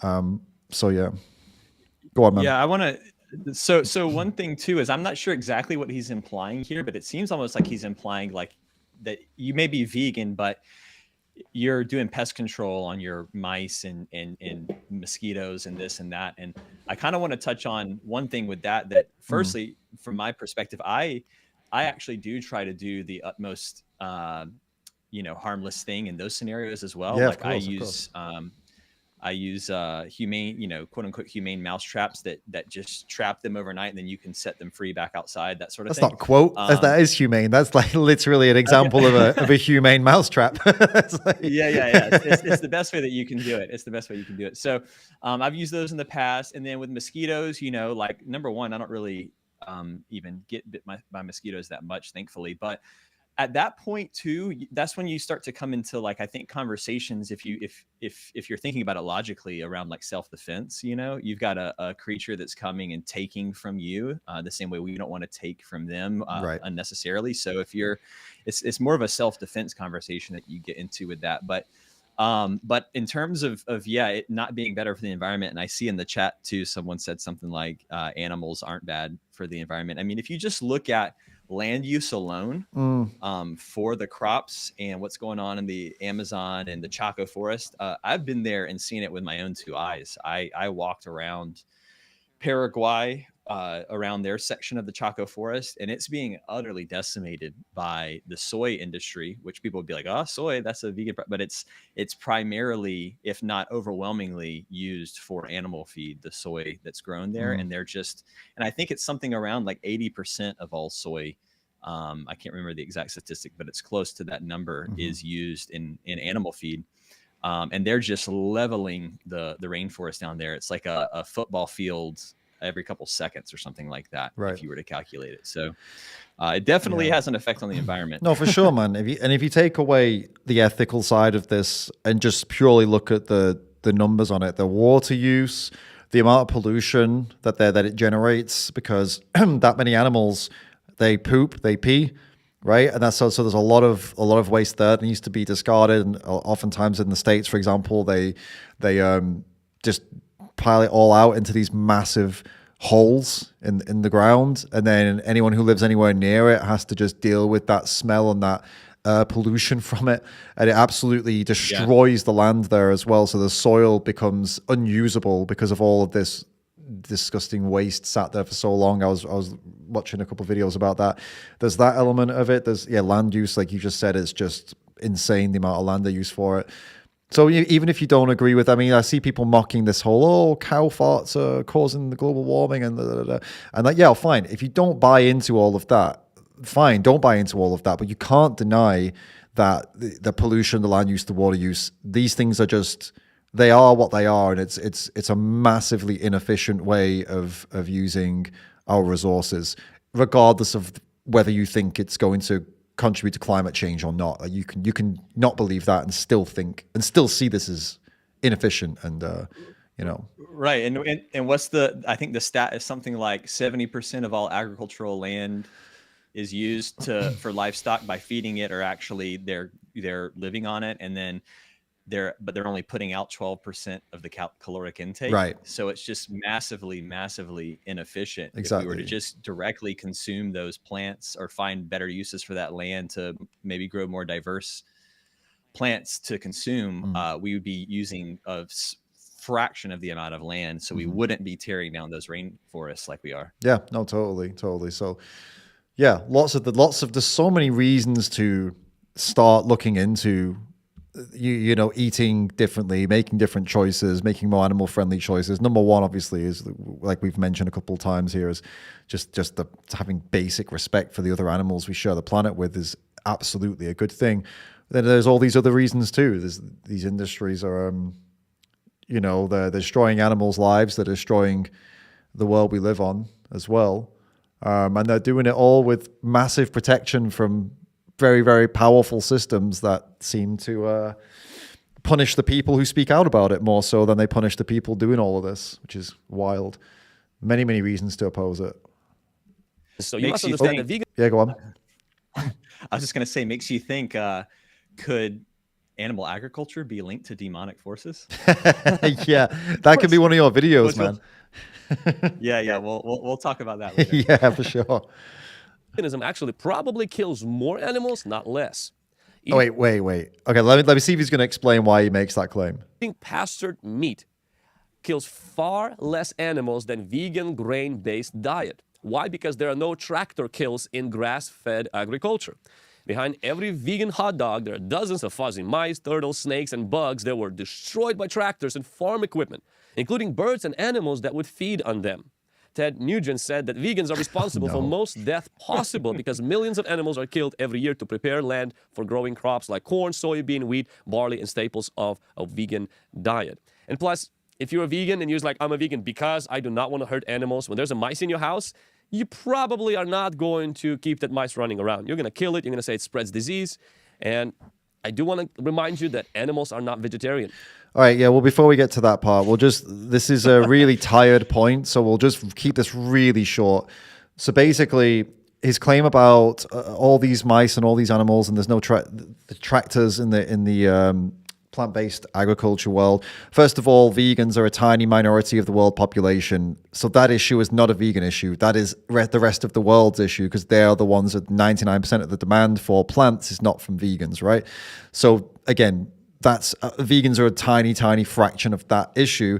But also, plant farming for humans is also a tiny, tiny fraction of that issue, because most plant farming, or a sizable amount of it, of plant farming, and most of the plant farming for soy and corn is that he mentions, one of the things, goes towards animal feed. So, second thing is that we can actually grow plants without killing animals. We can't kill animals for meat without killing animals. We can't breed animals for dairy and then kill them, breed them for eggs and then kill them without violating animals.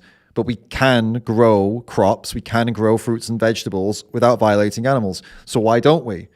Well, the system as it stands right now is not a vegan system. It's not a system based on ethics of animals and being good to animals. It's a system based on make it as efficient as humanly possible so we can make the most money.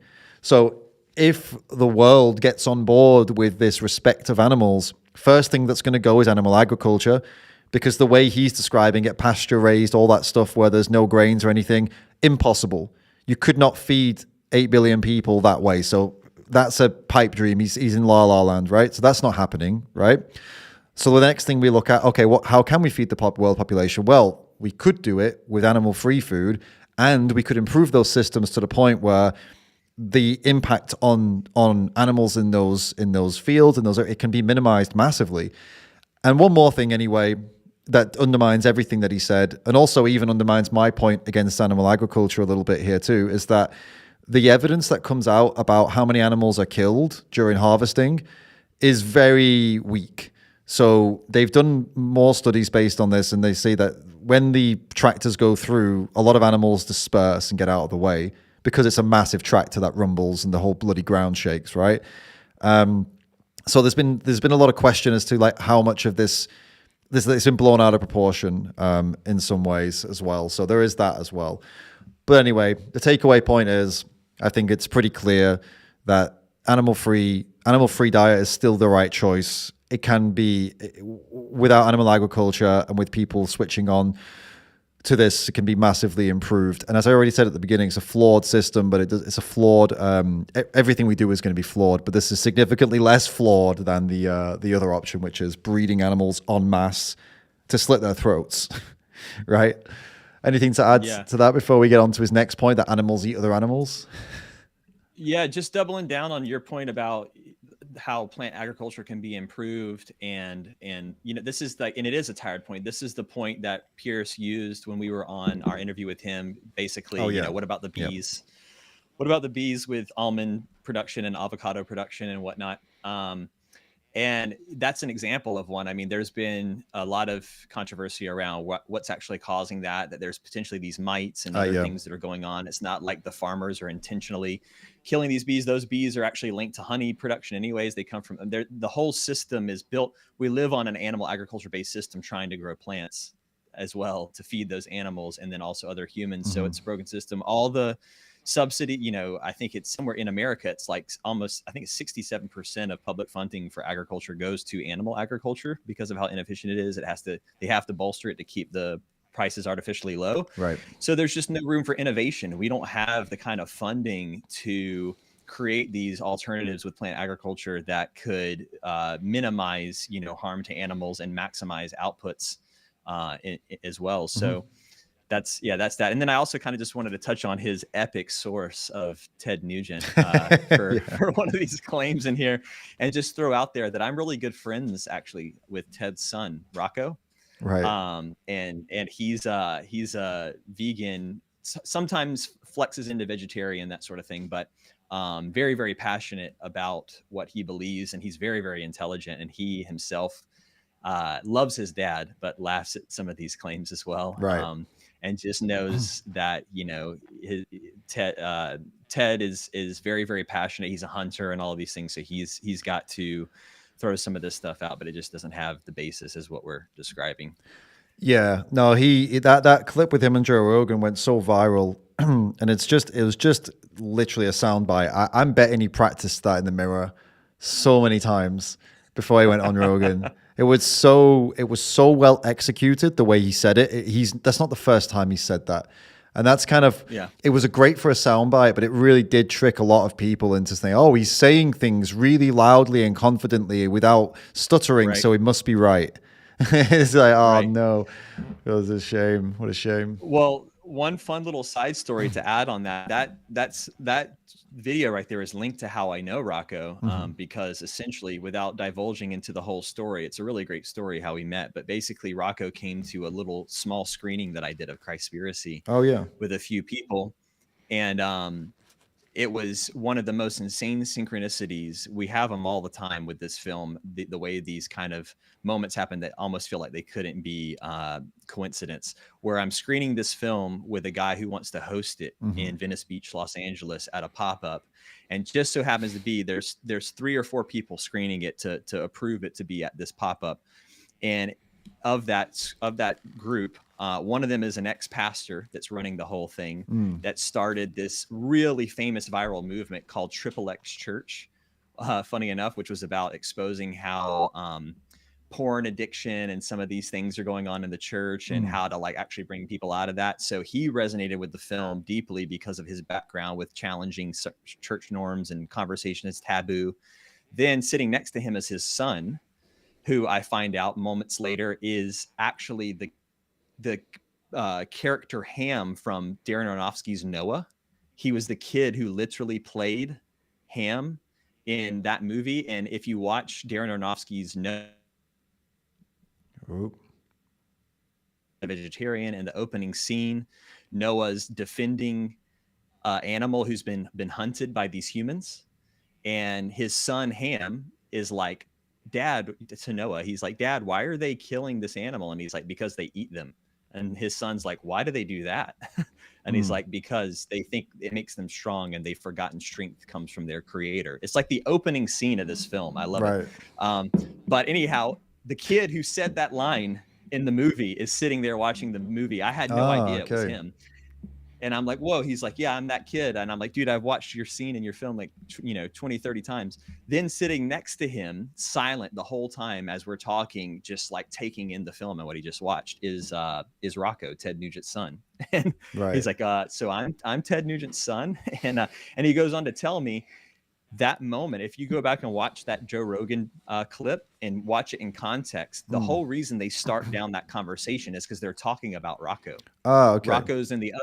Rocco's in the other room outside of the studio, and they're talking about hunting. And Joe asked him about Rocco. He's like, yeah, Rocco used to come with me. He doesn't go anymore. He's a vegan now, That's I remember. Yeah, of course. Yeah. And he's like, yeah. And then Joe says, yeah, he looked a little weak or something like that, and totally makes that kind of claim.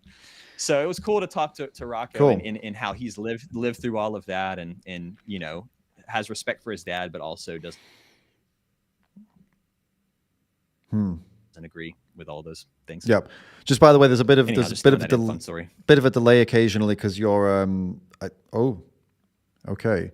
Mate, your video's gone off, man. There must be an internet connection on your side, a connection problem.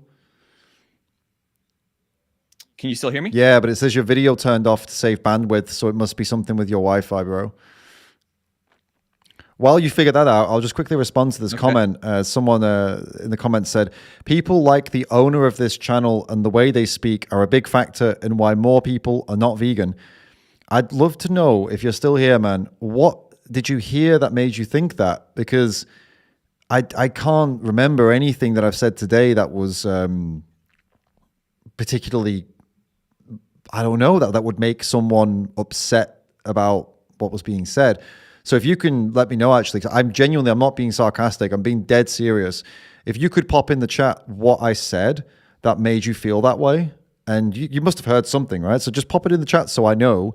And there's a good feedback, because I don't want people to feel that way. I actually want people who come here to feel like, oh, this is interesting, and I'll listen to what this guy has to say. I don't want people coming in and going, oh, this guy's the reason I hate vegans. So yeah, let me know what it was that you heard, and let's see what happened. I'm very curious. Genuinely, I'm not going to roast you. I'm not going to be mean or anything like that. I'm not going to I've not even said your name. I'm not going to shame you or anything. Just tell me what it was. Help us out here, because we're trying to learn what's going on, all right? I'll keep an eye on the chat while we continue with this guy's video as well. All right. There's a natural order of life. Lions kill zebras, wolves kill deer, sharks kill humans. Even chimpanzees hunt to kill and eat other animals, such as bush pigs, monkeys, and small antelopes. Yet eating meat for some of them is not necessary for their survival. So this whole idea that, animals just kind of need to be taken care of, and it is true. We need to take care of our animal kingdom. But even within the animal kingdom, there's an order of prey and predator. And so we cannot avoid that. So overall, there's nothing wrong with not eating meat, especially. Okay, I'll just really briefly go over this one because again, we don't need to spend much time on this because it's I want to get to the demonic stuff. So I'll be real quick. So people have two belief systems. One is that humans are special and we're not like other animals, and the other one is that humans are, when it comes to eating meat, we're exactly the same as other animals and we should act like animals. Now, most people will say, hey, no, we are elevated above other animals, and then that's why we can eat them and do what we want with them. But at the same time, we're exactly like them, which is also why we can eat them and do what we want with them, because we're also part of the system. So it can't be both, right? What I would say to him here is, he clearly believes, as most people do, that we are elevated above other animals. And if we are elevated above other animals, spiritually, morally, it comes with responsibility. The Spider-Man, great power, great responsibility. And we know that we can be really healthy and perfectly happy, healthy without doing all those things to animals. And other animals don't have the capacity to even think about what they do. They just do it, but we have the capacity to think. And so we can act like we're superior. We can act like we're elevated. And we can say, hey, you know what? No. I'm going to get my nutrition and everything that I need from other places instead of acting like the lion who just tears an animal apart, because I'm not acting like that. I don't act mindlessly violent when I see an animal. I don't just pick up a knife and go crazy. Whereas that's what a lion does, basically. They see prey and they just switch. They just go, that's what they do. But I'm not like that. So, that's pretty much the counter to that. I wouldn't base your decision-making on how you live your life on what other animals do in the wild. You're going to go down some pretty dark pathways if you decide to do that. Rape, go on, man. Rape, eating their own children, sniffing each other's butts. There's just so many examples, of the ways that we don't want to imitate them.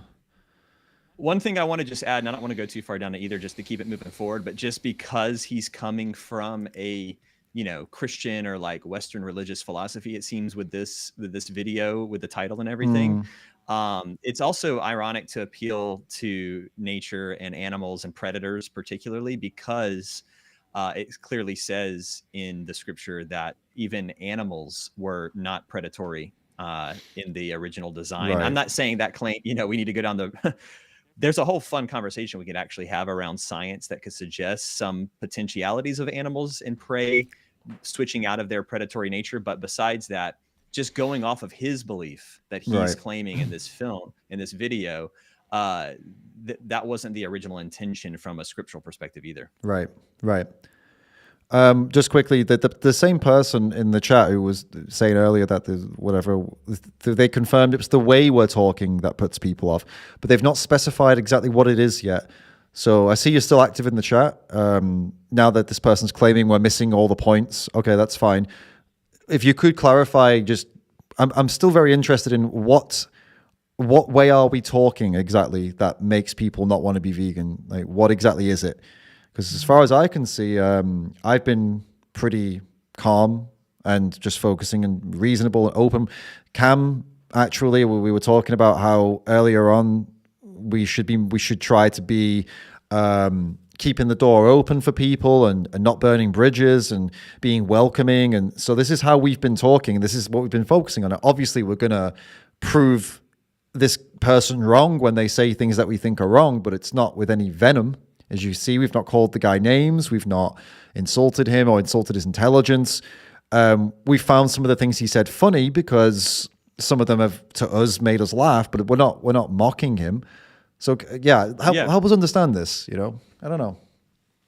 Yeah, I want to be clear too that I'm not mocking it at all. I do find some things that are being said funny, but it has nothing to do with him. It's just because you and I are used to hearing these arguments over and over and over again, and we just know how there's a kind of comedy to them because we know what the easy refute is to them. But for him in particular, you know, I don't by any means. I think he's probably, there's probably a lot that we would agree on. Oh, for sure. There's multiple things in here that he agrees on. And if we at any point are standing firm on something and talking in a way that maybe it would be taken as talking down or something, just because we're standing firm, I would challenge that a little bit, though, that, you know, this guy is making, again, aside from him, but just his claim is, could veganism be linked to demonic forces? So you almost have to some extent, we got to challenge it with some level of like authority or like confidence, because that's a pretty bold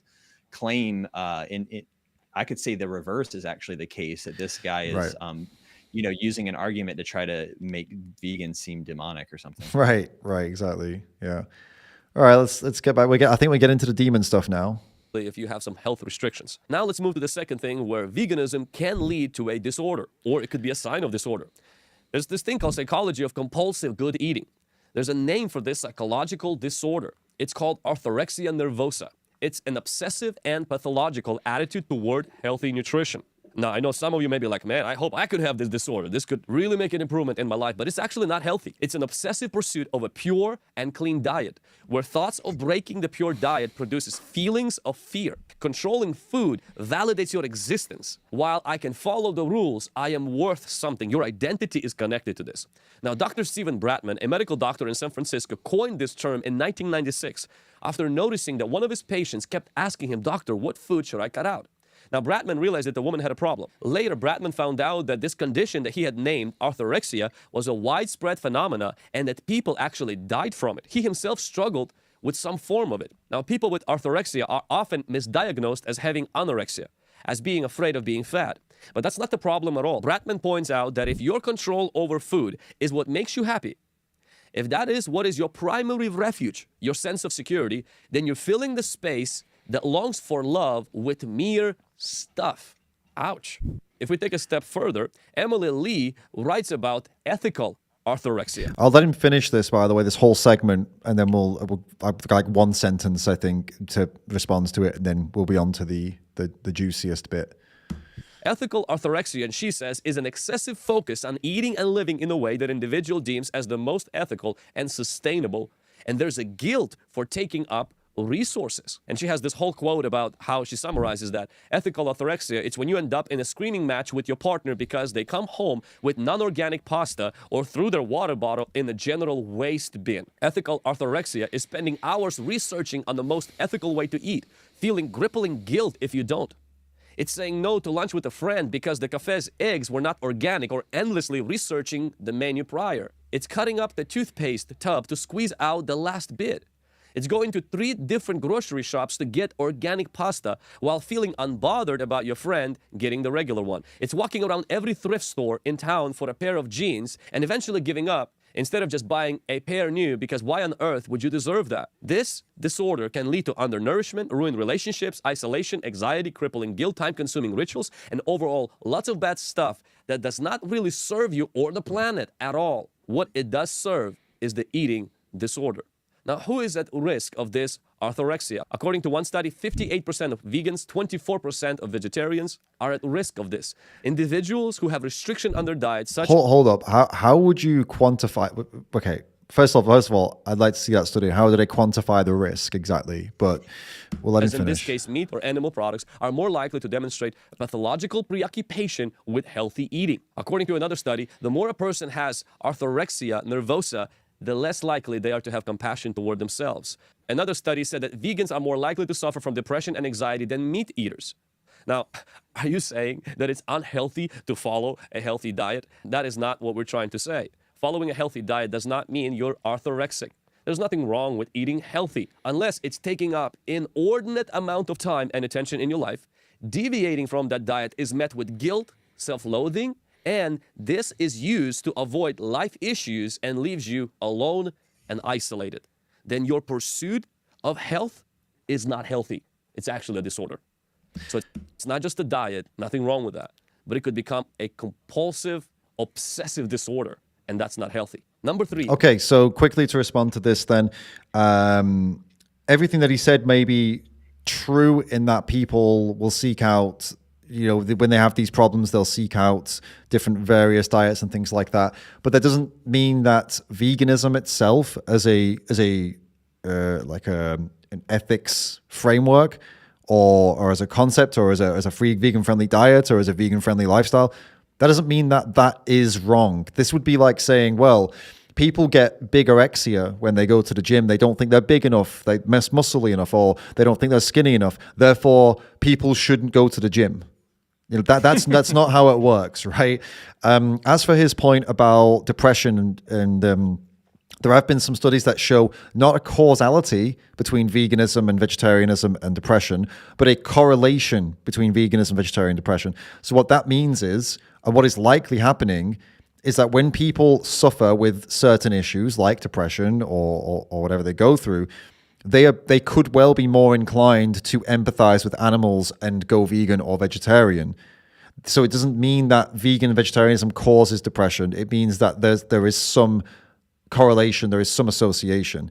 And it's likely that people who go vegan and vegetarian, if they do become depressed after, that could well be due to realizing what happens to animals and the utter helplessness that comes with knowing that just you changing your life is good, of course, but it's like knowing that all these animals are still having this horror done to them. It does break people down. I've known a lot of people who have fallen into just despair about this.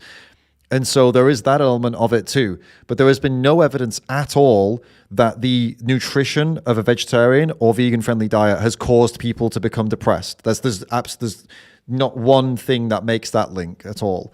There is just like behavioral links, which again, it could well be that depressed people are more likely to go vegan. And I think that's probably likely, considering that hurt people tend to they can show more empathy in certain circumstances than people who've never had any issues in their lives. You got anything to add to that, or should we keep going? I think you made some good points. I would just say I would love to see where the line is for orthorexia. Like where's the line where you cross into a disorder with checking in on this stuff? Because, I think there's an argument to be made that given that the overwhelming majority of people in like developed countries don't grow or do all their food comes from the grocery store or comes from some product or whatever, that at a certain point, if you realize that you want to kind of avoid let's take the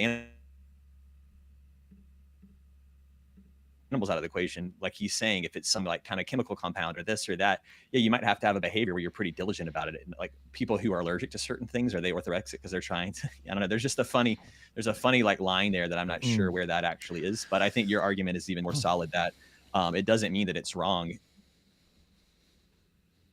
that the actual thing is wrong if you are orthorexic about it. It just means that you have a disorder. That person could probably have a similar disorder for other things as well in their life. Right. So it's more like a psychological thing. And I'd also say that in general with the depression thing, it's like imagine hypothetically speaking that there's a alien race or something that comes to planet Earth, and they do like a book report for their people back on their planet or whatever, and they assess Earth. One of the number one things they would notice is that we just kill things, so much killing. It might even be like a chapter in their book report, planet killing, because the overwhelming majority of mammalian weight pound for pound is livestock. I think the chicken is like in the running for the number one, if not the number one bird species by numbers on the planet, because how much we produce. And they're artificially bred, they're artificially killed, there's so much suffering and death, etc. And so I think those aliens would maybe feel a little depressed learning that knowledge. So I think it's totally possible that once you go vegan that you could feel some of that. But how long it persists, when you finally go through the phase of reconciling and figuring out what you can do about it, maybe that state passes on. Anyways, I just think the studies are funny. Like, I don't know, it'd be funny to see how they were conducted. For sure, yeah, and how they quantify these risks. It's I don't know about that. Yeah, it's but anyway, we can just take him at face value for now. Yeah. And now he's on to point 3. Point 3 was the demonic stuff, was it? Let's see. About veganism, we mentioned number 1 is it's just a diet. Nothing wrong with just a diet, but we have to look at the pros and cons. Number 2, it can become a disorder if it drives your life, consumes your life, and it's just not healthy. You're not Like going healthy about eating healthy. Like Number 3 is it can become a demonic cult. And in fact, I do believe... Sorry. It's difficult to see that and not laugh. I understand, like, this person earlier was like, oh, you know, like, he said, like, the way you, it's apologetic, you are very apologetic and stuff about, you know, we defend veganism and that stuff like, but it's difficult to not, I mean, come on, when you see something like that, even if you're not vegan, that's funny. You got to admit that's funny. Veganism can become a demonic. He said it super seriously as well. I'm going to watch it again because it's just so, like, casual. Not going healthy about One more eating time. healthy. Number 3 is it can become a demonic cult. It's just, oh man, it's just so serious. Okay, let's see. You ready for what he's going to say? Let's see what the explanation is here. In fact, I do believe there is a demonic component to that. I am not saying every vegan is demonized. Okay, so just want to throw it out there. What I'm saying is I want you to hear some things that the Bible says and also some of the background on these things. So Monica writes in Medium, the vegan brigade is a toxic movement that functions much like a cult. The outside world, the non-vegans, are bad and need to be saved. I mean, yeah, Monica on Medium, that's a great source. Let's that's really, oh my goodness, it's just a really high quality expert that we should look at. Monica on Medium. Just wanted to point that out there. But yeah, you know, she has her opinion. Let's see him flesh it out, shall we? Let's see if there's any sense. There might be something in here, Cam, that we agree with. Let's see, huh? There might be. I have a pretty just standard, almost like mic droppy type statement on just even using the word cult to have this conversation, but I don't know if I should save it for the end. Yeah. In a summary of some of the things, or if I should get into it now. I reckon save it because there's a lot to come, I think, at this Okay. section. Let's see where we go. Explains in her post why veganism a toxic woke cult. She says the recruitment tactics of vegans are militant vegans function the same way as a cult. They often love bomb victims. Veganism comes across as a loving and tight community that offers friendship, belonging, and a firm sense of identity. As long as you play by the rules, they have your back. But if you begin to question them or have doubts, they will turn against you. Now, the Bible does talk... Hold up though, because that, just really briefly, that is the case for if you join jiu-jitsu, a jiu-jitsu club, and then everyone's like, oh, you like jiu-jitsu, you come to train jiu-jitsu. And then if you start turning up to the club and you tell people, you know, screw jiu-jitsu, it's a stupid sport, I hate it, you're probably going to get kicked out of the club. This is not cult behavior. This is actually just this is pretty standard behavior for any group with a common shared interest. So if you're a vegan and you join a vegan group and everyone's like, oh my God, you're a vegan too, that's amazing. And it's not just a hobby, it's actually, there's a moral element to this. Like, oh great, you also don't want to hurt animals. This is very cool. And then you come back to the group and you're like, actually, I've decided I want to hurt animals. I'm gonna eat them again. And you expect the group to be like, yeah, cool. Yeah, come on in. That's great. Yeah, no, they're going to be annoyed. They're going to be annoyed and they're going to probably say some mean things to you because they are upset about you. They're upset because they thought you were a pal, one of us, one of our close friends.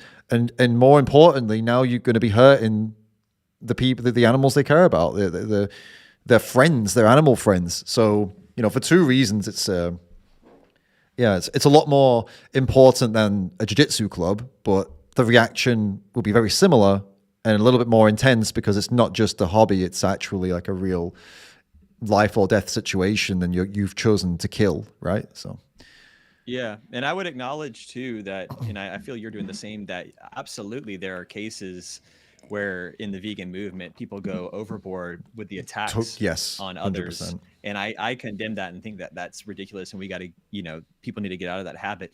But the same thing happens, let's even just, jiu-jitsu is a great example, but let's just talk about carnivore movement. I mean, it's the equal and opposite, you know, they do the same thing. I mean, everything he's saying right now could be applied to that movement. I see it all the time. They just quote unquote love bomb people. When people go carnivore, they freak out and they say, I mean, look at, a Carnivore MD just put out a video within days of Russell, eating meat. And he's just praising him and all of this for it. So, and then, I imagine if he did walk away from it, there would definitely be some choice things to say, at least, so yeah, it happens. It goes both ways. Yeah, for sure. And I am not completely opposed to, like, some things from the outside look culty, but once you dig into them, the majority of the time, it's not actually that there's some kind of cult. It's just that people, when people who are kind of a minority of society get together, they get very, very close and they form really tight bonds. And so sometimes they do certain behaviors, and I don't know, there's a bit of a rabbit hole that people go down within veganism, and also within any minority group that's chastised by society. Sometimes you get a bubble and you kind of forget the outside world doesn't know all of your inner workings. And so when they look at you, they're like, what are you doing, you freaks, right? So imagine you see, like yesterday we did a protest and I was doing videos and photos for it. And all the animal rights activists, they had taped their mouths with X's and they had their hands tied behind their backs and they were wearing signs, right? Now, obviously from the outside, a lot of people might look at that and go, you are insane. What kind of cult is this? But just when you apply a bit more thought, 5 more minutes, oh, okay, I suppose the mouth taping is symbolic of animals not having any kind of voice in society. Their hands being tied is maybe symbolic of animals not having any choice in society. And then the signs, they actually had a thing on there that said, where are our rights? And then there was a picture of an animal. So just give it a couple more minutes of thought and you can probably see this is more of an artistic expression that the animal rights activists are using to make a point. But at first glance, that's some weird cult stuff. Oh my God, what are they doing? So, I get it. I get why people jump to the conclusion that, oh, it's culty. But yeah, just apply yourself. I'm just going to go ahead and share this one point on the topic of cults in general, and I can share it again in a different context later, just because maybe someone's here now that won't hear it later. And it's this: the irony of saying veganism is a cult or has cult behavior is so rich in that the word cult itself comes from a cult ritual. And the most ancient form of a cult ritual is the animal sacrificial ritual, blood cults, sacrificial blood cults that goes back thousands and thousands of years. We talk about some of this in Cowspiracy a little bit. But basically, a cult ritual is first and most predominantly tied to killing animals, consuming their blood, consuming the flesh, and all of that too. And if you were to talk to a scholar today about these ancient, like the Temple of Jerusalem, which we went to in Israel when we were determining and showing the archaeological evidence that it was actually a slaughterhouse, basically, because of all the animals they were killing for animal sacrifice. Any scholar that we would talk to would refer to the people that were running that operation as the quote sacrificial cult. That's the scholarly terminology for it. That's literally how they reference it. So the way that I like to look at it as being ironic is that veganism is getting gaslit in a way as a cult because the most deeply rooted cult practice is killing animals for ritual. Now, some may argue, well, killing them to consume them for food, that's not sacrifice, that's not a ritual. Well, what's more ritualistic than something 3 times a day that you're doing? I mean, that is its own form of ritual. Maybe it's not to a god or to whatever, but it's to, let's say, the ritual of your belly, or you're making your desire, or your you're putting your desire for that consumption above that. And scriptures talk about that, gluttony, these kind of things, So anyways, that's my one thing. It's just ironic. No, yeah, I got you. Yeah, that it's, no, I get you totally. Like it's ironic that the meaning of the word, or like it's been used historically to describe animal sacrifice, but now it's being used to describe the people who oppose animal sacrifice. There is some interesting irony there. Yeah. Right. Yeah, I got you. All right, let's see where we're going from here. It's gonna. I'm open-minded. We could be linked to demonic forces, right? Let's. Maybe this is my wake-up call. Okay, but the deceiving spirits and doctrine of demons in the last days will tell people not to eat certain things.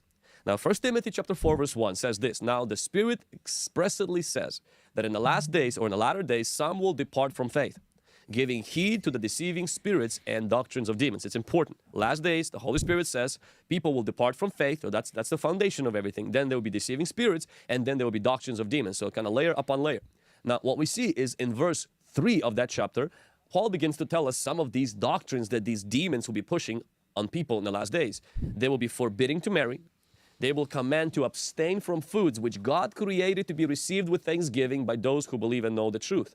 Ouch. So forced vegetarianism and veganism is the mark of the last days. Now, how does this look like? Veganism is the ultimate healthy diet. You become a superior quality of a person if you... Okay, so before you go, because he's going on another point now. So Yeah. that's what I opened with. That's what I opened with is this Timothy 4:3, where that word commanding, from what he just read. I don't even know if you want to go back to it, but if you look at any biblical interlinear Bible online, there's Bible Hub's probably the best one, but you can pull up 1 Timothy 4:3, and you can type,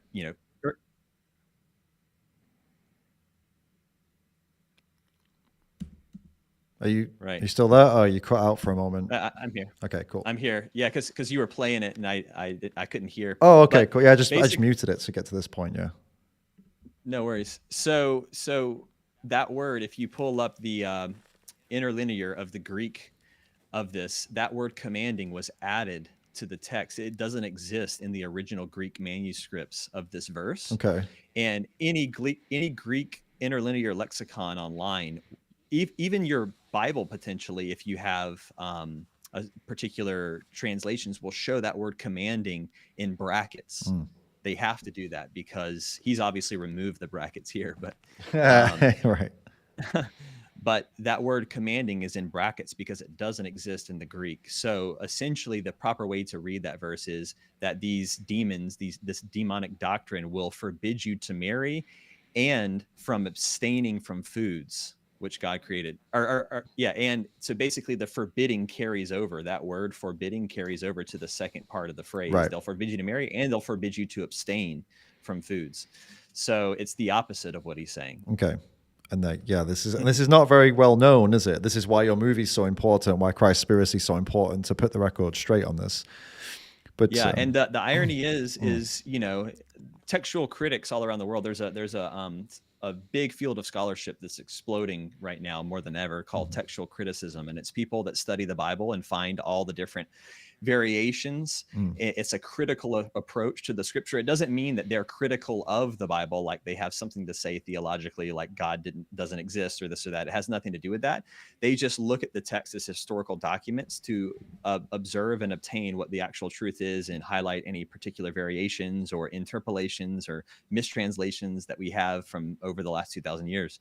And this is one that, or this topic in general, if you take a textual critical approach, so many of the misunderstandings in the scripture, interpolations, mistranslations, textual variations are around moments where meat eating is being discussed. Right. It's wild. It's wild how it just seems to hover around this topic. Interesting. Someone in the comments said they're annoyed because they don't like it when people use the Bible incorrectly. And it's referring to you, by the way. And so if anyone in the chat has a problem with anything that Kam is saying about the Bible, instead of saying, oh, I don't like what he's saying and I disagree, you have to say, what exactly do you disagree with and why is it wrong? Because just simply popping up, I understand you're sharing your emotions and that's fine. Like, I'm annoyed or this is BS or whatever. Totally fine.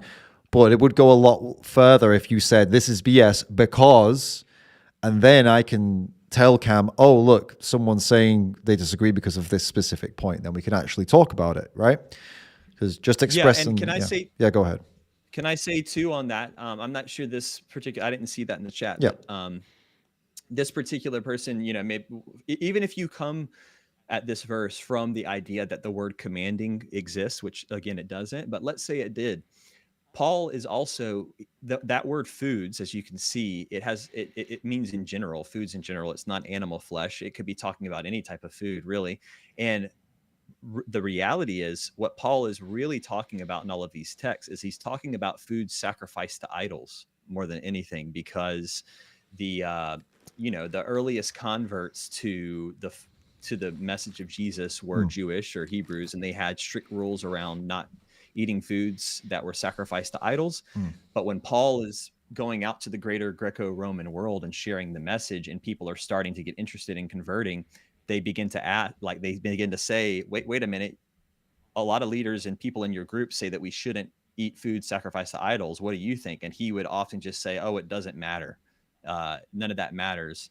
And there's a whole conversation we could have around what Paul was actually doing there, because Paul, again, he's an apostle that never met Jesus in the flesh. He met Jesus through a vision many, many years after Jesus' death. And he's arguing with Jesus's brother and the other disciples who literally met and walked with him on this topic, and saying that he's right and they're wrong. But even if we take it at face value for what it's saying, he's talking about food sacrificed to idols, and basically just saying that, that this is okay, that you shouldn't be worried about food sacrifice. So, and he's talking about fasting and ritual fasting and this and that. It's not about necessarily a non-animal based diet versus a plant-based diet. Okay. So cool. And FYI, the person who was I thought was criticizing you wasn't. They were criticizing this guy in the video, so that was my bad. Okay. No worries. That's funny. I read it. It read like it was against you. That's all. Thank you for being nice in the comments, and apologies that I thought you were chatting smack, throwing some shade. All right, let's see what else he's got to say then. A man to abstain from veganism is the mark of the last days. Now, how does this look like? Veganism is the ultimate healthy diet. You become a superior quality of a person if you abstain from meat. Veganism is necessary for spiritual advancement. There are promises of heightened spiritual awareness. Veganism that will begin to embrace worship of nature. Like a vegan demon, Instagram says, in plants we trust. Veganism will teach it's wrong to eat animal meat. Veganism will begin to devalue human life to that of animals, and animals become on an equal stature with humans. Vegetarianism has ancient roots in both philosophy and religion. Oh, you paused it too, yeah. Go on. So I think he did a series of claims there. In the first one, veganism is a mark of the last days. I think he was claiming that, right? He was, because then right after that, he started saying things that vegans will say that he probably disagrees with. So I want to make sure I'm clear on that. But I'm pretty sure he was claiming that veganism is a mark of the last days. Yeah. From a scriptural perspective. And the interesting thing about that is he's taking Paul's words in Timothy that we just went over as this indication, right? Because Paul is warning about the last days. However, if you take a broader context of what Jesus said and what all of the prophets said throughout the Bible, they mark the last days by the messianic kingdom, which is outlined in, say, like Isaiah 11 and such. You may have heard it if you know a little bit about scripture, that this is when the wolf will lay with the lamb and the lion will eat straw like the ox, and they will not hurt or slaughter on my holy mountain, which is the Temple Mount where they did animal sacrifice. And even in Revelation 22:2, which is like, you probably have heard that, Revelations, it's like the end times book of Christianity, the prophetic end times book. It says that all of humanity will return to eating fruits from the trees of this new kingdom. So he's saying it in a negative light, that veganism is somehow a marker of the last days, but the Bible actually outlines that same type of a claim in a positive light, that we will return to in the last days this way of subsisting on only plants. So it's almost like a wild inversion of the truth of the Bible that's happening here. Got you. I'll quickly just respond to a comment I saw before we continue. Someone said, why is it that you see these vegans who look like very deathly and like sickly, and then they go on a carnivore diet and then they suddenly get more healthy, look better? Or someone said that because there are some of these videos out there that do this.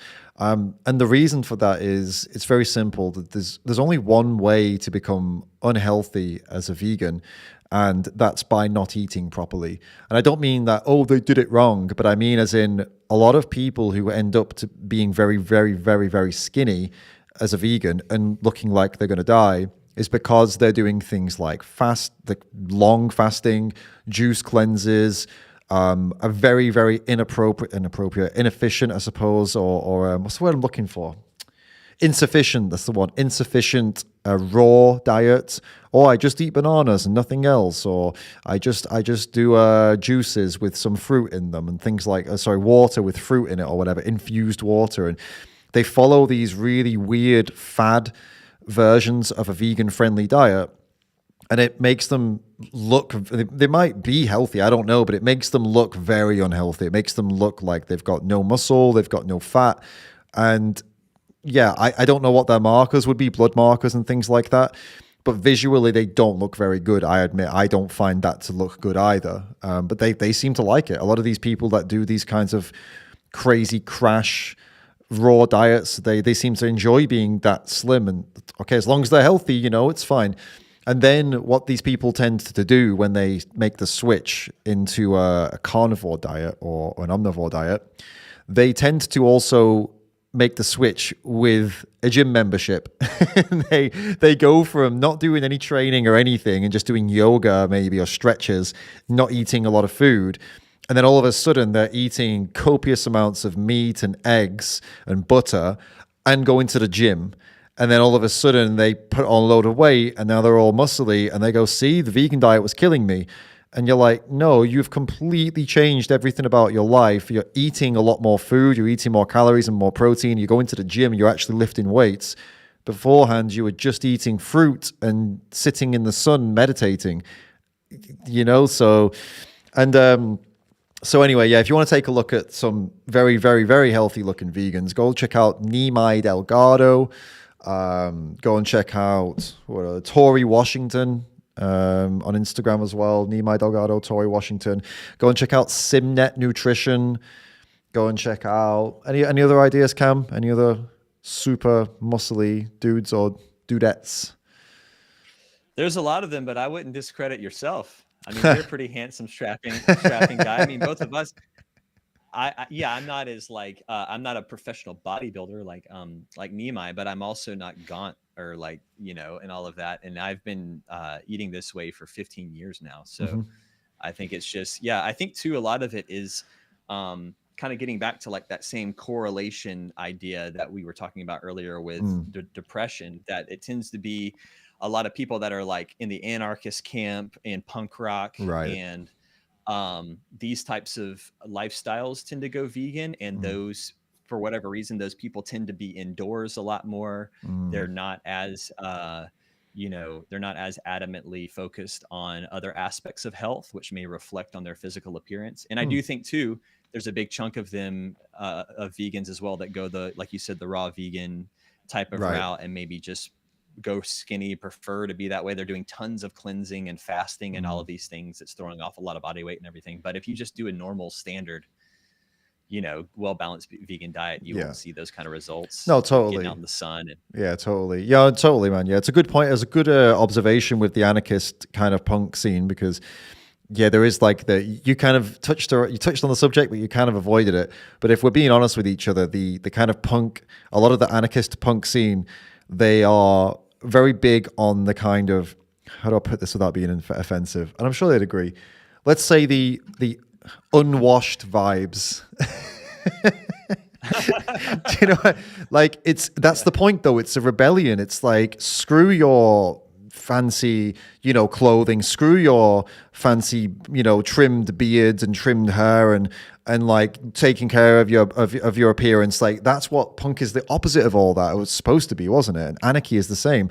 It's like, no, we're not going to play your rules. And so there is that comes with it. And then, people associate that with vegans. And it's like, well, no, there are plenty of vegans that do want to, look presentable and be a member of society that like plays along.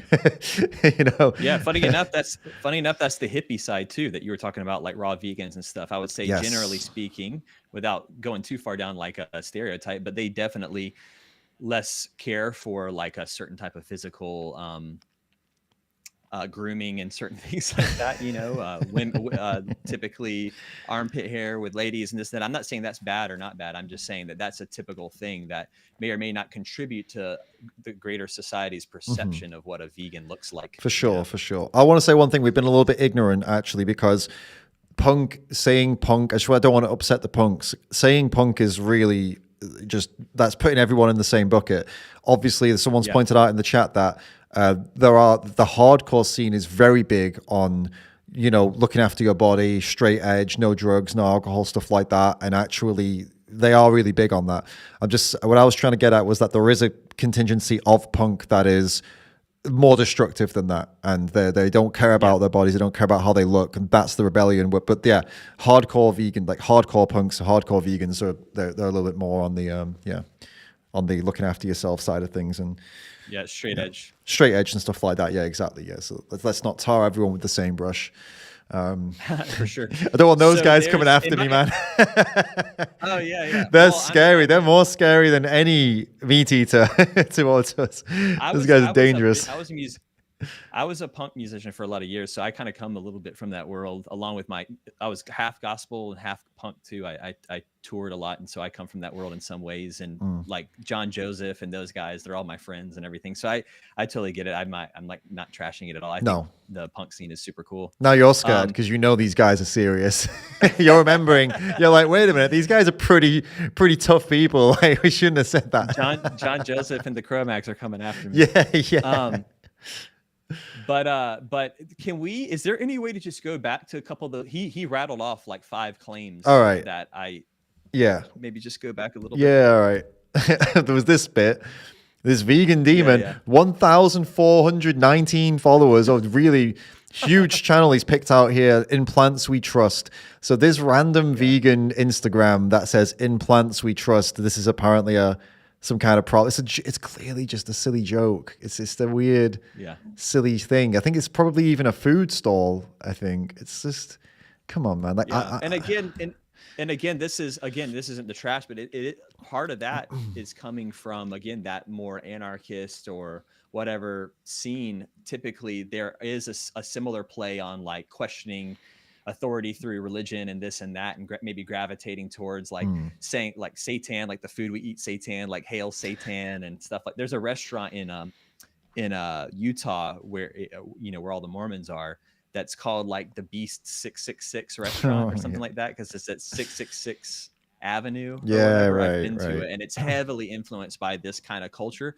but it's more a reaction to the Mormon culture there, and those people who run it being in this kind of like anarchist, like anti-establishment culture. So that kind of gets associated in that way. For sure, because of the food. Yeah, I get what you mean. By the way, guys, I note that the tips and the super chats and everything has all died down a little bit. Are you guys enjoying? Are you finding this valuable? If so, let us know, and you can throw a question for Kam as well. We'll entertain questions about Cowspiracy or anything you want to ask Kam while he's here. Just shoot us through a Streamlabs tip or a super chat, and we really appreciate it. It's not just a monetary thing; it's also a big moral support, because I'm almost 5 hours in at this point, and so. Yeah, if you value this, throw it in there. Support this guy. If you value this, and show me. Maybe they're just so invested that they're maybe. Can you? So go to the beginning of this little section of claims. All right, let's do it. Let's do it. Okay, cool. Veganism is the ultimate healthy diet. You become a superior quality of a person if you abstain from meat. Veganism is necessary for spiritual advancement. Okay, so again, I don't want to go too deep on this, but he's saying, vegans tend to claim or seem like they're claiming that it's spiritually or advanced healthy. What are the words I'm looking? It's your health advances and your spirituality advances. That's what he's claiming. That's what he's claiming. We say, yeah. We say. Yeah. But again, just to turn it around, because he's coming from a scriptural perspective, that's actually what the Bible claims. Okay.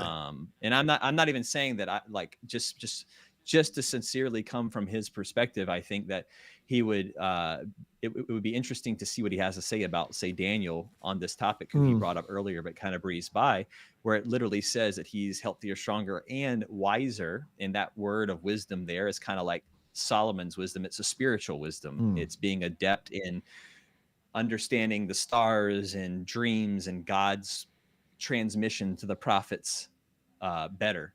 And people still do this even in fasting. They, like, the Orthodox Church fasts, like Coptic Orthodox and Ethiopic Orthodox, the oldest Christian church denomination, they fast like 240, 250 something days a year, vegan, specifically vegan. And during that time, they're drawing closer to God. That's a part of what they're doing. And in the Protestant world, we have this Daniel fast, and that's the same thing. So he's claiming that we're claiming that, but that's actually what the Bible and what these traditions are claiming, that in order to draw closer to God, you should abstain and go through these fasting practices. And to be clear, we don't claim that you will be spirit. I mean, you are making some claims as a Christian, fine, but in general, vegans don't claim that you'll be somehow like elevated and you'll be some kind of super healthy, wonderful. It's not. That's not the claim. The claim is you can be as healthy as you want to be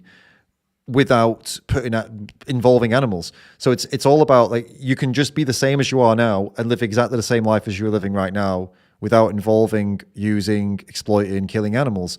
That's the main claim us and vegans make. But yeah, I mean, when these claims get a little bit grand and like, oh, you can be much healthier and you can do this and you can be amazing and it's going to change your entire life, that this is when I start to get a bit annoyed as well. So I empathize with him on that, to be honest with you, that in a non-biblical sense I'm talking about it here. Like I don't like that either. I feel like it's a bit over the top, and just tell people the truth that, yeah, you can just be as healthy as you are now. And if you want to be healthier, you could be. If you wanted to be a bodybuilder, you could be. But you don't have to be. And you can just be exactly as you are now. You won't be worse than you are now, for sure.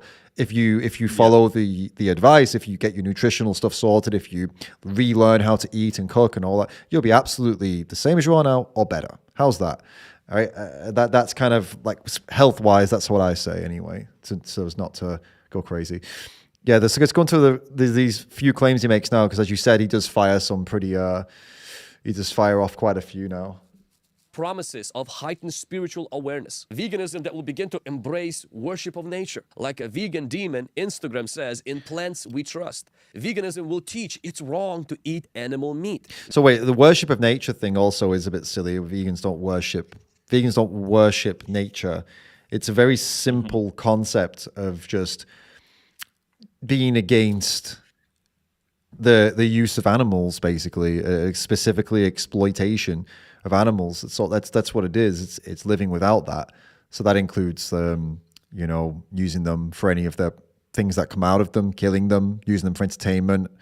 Also, just straight up just kicking animals for fun. And basically, there's a long list. Animal testing,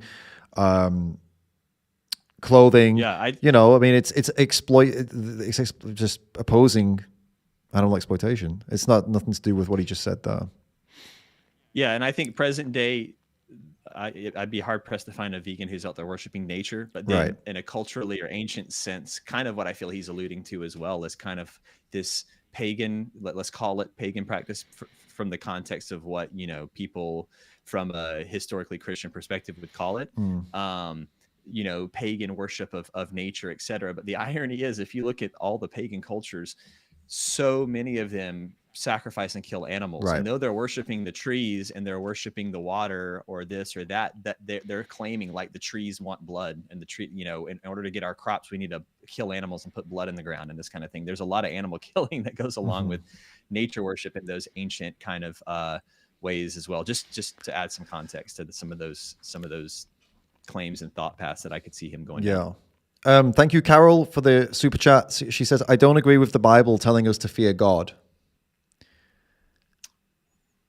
Yeah, that's a Greek term. I forget the actual name of it, but it's translated English fear God, but from the way that it's worded in Greek, it has nothing to do with fear. Okay. It's like acknowledging, honoring. It's just a mistranslation. Okay.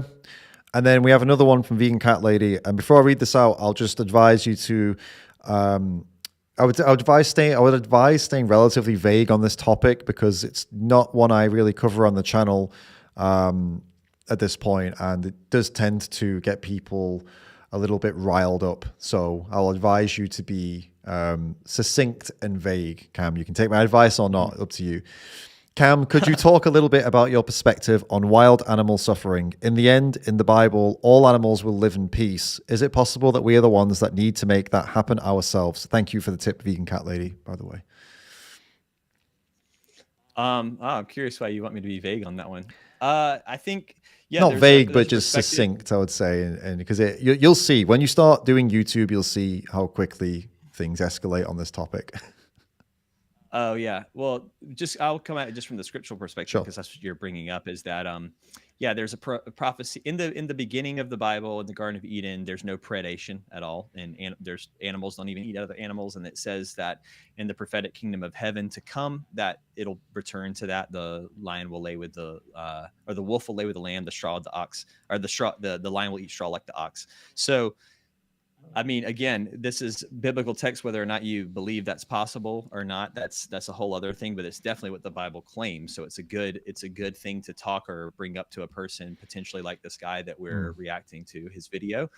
But from a scientific perspective, yeah, it's debatable. I do think there's interesting things that you could look at. I mean, for one, the scripture says the wolf will lay with the lamb. Well, dogs are wolves by ancestry, and my dog, if I went and put it with a lamb, it's not going to eat the lamb. So towards your point that you're making here, because of human interaction, intervention, and relationship, dogs, which were ancient predators, are now omnivores, which can actually thrive as vegans. My dog actually hasn't eaten animal flesh aside from the occasional moment where he's like found a scrap or whatever. Yeah. I feed him a vegan diet. He's thriving. The veterinarians that we've had him checked up on, they actually stop when we bring him in, and people come in and look at him and observe him because they're like, whoa, he's so healthy for his age. We haven't seen, like, what do you feed him? What do you brush his teeth with? Blah, blah, blah, blah. Nice. So yeah, I'll leave it there. And there's more I could go down that rabbit hole, but that's a fun little way to think about it. That, yeah, maybe we do have some merit towards how we behave that does influence the animal kingdom over time. For sure. Yeah. And I've got a video all about that, by the way, about the dog and cat nutrition and the pet food industry and how corrupt that is. And you can check that out. It's on my channel. But there's actually fun side thing on that with the predation thing is there is in Georgia, my home state, there is a animal sanctuary called Noah's Ark Animal Sanctuary, and there's a lion, tiger, and bear, oh my, all living together. Wow. In the same area that they're in. That's nice. And they don't eat each other, and they're all predators. So nice. But before we move on from the dog diet situation, though, just want to clarify for those watching who just heard about this and like, wow, that's crazy. Dogs don't need to eat meat to be healthy, and this is now just established fact. They can get nutrition from animal-free food, and lots of dogs do. This has been a normal thing for many, many, many years because there are some dogs that are allergic to meat. And so these meat-free products have been available for a very long time. So even before people made this decision for ethics reasons, they were making it for the dog's health reasons. And these dogs have lived on very healthy lives. One of the longest living dogs on record was a vegetarian dog. So, yeah. Thank you, Benzane99, who did a super chat and said, stay caged with Russell Brand, because he has that podcast, Stay Free, I think. I think that's a play on that, which is funny. Thank you so much for the super chat. I think that's what you were going for. Yeah. But for sure, that's funny. All right. Next claim from this guy. Veganism will begin to devalue human life to that of animals, and animals become on an equal stature with humans. All right. I will respond to this one, and we'll keep it brief because it's not really biblical, right? We'll get to the biblical. No, there's a little piece. Oh, there is? I'll keep it quick. Yeah. All right. I'll go yeah. real quick. And I'll say that no, vegans we're not attempting to bring humans down to the animals level. And we're not trying to bring animals up to the human level either, which is a common misconception. It's neither. What we're trying to do is convince the world that in the same way that a human, we shouldn't exploit them, use them, kill them, do things to them like this. That's literally the minimum level of respect that we have for other humans on the planet. We respect humans in way more ways than that. We do all these different things, but that's the bare minimum. Don't exploit them, don't hurt them, don't kill them, don't do anything like that to them. All we're saying is let's raise animals to the same level on that specific point alone. It's not like, oh, let's give all animals driving licenses and the ability, a license to hold a gun, or let's give them all the rights that we have and all. No, that's not what it is. We're not saying let's make them morally equal. We're saying let's just, in this one specific instance, in that the basic respect to not be exploited and killed, let's give them that. That's what we're trying to do. And again, this. Just like the same way it is in humans, like sometimes we lift those rules for humans.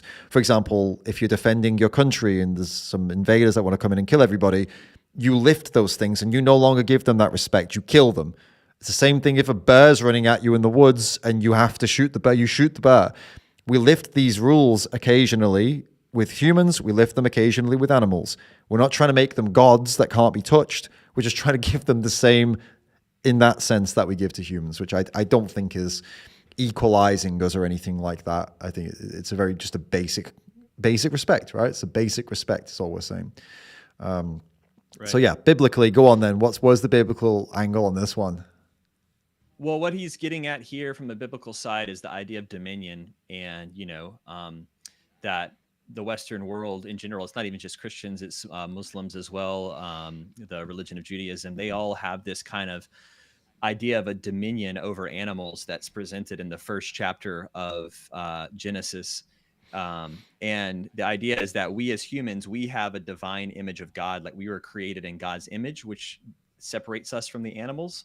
And animals, some claim, don't even have souls, which is actually not biblical. It says in the Bible that animals do have nefesh and ruach, which are the two words for soul. It claims it in different places in the Bible. Ironically, and if in Ecclesiastes 3:18, if you want to go look that up, Ecclesiastes 3:18 and 19, that's the wisest man to have ever lived, supposedly, according to the Bible. Solomon claims that humans have no advantage over animals, and that what happens to humans happens to animals alike, and that animals have the same breath, the same soul that we do. So that's coming from the wisest man in the world. But most Christians don't see that text. They stay on this dominion concept, but really dominion actually means stewardship. And I think what he doesn't realize is he's thinking that to claim this, we're trying to say animals have this divine image of God in a Christian perspective, but that it doesn't have to be that way. Humans can still, it's the scripturalized version of what you're already saying, David, that right. From the biblical sense, humans can still have the image of God and be separate from animals with that image, but then that image is a call. With great power comes great responsibility, right? To how are we going to use that image? What is that image? It's our intellect, it's our reasoning, it's our ability to think in the past and the future and process and do the most compassionate and just thing that we can. And then the final piece is that word dominion is first prescribed. Man will have dominion over the birds and the fish and the livestock. It uses in the English version, but it's actually not livestock. It's the beasts of the field, the animals on the ground. When it's outlined, that's in Genesis 1:26 through 1:28. And then immediately after that claim that humans have this dominion over animals, in Genesis 1:29, we're prescribed a plant-based diet as humans. And not only that, in 1:30, animals are prescribed a plant-based diet, like I referred to earlier. Here's an ironic piece. Is some may say, while we're watching this guy, I could see, people who are vegan and maybe don't care as much about religion or whatever, like, why are we even entertaining this guy and what he's saying? Like, who cares? It's just ethical arguments. We don't need to get into this. Everyone needs to understand that a lot of people on planet Earth think this way. Right. Even if they're not telling you they do. Like, Christianity and this way of thinking is widespread. And even myself, for many, many years, growing up, was taught this way until I researched it deeper. So the last thing I wanted to say is a great example of that, which I'm planning, and came out with his New York Times best-selling book. It's topping all the charts now, We Who Wrestle with God. And everybody around the world is buying it. Everyone, loves hearing his philosophy and take on this stuff. And the first chapter of his book opens on the story of Genesis. And he lays out every single verse to explain how the world was created and how that's an allegory or a metaphor for the human process and psychology, etc. But the funny thing is he gets up to, like I said, verse 26 through 28, where humans given dominion, and he orates and pontificates all of this meaning behind that, right? And then he flat out skips verse 29 and 30, right, and skips to verse 31 and says, and God said it was good, and it was all created good. It's like there's a mental block. And I grew up with this in church that Christians can have around even knowing that scripture exists right there in the beginning of the Bible. They don't even really realize it's even there, because people like Jordan Peterson that should be telling you and including that as a part of the story just skip over that part. Gotcha. So anyhow, I just wanted to bring some relevance to why it's important we even talk about this stuff, because so many people around the world think this way. Yeah, no, I agree. It's silly to undermine this, because you're right. A lot of people are influenced by it. Even atheists are influenced by Christianity. So it's important to address these things. And thank you, Fulmar Music, by the way, just gifted a membership to Otters and Elephants, which is very nice of you. Thanks for doing that for Otters and Elephants. It's cool that people can do that now. All right, man. Let's look. Let's rapid fire these now. Let's because there's quite a chunk of the video left. Let's go and be like succinct as possible, and let's just one line the guy, boom, boom, boom, as we go through, and see if there's anything that we agree with. We can just say we agree and move on. But I'm not sure there's going to be at this point. He's like making these claims. Vegetarianism has ancient roots in both philosophy and religion, like Hinduism and Buddhism. I agree. Yeah, there we go. Actually, right after I said we wouldn't agree, we find something we agree on. All right, sweet. Agreed. Where are we going from here? Who have been promoting vegetarian diets. Hinduism, Buddhism, and certain New Age religions all embrace vegetarianism. Cultures that are heavily influenced by demonic religious thought, such as Hindus in India, embrace vegetarianism. Wait, I'm sorry. This is news to me. Hinduism is demonic? Is it? Is that? Yeah. So he's... Cam, you cut out, mate. I think he's probably, Slavic or something, but he... Okay. Yeah. Uh-oh. Can you hear me? Yes. Yeah. Start that again. So you're saying he's probably Slavic, and then from there, I think. Yeah. And he's probably Orthodox Christian. So from a Christian perspective, with the type of, way that he believes and practices, you would consider an outside religion as potentially demonic, Hinduism with all their different gods and everything. What I find is funny in that is that he looped New Age into that. And I can tell you right now, I know based off of some of my friendship circles and people in Los Angeles, a lot of people in the New Age scene, and they are absolutely not founded on veganism or vegetarianism. The top thought leaders in the New Age movement are definitely more moving into the carnivore camp. Interesting. So I think that's just a funny thing he's sharing. Oh, so wait, are you saying that eating meat is demonic then? Not vegetarianism. Okay, right. Interesting. Interesting how things are not demonic simply because certain people do them. That's not how, I don't know. It's a bit of an odd one. Let's keep going. Let's see where he's going with this. So Hindus are demons. Right, cool. Next. You talk to a lot of New Agers, you will see there was a huge focus on making sure that they don't eat meat. And now you're saying that the New Agers are actually now eating a lot of meat. So that's interesting. Yeah.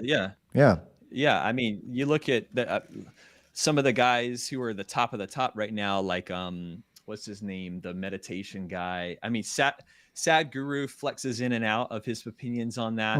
He's kind of hinted, but he's more of a mystic. Yeah. And then what's his name?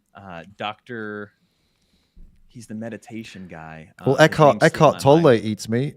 Eckhart Tolle. He avoids the question and talking about it. Because in that new age culture, it's all very much about the self, what you're manifesting, your own reality, all of these things. And because of that type of worldview, I think it's really easy to be like, hey, it's harming myself if I don't eat animals, or I want to do this way. This is my reality. I've heard them say these kind of things. So, I don't think what he's claiming here is actually accurate. No, I mean, well, that goes for about 90% of the video. So, all right. Are you talking about Sam Harris when you said meditation guy, by the way? No, but Sam's funny because he does acknowledge the ethics around it, but then he gets all hung up on like utilitarianism and all these different things. But I can't remember the guy's name. He's like the #1 new age guy now. He's a meditation doctor. He's like the biology of belief guy. And okay, no, I don't know. I don't know, but we can. Anyways, see if someone. It'll come to me later. If someone in the chat knows, let us know. And so we have to be very careful. For those of you who just kind of like, hey, I don't want to eat meat, that's fine. Nothing wrong with that. But when you begin to embrace the movement and begin to embrace the ideology of this, that worships nature, that sees you as more spiritual because you don't eat meat, or that somehow human life is on the same level as the life of animals, and that somehow not eating meat is this ultimate healthy diet that makes you a superior person, that, my friend, is deception, and that is the doctrine of demons. Now, so the things that he's referring to, even just outside of a biblical context, if you were going around telling everybody like, I'm superior spiritually, I'm superior in every way because I'm a vegan, then just outside of any religion, you have a problem. If you're saying that's like narcissism. You're masking a good deed as. You're masking your narcissism with good deeds, basically. And so just regardless of the Bible, you should look out for narcissism in yourself and avoid it. And if you see someone doing all that kind of thing, be aware that they may be just expressing veganism as part of their narcissistic personality disorder.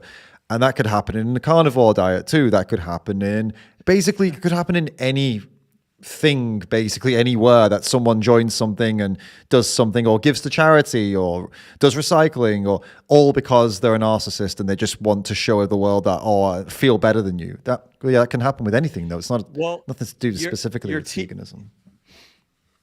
Yeah, you're teeing up a perfect point actually right now with all of that. Speaking of narcissists and the New Age movement promoting the vegan diet, there's been a recent incident with this guy, Billy Carson. I don't know if you've seen him or know who he is. No. He's a guy that's been featured heavily on all those Ancient Alien type of Oh, really? On the Okay. History Channel and everything. He talks a lot about the Sumerian tablets and the Emerald tablets of Sumeria and this and that and ancient alien technology, etc. He's definitely in what I would call that New Age camp. And he's going extremely viral right now amongst the Christian community because this guy named Wesley Huff, who's a textual, not really a textual critic, he's more of an apologist, but the two of them debated and basically this Christian apologist exposed Billy Carson's just errors of all these claims he makes about the Bible and this and that. But the irony is Billy Carson is a staunch anti-vegan. I mean, he's gone on to say that kale almost killed him. He has a video on that. So that's just proof right there. And he does, I don't want to make judgments, but I'm just saying what other people on the internet are saying. Everyone's really commenting on his like kind of narcissistic approach to how he talks about scripture, to how he's handled this whole debate situation. And the irony is he's pushing very heavy carnivorism and saying kale almost killed him. So it's not a new age thing. It's not exclusive. Exactly. This is the thing. Like narcissism it's not exclusive. Let's wrap this up. What does the Bible say about eating meat? Here's your moment. Mention vegetarianism, veganism is a diet for some, for health reasons and other reasons. And for some people, it could become a compulsive, obsessive problem, disorder. Like and it could become a demonic doctrine that drives people. What does the Bible say? Well, the gym fits all of that category. So the gym could be a demonic doctrine as well, couldn't it? Like if you make the gym, people do this. CrossFit is a demonic doctrine. People go to CrossFit and they say CrossFit is the superior exercise. It's better than every other exercise. It's like I sound like Trump right now. It's the best exercise. It's better than any other exercise. They tell me that it's so good that actually it's changing people's lives. It's the best. It's the best thing ever. Okay, CrossFit. It's the thing that we should all do. And the other side, what they're doing. Those guys don't even know exercise. They don't know anything about exercise. CrossFit, though, that's the exercise. People do this stuff. They get the gear, they dress up for it, they make it their entire existence and their personality and everything. So, okay, we know why they do that, because it's an all-encompassing thing, right? Society is a group, it's a community, etc. But according to this guy, doctrine of demons. Yeah, and they've ad hominem CrossFit many times, calling it a cult too. I've seen articles about the cultic behavior of CrossFitters. Yeah, same. So they call them that. It's just an easy thing to say. Yep, it is. But eating meat. Now, first of all, we see that God's original intent is to eat what comes from the ground. Genesis 1:29, and God said, "See, I have given you herb that yields seed, which is on the face of all the earth, and every tree whose fruit yields seed. To you it shall be for food." Now, after the flood, God gave humanity permission to eat meat and has never revoked this permission.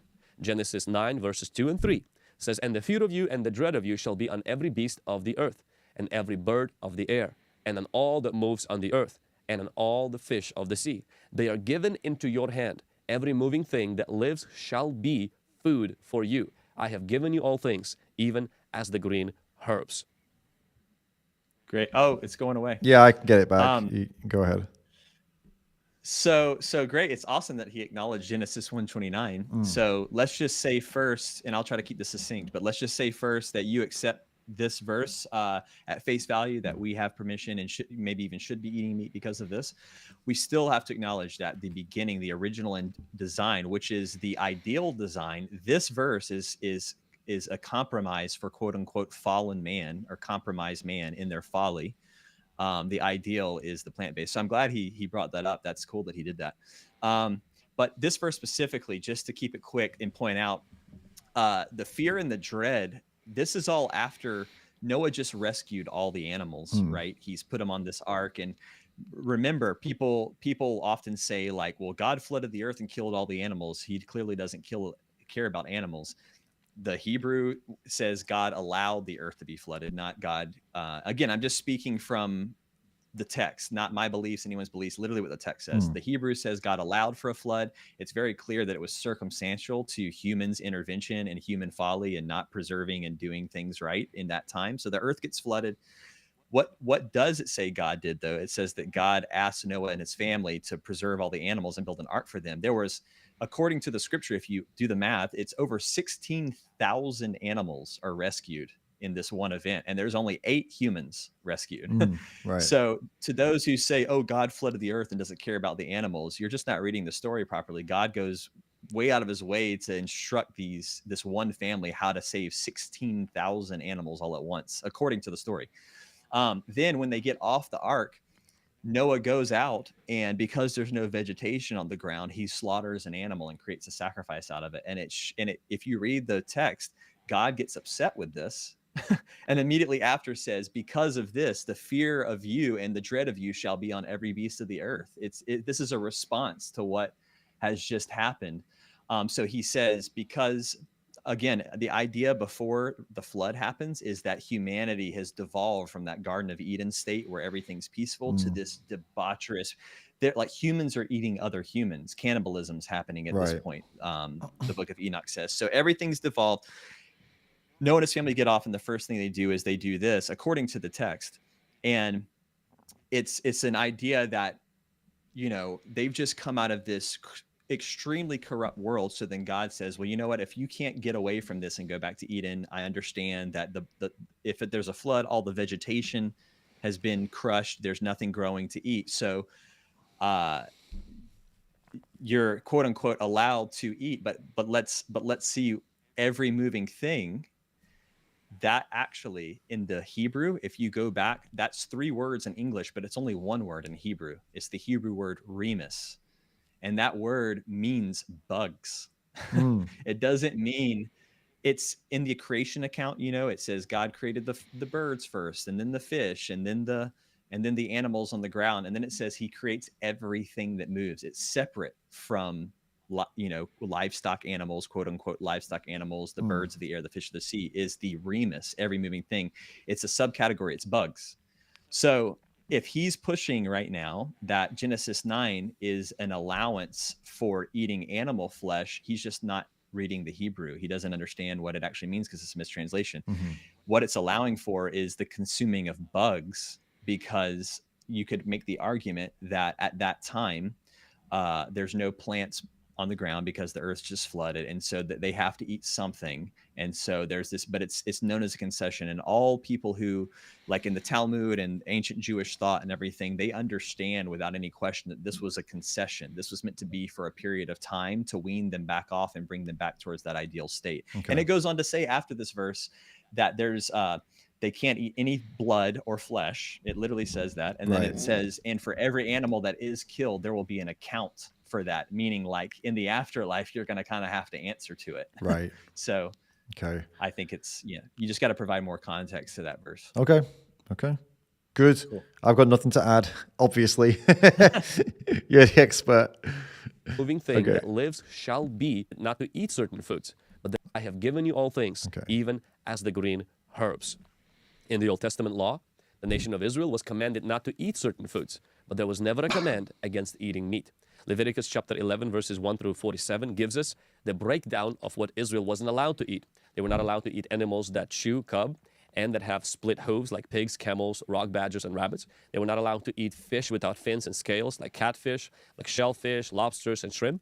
They were not allowed to eat birds considered as unclean, eagles, vultures, kites, and falcons, and ravens, and seagulls, and hawks, and bats, and so forth. They were not allowed to eat flying insects with 4 legs, except those that have joined legs for hopping. Most insects except locusts and crickets and grasshoppers. And they were not allowed to eat other unclean animals like rats, lizards, crocodiles, and moles. Thank God for that. Now that's what Israel was commanded not to eat. But we don't. Okay, let's just cover this quick. So this Levitical law, so to speak, let's take it at face value first. Let's just take it at face value. In an ancient culture, 2,000 to 3,000, this is actually when the Leviticus should have been written, would probably be more like 4,000 years ago. It's 2000 BC or something like that, or 1500 BC. Any culture claiming that you shouldn't eat at least this list of animals is a culture moving in a vegan direction. Like if you just take it at face value, because it's creating a list of all these things that you shouldn't do. And there's even rules around how those animals are meant to be kept and blah, blah, blah, blah. So let's just say it's a face value thing. It's moving in a direction towards consideration of what you're consuming from animals and how you're treating them and this and that. There's a famous verse around there that says that you shouldn't, when you're treading corn or whatever with an ox to tread corn, that you shouldn't muzzle the ox so it can't also eat corn, right? Because that would be cruel and unkind, these kind of things, right? That's the face value. But then getting a little bit underneath the text here. So Leviticus, the reason why it's called Leviticus is because it's a text written by the Levites. The Levites was the priest class of the Hebrews. They were all the priests, right? They were the only ones that could read and write at that time. And so there's an argument. I don't want to get too heady with the scripture, but the general summary is that there was an ancient law of Moses that was created that's referred to multiple times in the Bible as an oral tradition, and then a separate text that was really short. It could be read within a morning's time. But to orate all of these laws, hundreds of laws, and the whole Pentateuch that we have now is like 5 to 10 times as long as what the text in the Bible itself says the original Torah was. And there is a moment where Jeremiah the prophet finds this law, because his dad Hilkiah the high priest finds this original law of Moses hidden and basically claims that it's shorter. And then when he shows it to the king and the priests, the Levitical priests, they all tear their clothes, say we've been doing it wrong, and they burn the text and try to hide it. Well, Jeremiah, what's ironic is Jeremiah, right after this moment, he goes on to say in Jeremiah 7:22, God never commanded animal sacrifices when he brought you out of Egypt. He says in Jeremiah 7:11, you turned the temple into a den of murderers, talking about the animals. And then in 8 verse 8, he says the lying pen of the scribes has falsified the Torah. So you can go look all this up in your Bible that you have on your desk or wherever you are right now. If you look into the Bible, it says in Jeremiah 8 verse 8, the lying pen of the scribes has falsified the Torah.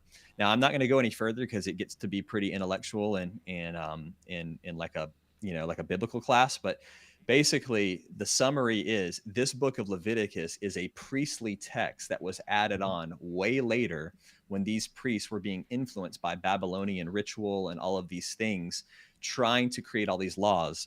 And Jesus, when he comes, it's very clear in the text that Jesus is against all of these extra laws and just says, follow the spiritual laws. What are the spiritual laws? The 10 Commandments, thou shalt not kill, right? So anyways, that's my summary on that one. Yeah, it goes much deeper than that. I love how you do like this whole long segment and then you do like a little bit at the end. You go, "No, that's my summary anyway." That's as if you haven't just dropped like an entire lecture basically on this.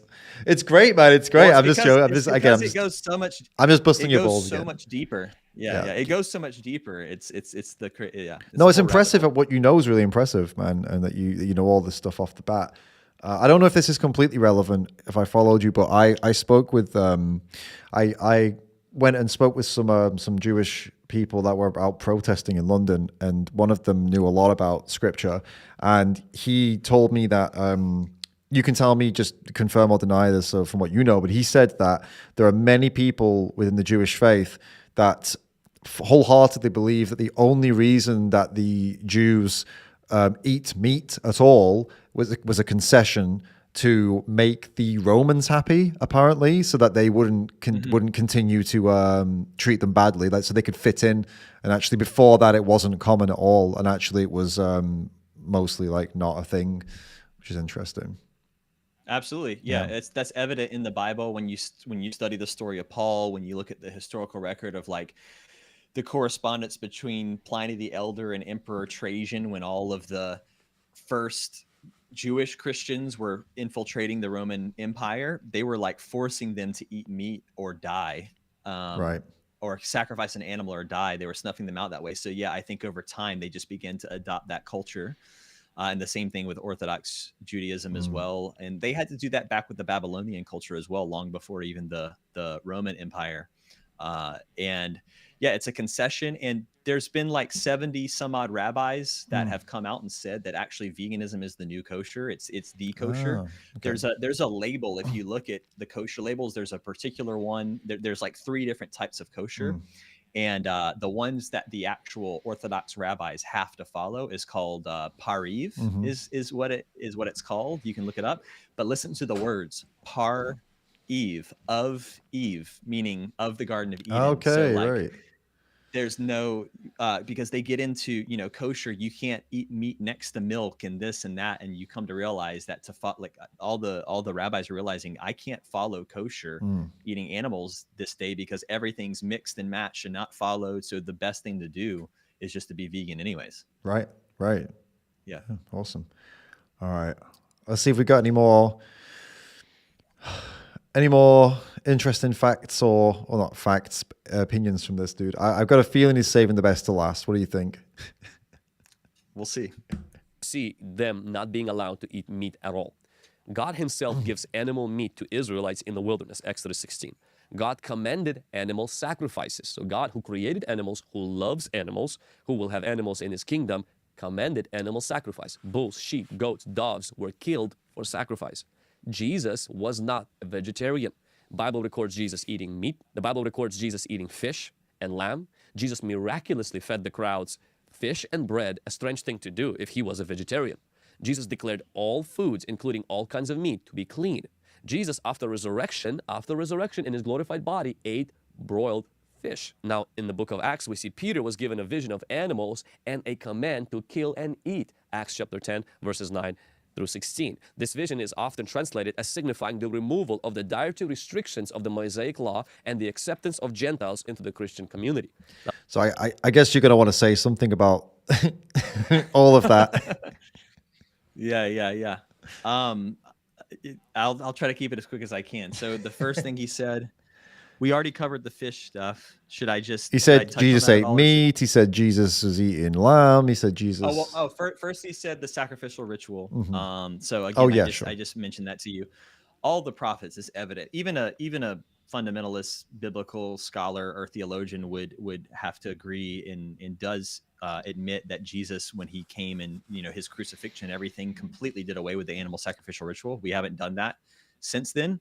But the argument that we make in Conspiracy and that many scholars are making, because it's obvious when you look at the text, is that the prophets all condemned animal sacrifice and said God never commanded that and never wanted that. This was the Hebrews falling into like a Babylonian ritual, Moloch Baal worship. They were sacrificing their own children sometimes and doing all of this. So it says in Jeremiah, like I said, Jeremiah 7:22, that God never commanded sacrifice when on the day he called them out of Egypt, which is the day that the Passover celebrated, when supposedly the lambs were slaughtered. The Passover celebration is a later addition to the understanding of the Passover. It was originally when they passed over the Red Sea. That's the way the original Jewish culture celebrated, and they celebrated it calling it the Feast of Unleavened Bread. So if you look in the scripture anywhere where it lays out the Passover ritual with the lamb sacrifice, it's interpolated and mixed in with almost like hard to follow, like grammatically, with this idea of the Feast of Unleavened Bread. And that's because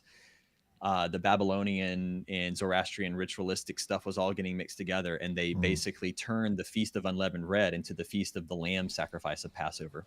That's why Jesus, when he has the Last Supper, he breaks the bread only with them. He's celebrating the Feast of Unleavened Bread, which was the original Passover. So his claims about animal sacrifice and Passover, that would be a base level. It can go much deeper. Okay. The fish stories, like you and I have talked about before, we talked about earlier, when Jesus feeds the multitudes, he later on retells that story himself and doesn't mention the fish. Right. When he asked the apostles to go get food, he asked them to go get bread. He doesn't mention fish. That's John 6:5. Later on, when the meal is over and the thousands are leaving, there's baskets left over with pieces of bread only, it says, and Jesus tells them to gather the pieces of bread. That's John 6:13 or something like that. But then, like I said, Matthew 16:9, Mark 8:19, I believe it is, both Jesus is telling the disciples later, hey, don't you remember when I multiplied the loaves? Never mentions fish. So clearly, if the fish were there, they weren't a big deal to Jesus. He wasn't trying to focus on that. Let's just take it again at face value. Maybe there was fish there, but he's like he's gonna acknowledge the people where they're at, but bring their attention to the bread, Right. Luke 24, we talked about that earlier. It's when Jesus is supposedly, quote unquote, broiling fish. There's all kinds of textual around this one text. There is an just unbelievable amount of textual variation between what was actually being cooked there, and the early church fathers, like I said, who had the original text, often refer to him just eating bread there.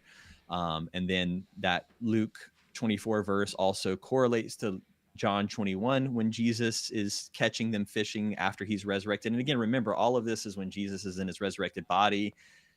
It's, after the fact of the crucifixion. So there's all kinds of questions that could be raised from that story. But what I will say is that in Luke 21's account of Jesus with them catching fish and then him eating fish, that's the most telling, because the word there translated as fish is 3 different words in the Greek in that text: prosphagion, opserion, and ichthus. And prosphagion and opserion simply mean a relish eaten with bread, and it's often opsin. The only other use of that term in ancient Greek is an onion relish. So it's a plant-based relish. So the fish stories are fishy at minimum. Let's just say that. And but my argument would be, if you take it at face value, you don't want to question the text and the potentiality that maybe there was an emphasis placed on these stories later on.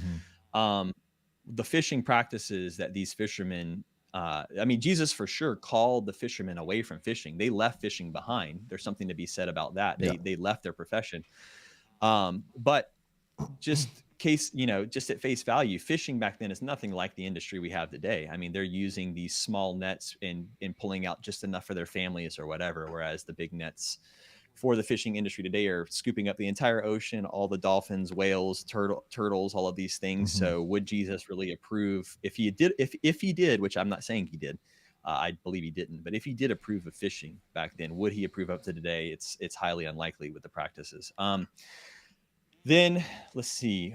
He goes on to say, Mark 7, Jesus declares all foods clean. This is another one of those examples, like the Paul verse in Timothy that we talked about earlier. Remember where the commanding was added in brackets? Right.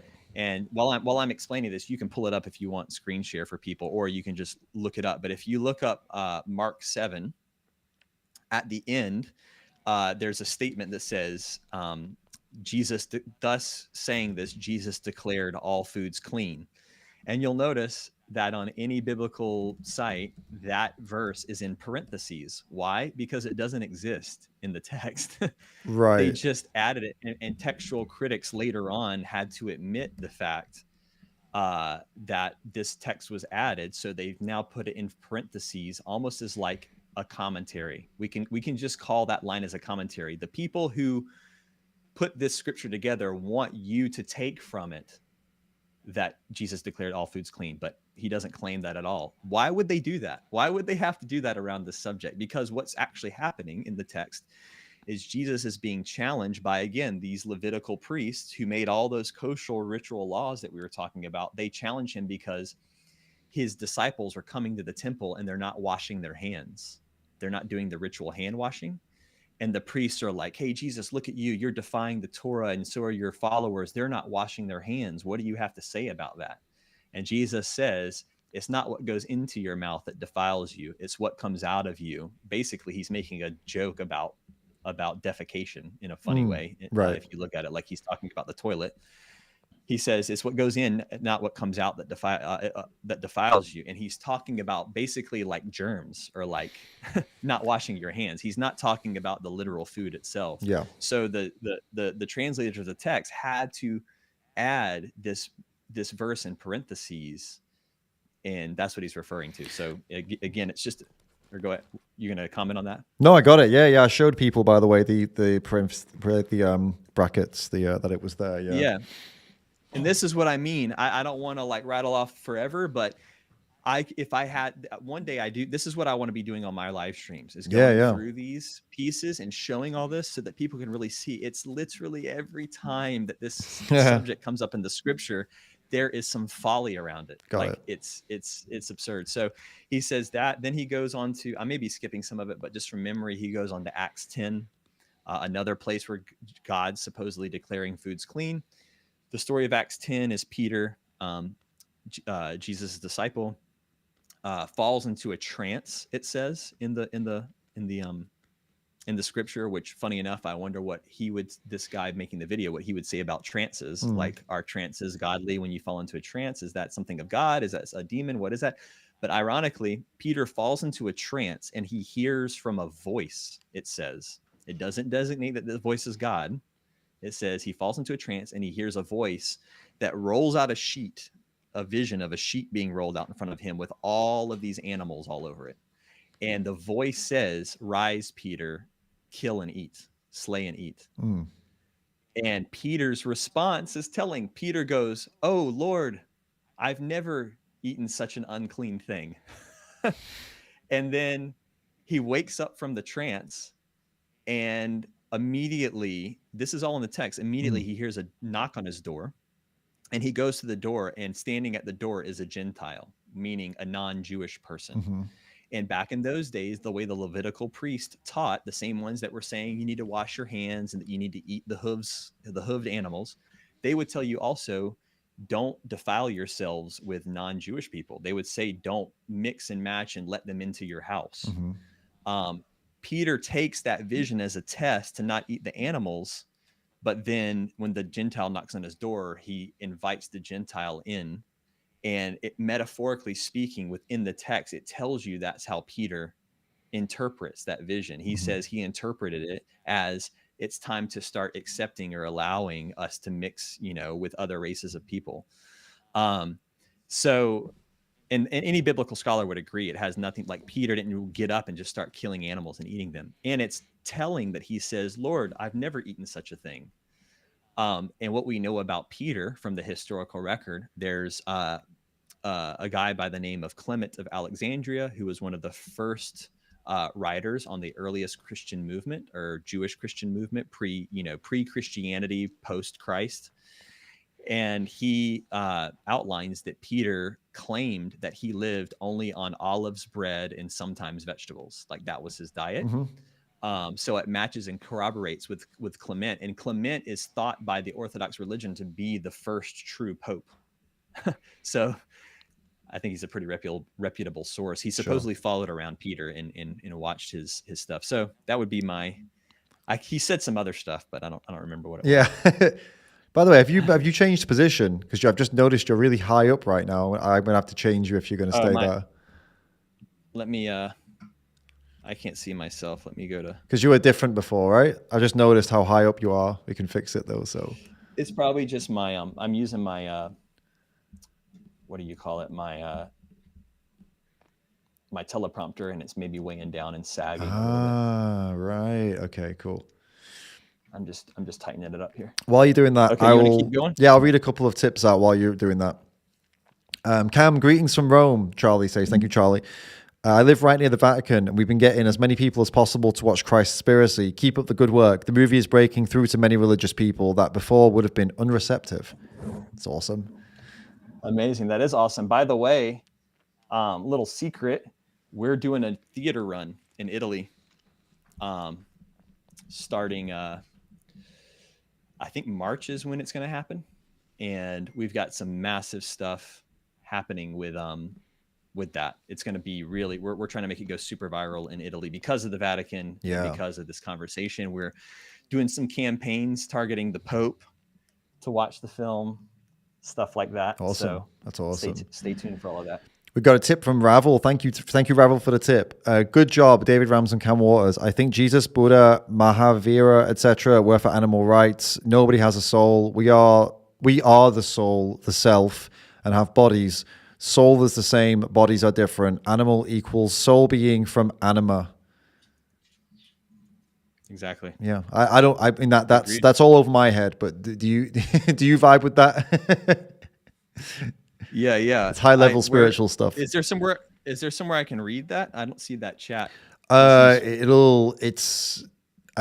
It's difficult for you to read it. Okay. But from what I heard, I agree. Yeah. Anima, the word anima comes from soul. Yeah, it's ancient. Cool. Latin, I believe, soul. Cool. Yeah. And then Marcus Barkus also with a tip. Thank you. Great stream. Question for Cam. I'm guessing that the original texts in the Bible were much longer and had to be cut down significantly in order to fit it all in the standard Home, New, and Old Testament. By how much? Ironically, it's the opposite. I'm making a whole second documentary on this, that the original Old Testament was much shorter and that it was quite added to with all of these pieces. And we're following one of those original texts that was deemed a forgery in the 1800s. That is a much older version of, the biblical law of Moses, so to speak, and it's much shorter. And I'd argue the same thing for the New Testament, that all the early church fathers refer to a gospel written by Matthew, Jesus's disciple, in Hebrew, not in Greek. All the texts that we have are Greek, but there's this spoken about Hebrew version, and it's just one text that all of these early 1st century and 2nd century Jesus following groups that follow actually Jesus's brother James after Jesus's death, they refer to and use this gospel. They call it the gospel of the Ebionites, the gospel of the Nazarenes, the gospel of the Holy 12, the gospel of Matthew. And it's just one text of Jesus's writings. So I think it's actually much shorter, and they've had to add to it to, include some of these things in terms of the actual gospel. Then you get the letters from Paul and all this, and that's a whole other story. But cool. Well, that's awesome that you got another project already in the works, man. All right, let's wrap this guy up, man. I'm sick. Yeah, I got to actually go soon. It's almost midnight on my side, man. So let's just play through the end and hold it, and we'll make any final thoughts. Sounds good. Now, Paul tells us that we should not force our convictions about this issue on other people or judge them by what they eat or what they don't eat. Now, I'm going to quickly go through these verses, so just kind of pay attention to them. This is Romans chapter 14. You can read the whole chapter. For one who believes, he may eat all things, but he who is weak eats only vegetables. Now, I don't think Paul is telling everybody who does not eat meat is weak, but that's what the Bible says. He who is weak eats vegetables. Come on, somebody. I'm not weak. I'm not going to eat only vegetables. Now, Romans chapter 14, verse 3. Let not him who eats despise him who does not eat. We're talking about meat. Let not him who does not eat judge him who eats, for God has received him. That means if you don't eat meat, don't judge me for eating meat. And if I eat meat, I don't judge you for not eating meat, if this is your health reason or your dietary restrictions. But remember, we're not just dealing with dietary restrictions here today. We're dealing with some doctrines and some demonic agendas, as well as with this compulsion of obsessive healthy eating, and that is not healthy. Now, let's go on. Just really quick, just so that we don't have to get back. I'll make it super quick. These verses with Paul are what we were talking about earlier. Paul's talking about like fasting and stuff. He's not talking just about meat eating. This guy's kind of got it wrong. It's about fasting, about abstaining from meat offered to idols and all of this. And in general, like I said, Paul is a complex character who's spreading the message to the wider quote unquote Gentile world, the non-Jewish Hebrew world.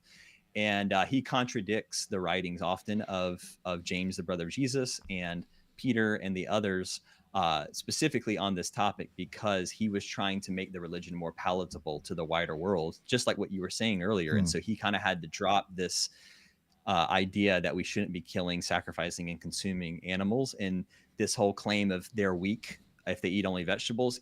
Paul is actually just repeating what he's hearing other people say in the church. That's not even his own words. He's just repeating it and trying to settle the argument. He's reacting. He's doing a reaction video in his letter about what they're saying. And he actually says, you know what? If you do have brothers that choose to not eat animals, and he's speaking of the brothers of Jesus, James, he literally says brothers, and he's referring to James.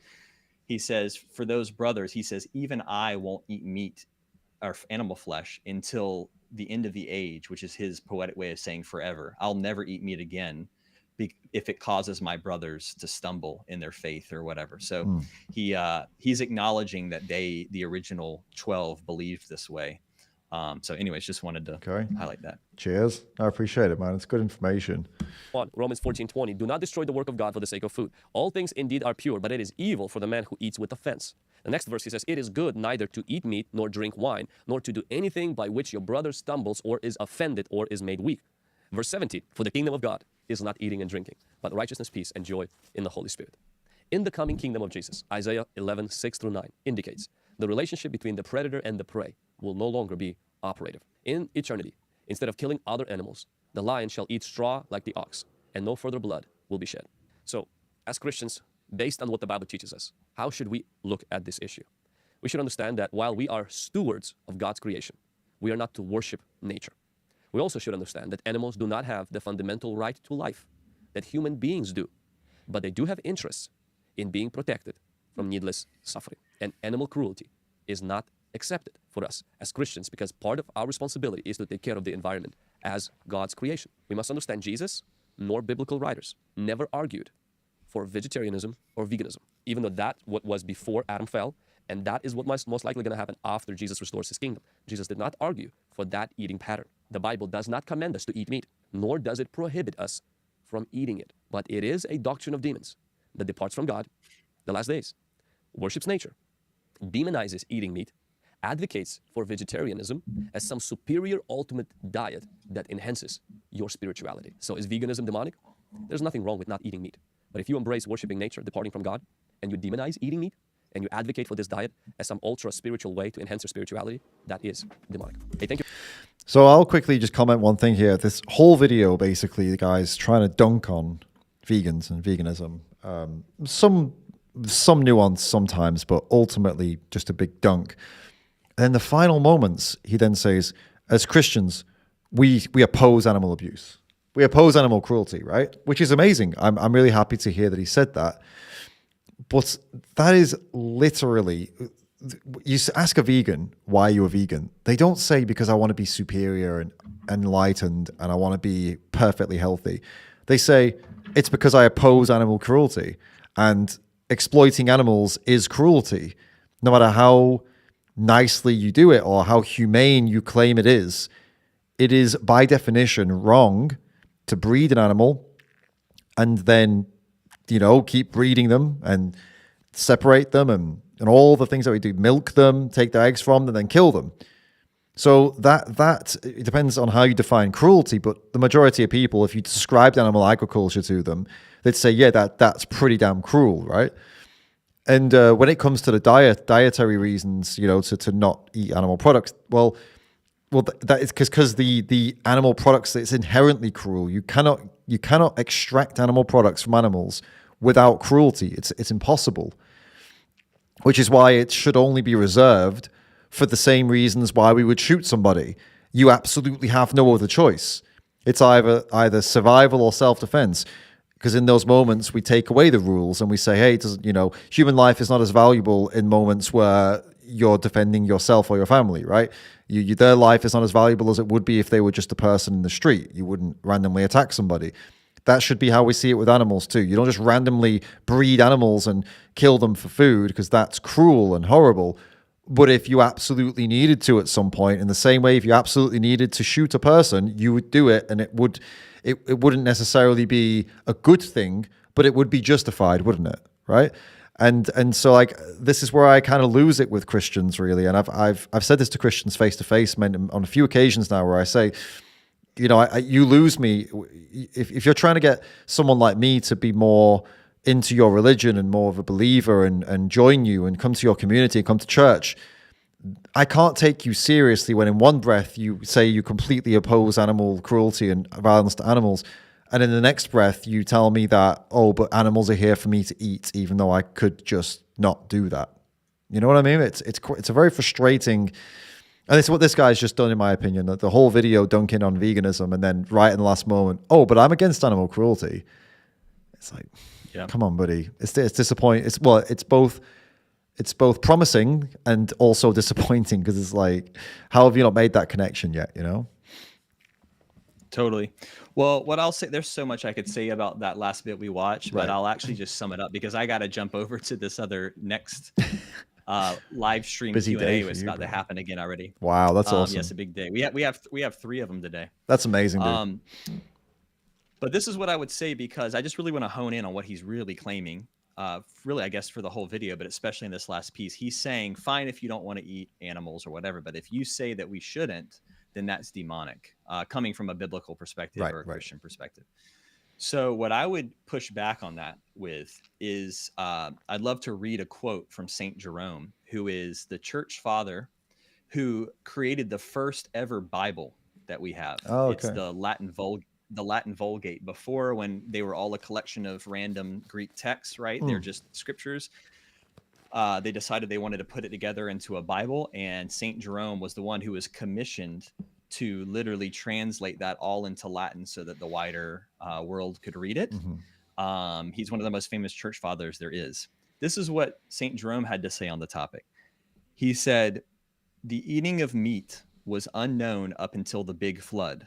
But since the flood, they have had the strings and stinking juices of animal meat into our mouths, just as they threw in front of the grumbling sensual people in the desert. Jesus Christ, who appeared when the time had been fulfilled, has again joined the end with the beginning, so that it is no longer allowed for us to eat animal flesh." Right.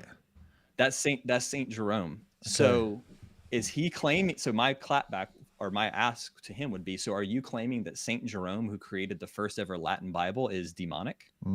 Right. Because he's saying right here that now that Christ has come to reveal the full nature of what the scripture is saying about the Garden of Eden and the prophetic end times, and that meat is stinking flesh and juices, he says here, then you would have to claim that the first ever Bible, which all of our Bibles are based on, is demonic, or the guy who put it together, at least. Right. So anyhow, that would be my claim. But I actually have to jump over to this, because any moment I'm going to jump into this Zoom call. But no, all good, man. All good. It was great to have you here, dude. It was a lot of fun. Yeah, no, appreciate it, man. Appreciate you being here and delivering all this information. It's been really cool.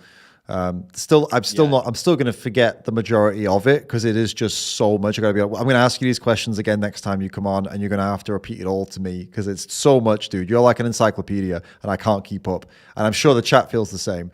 But it's great that you're here. I love it. We can just call on you when we need you. We don't need to remember it. We've got you. Yeah.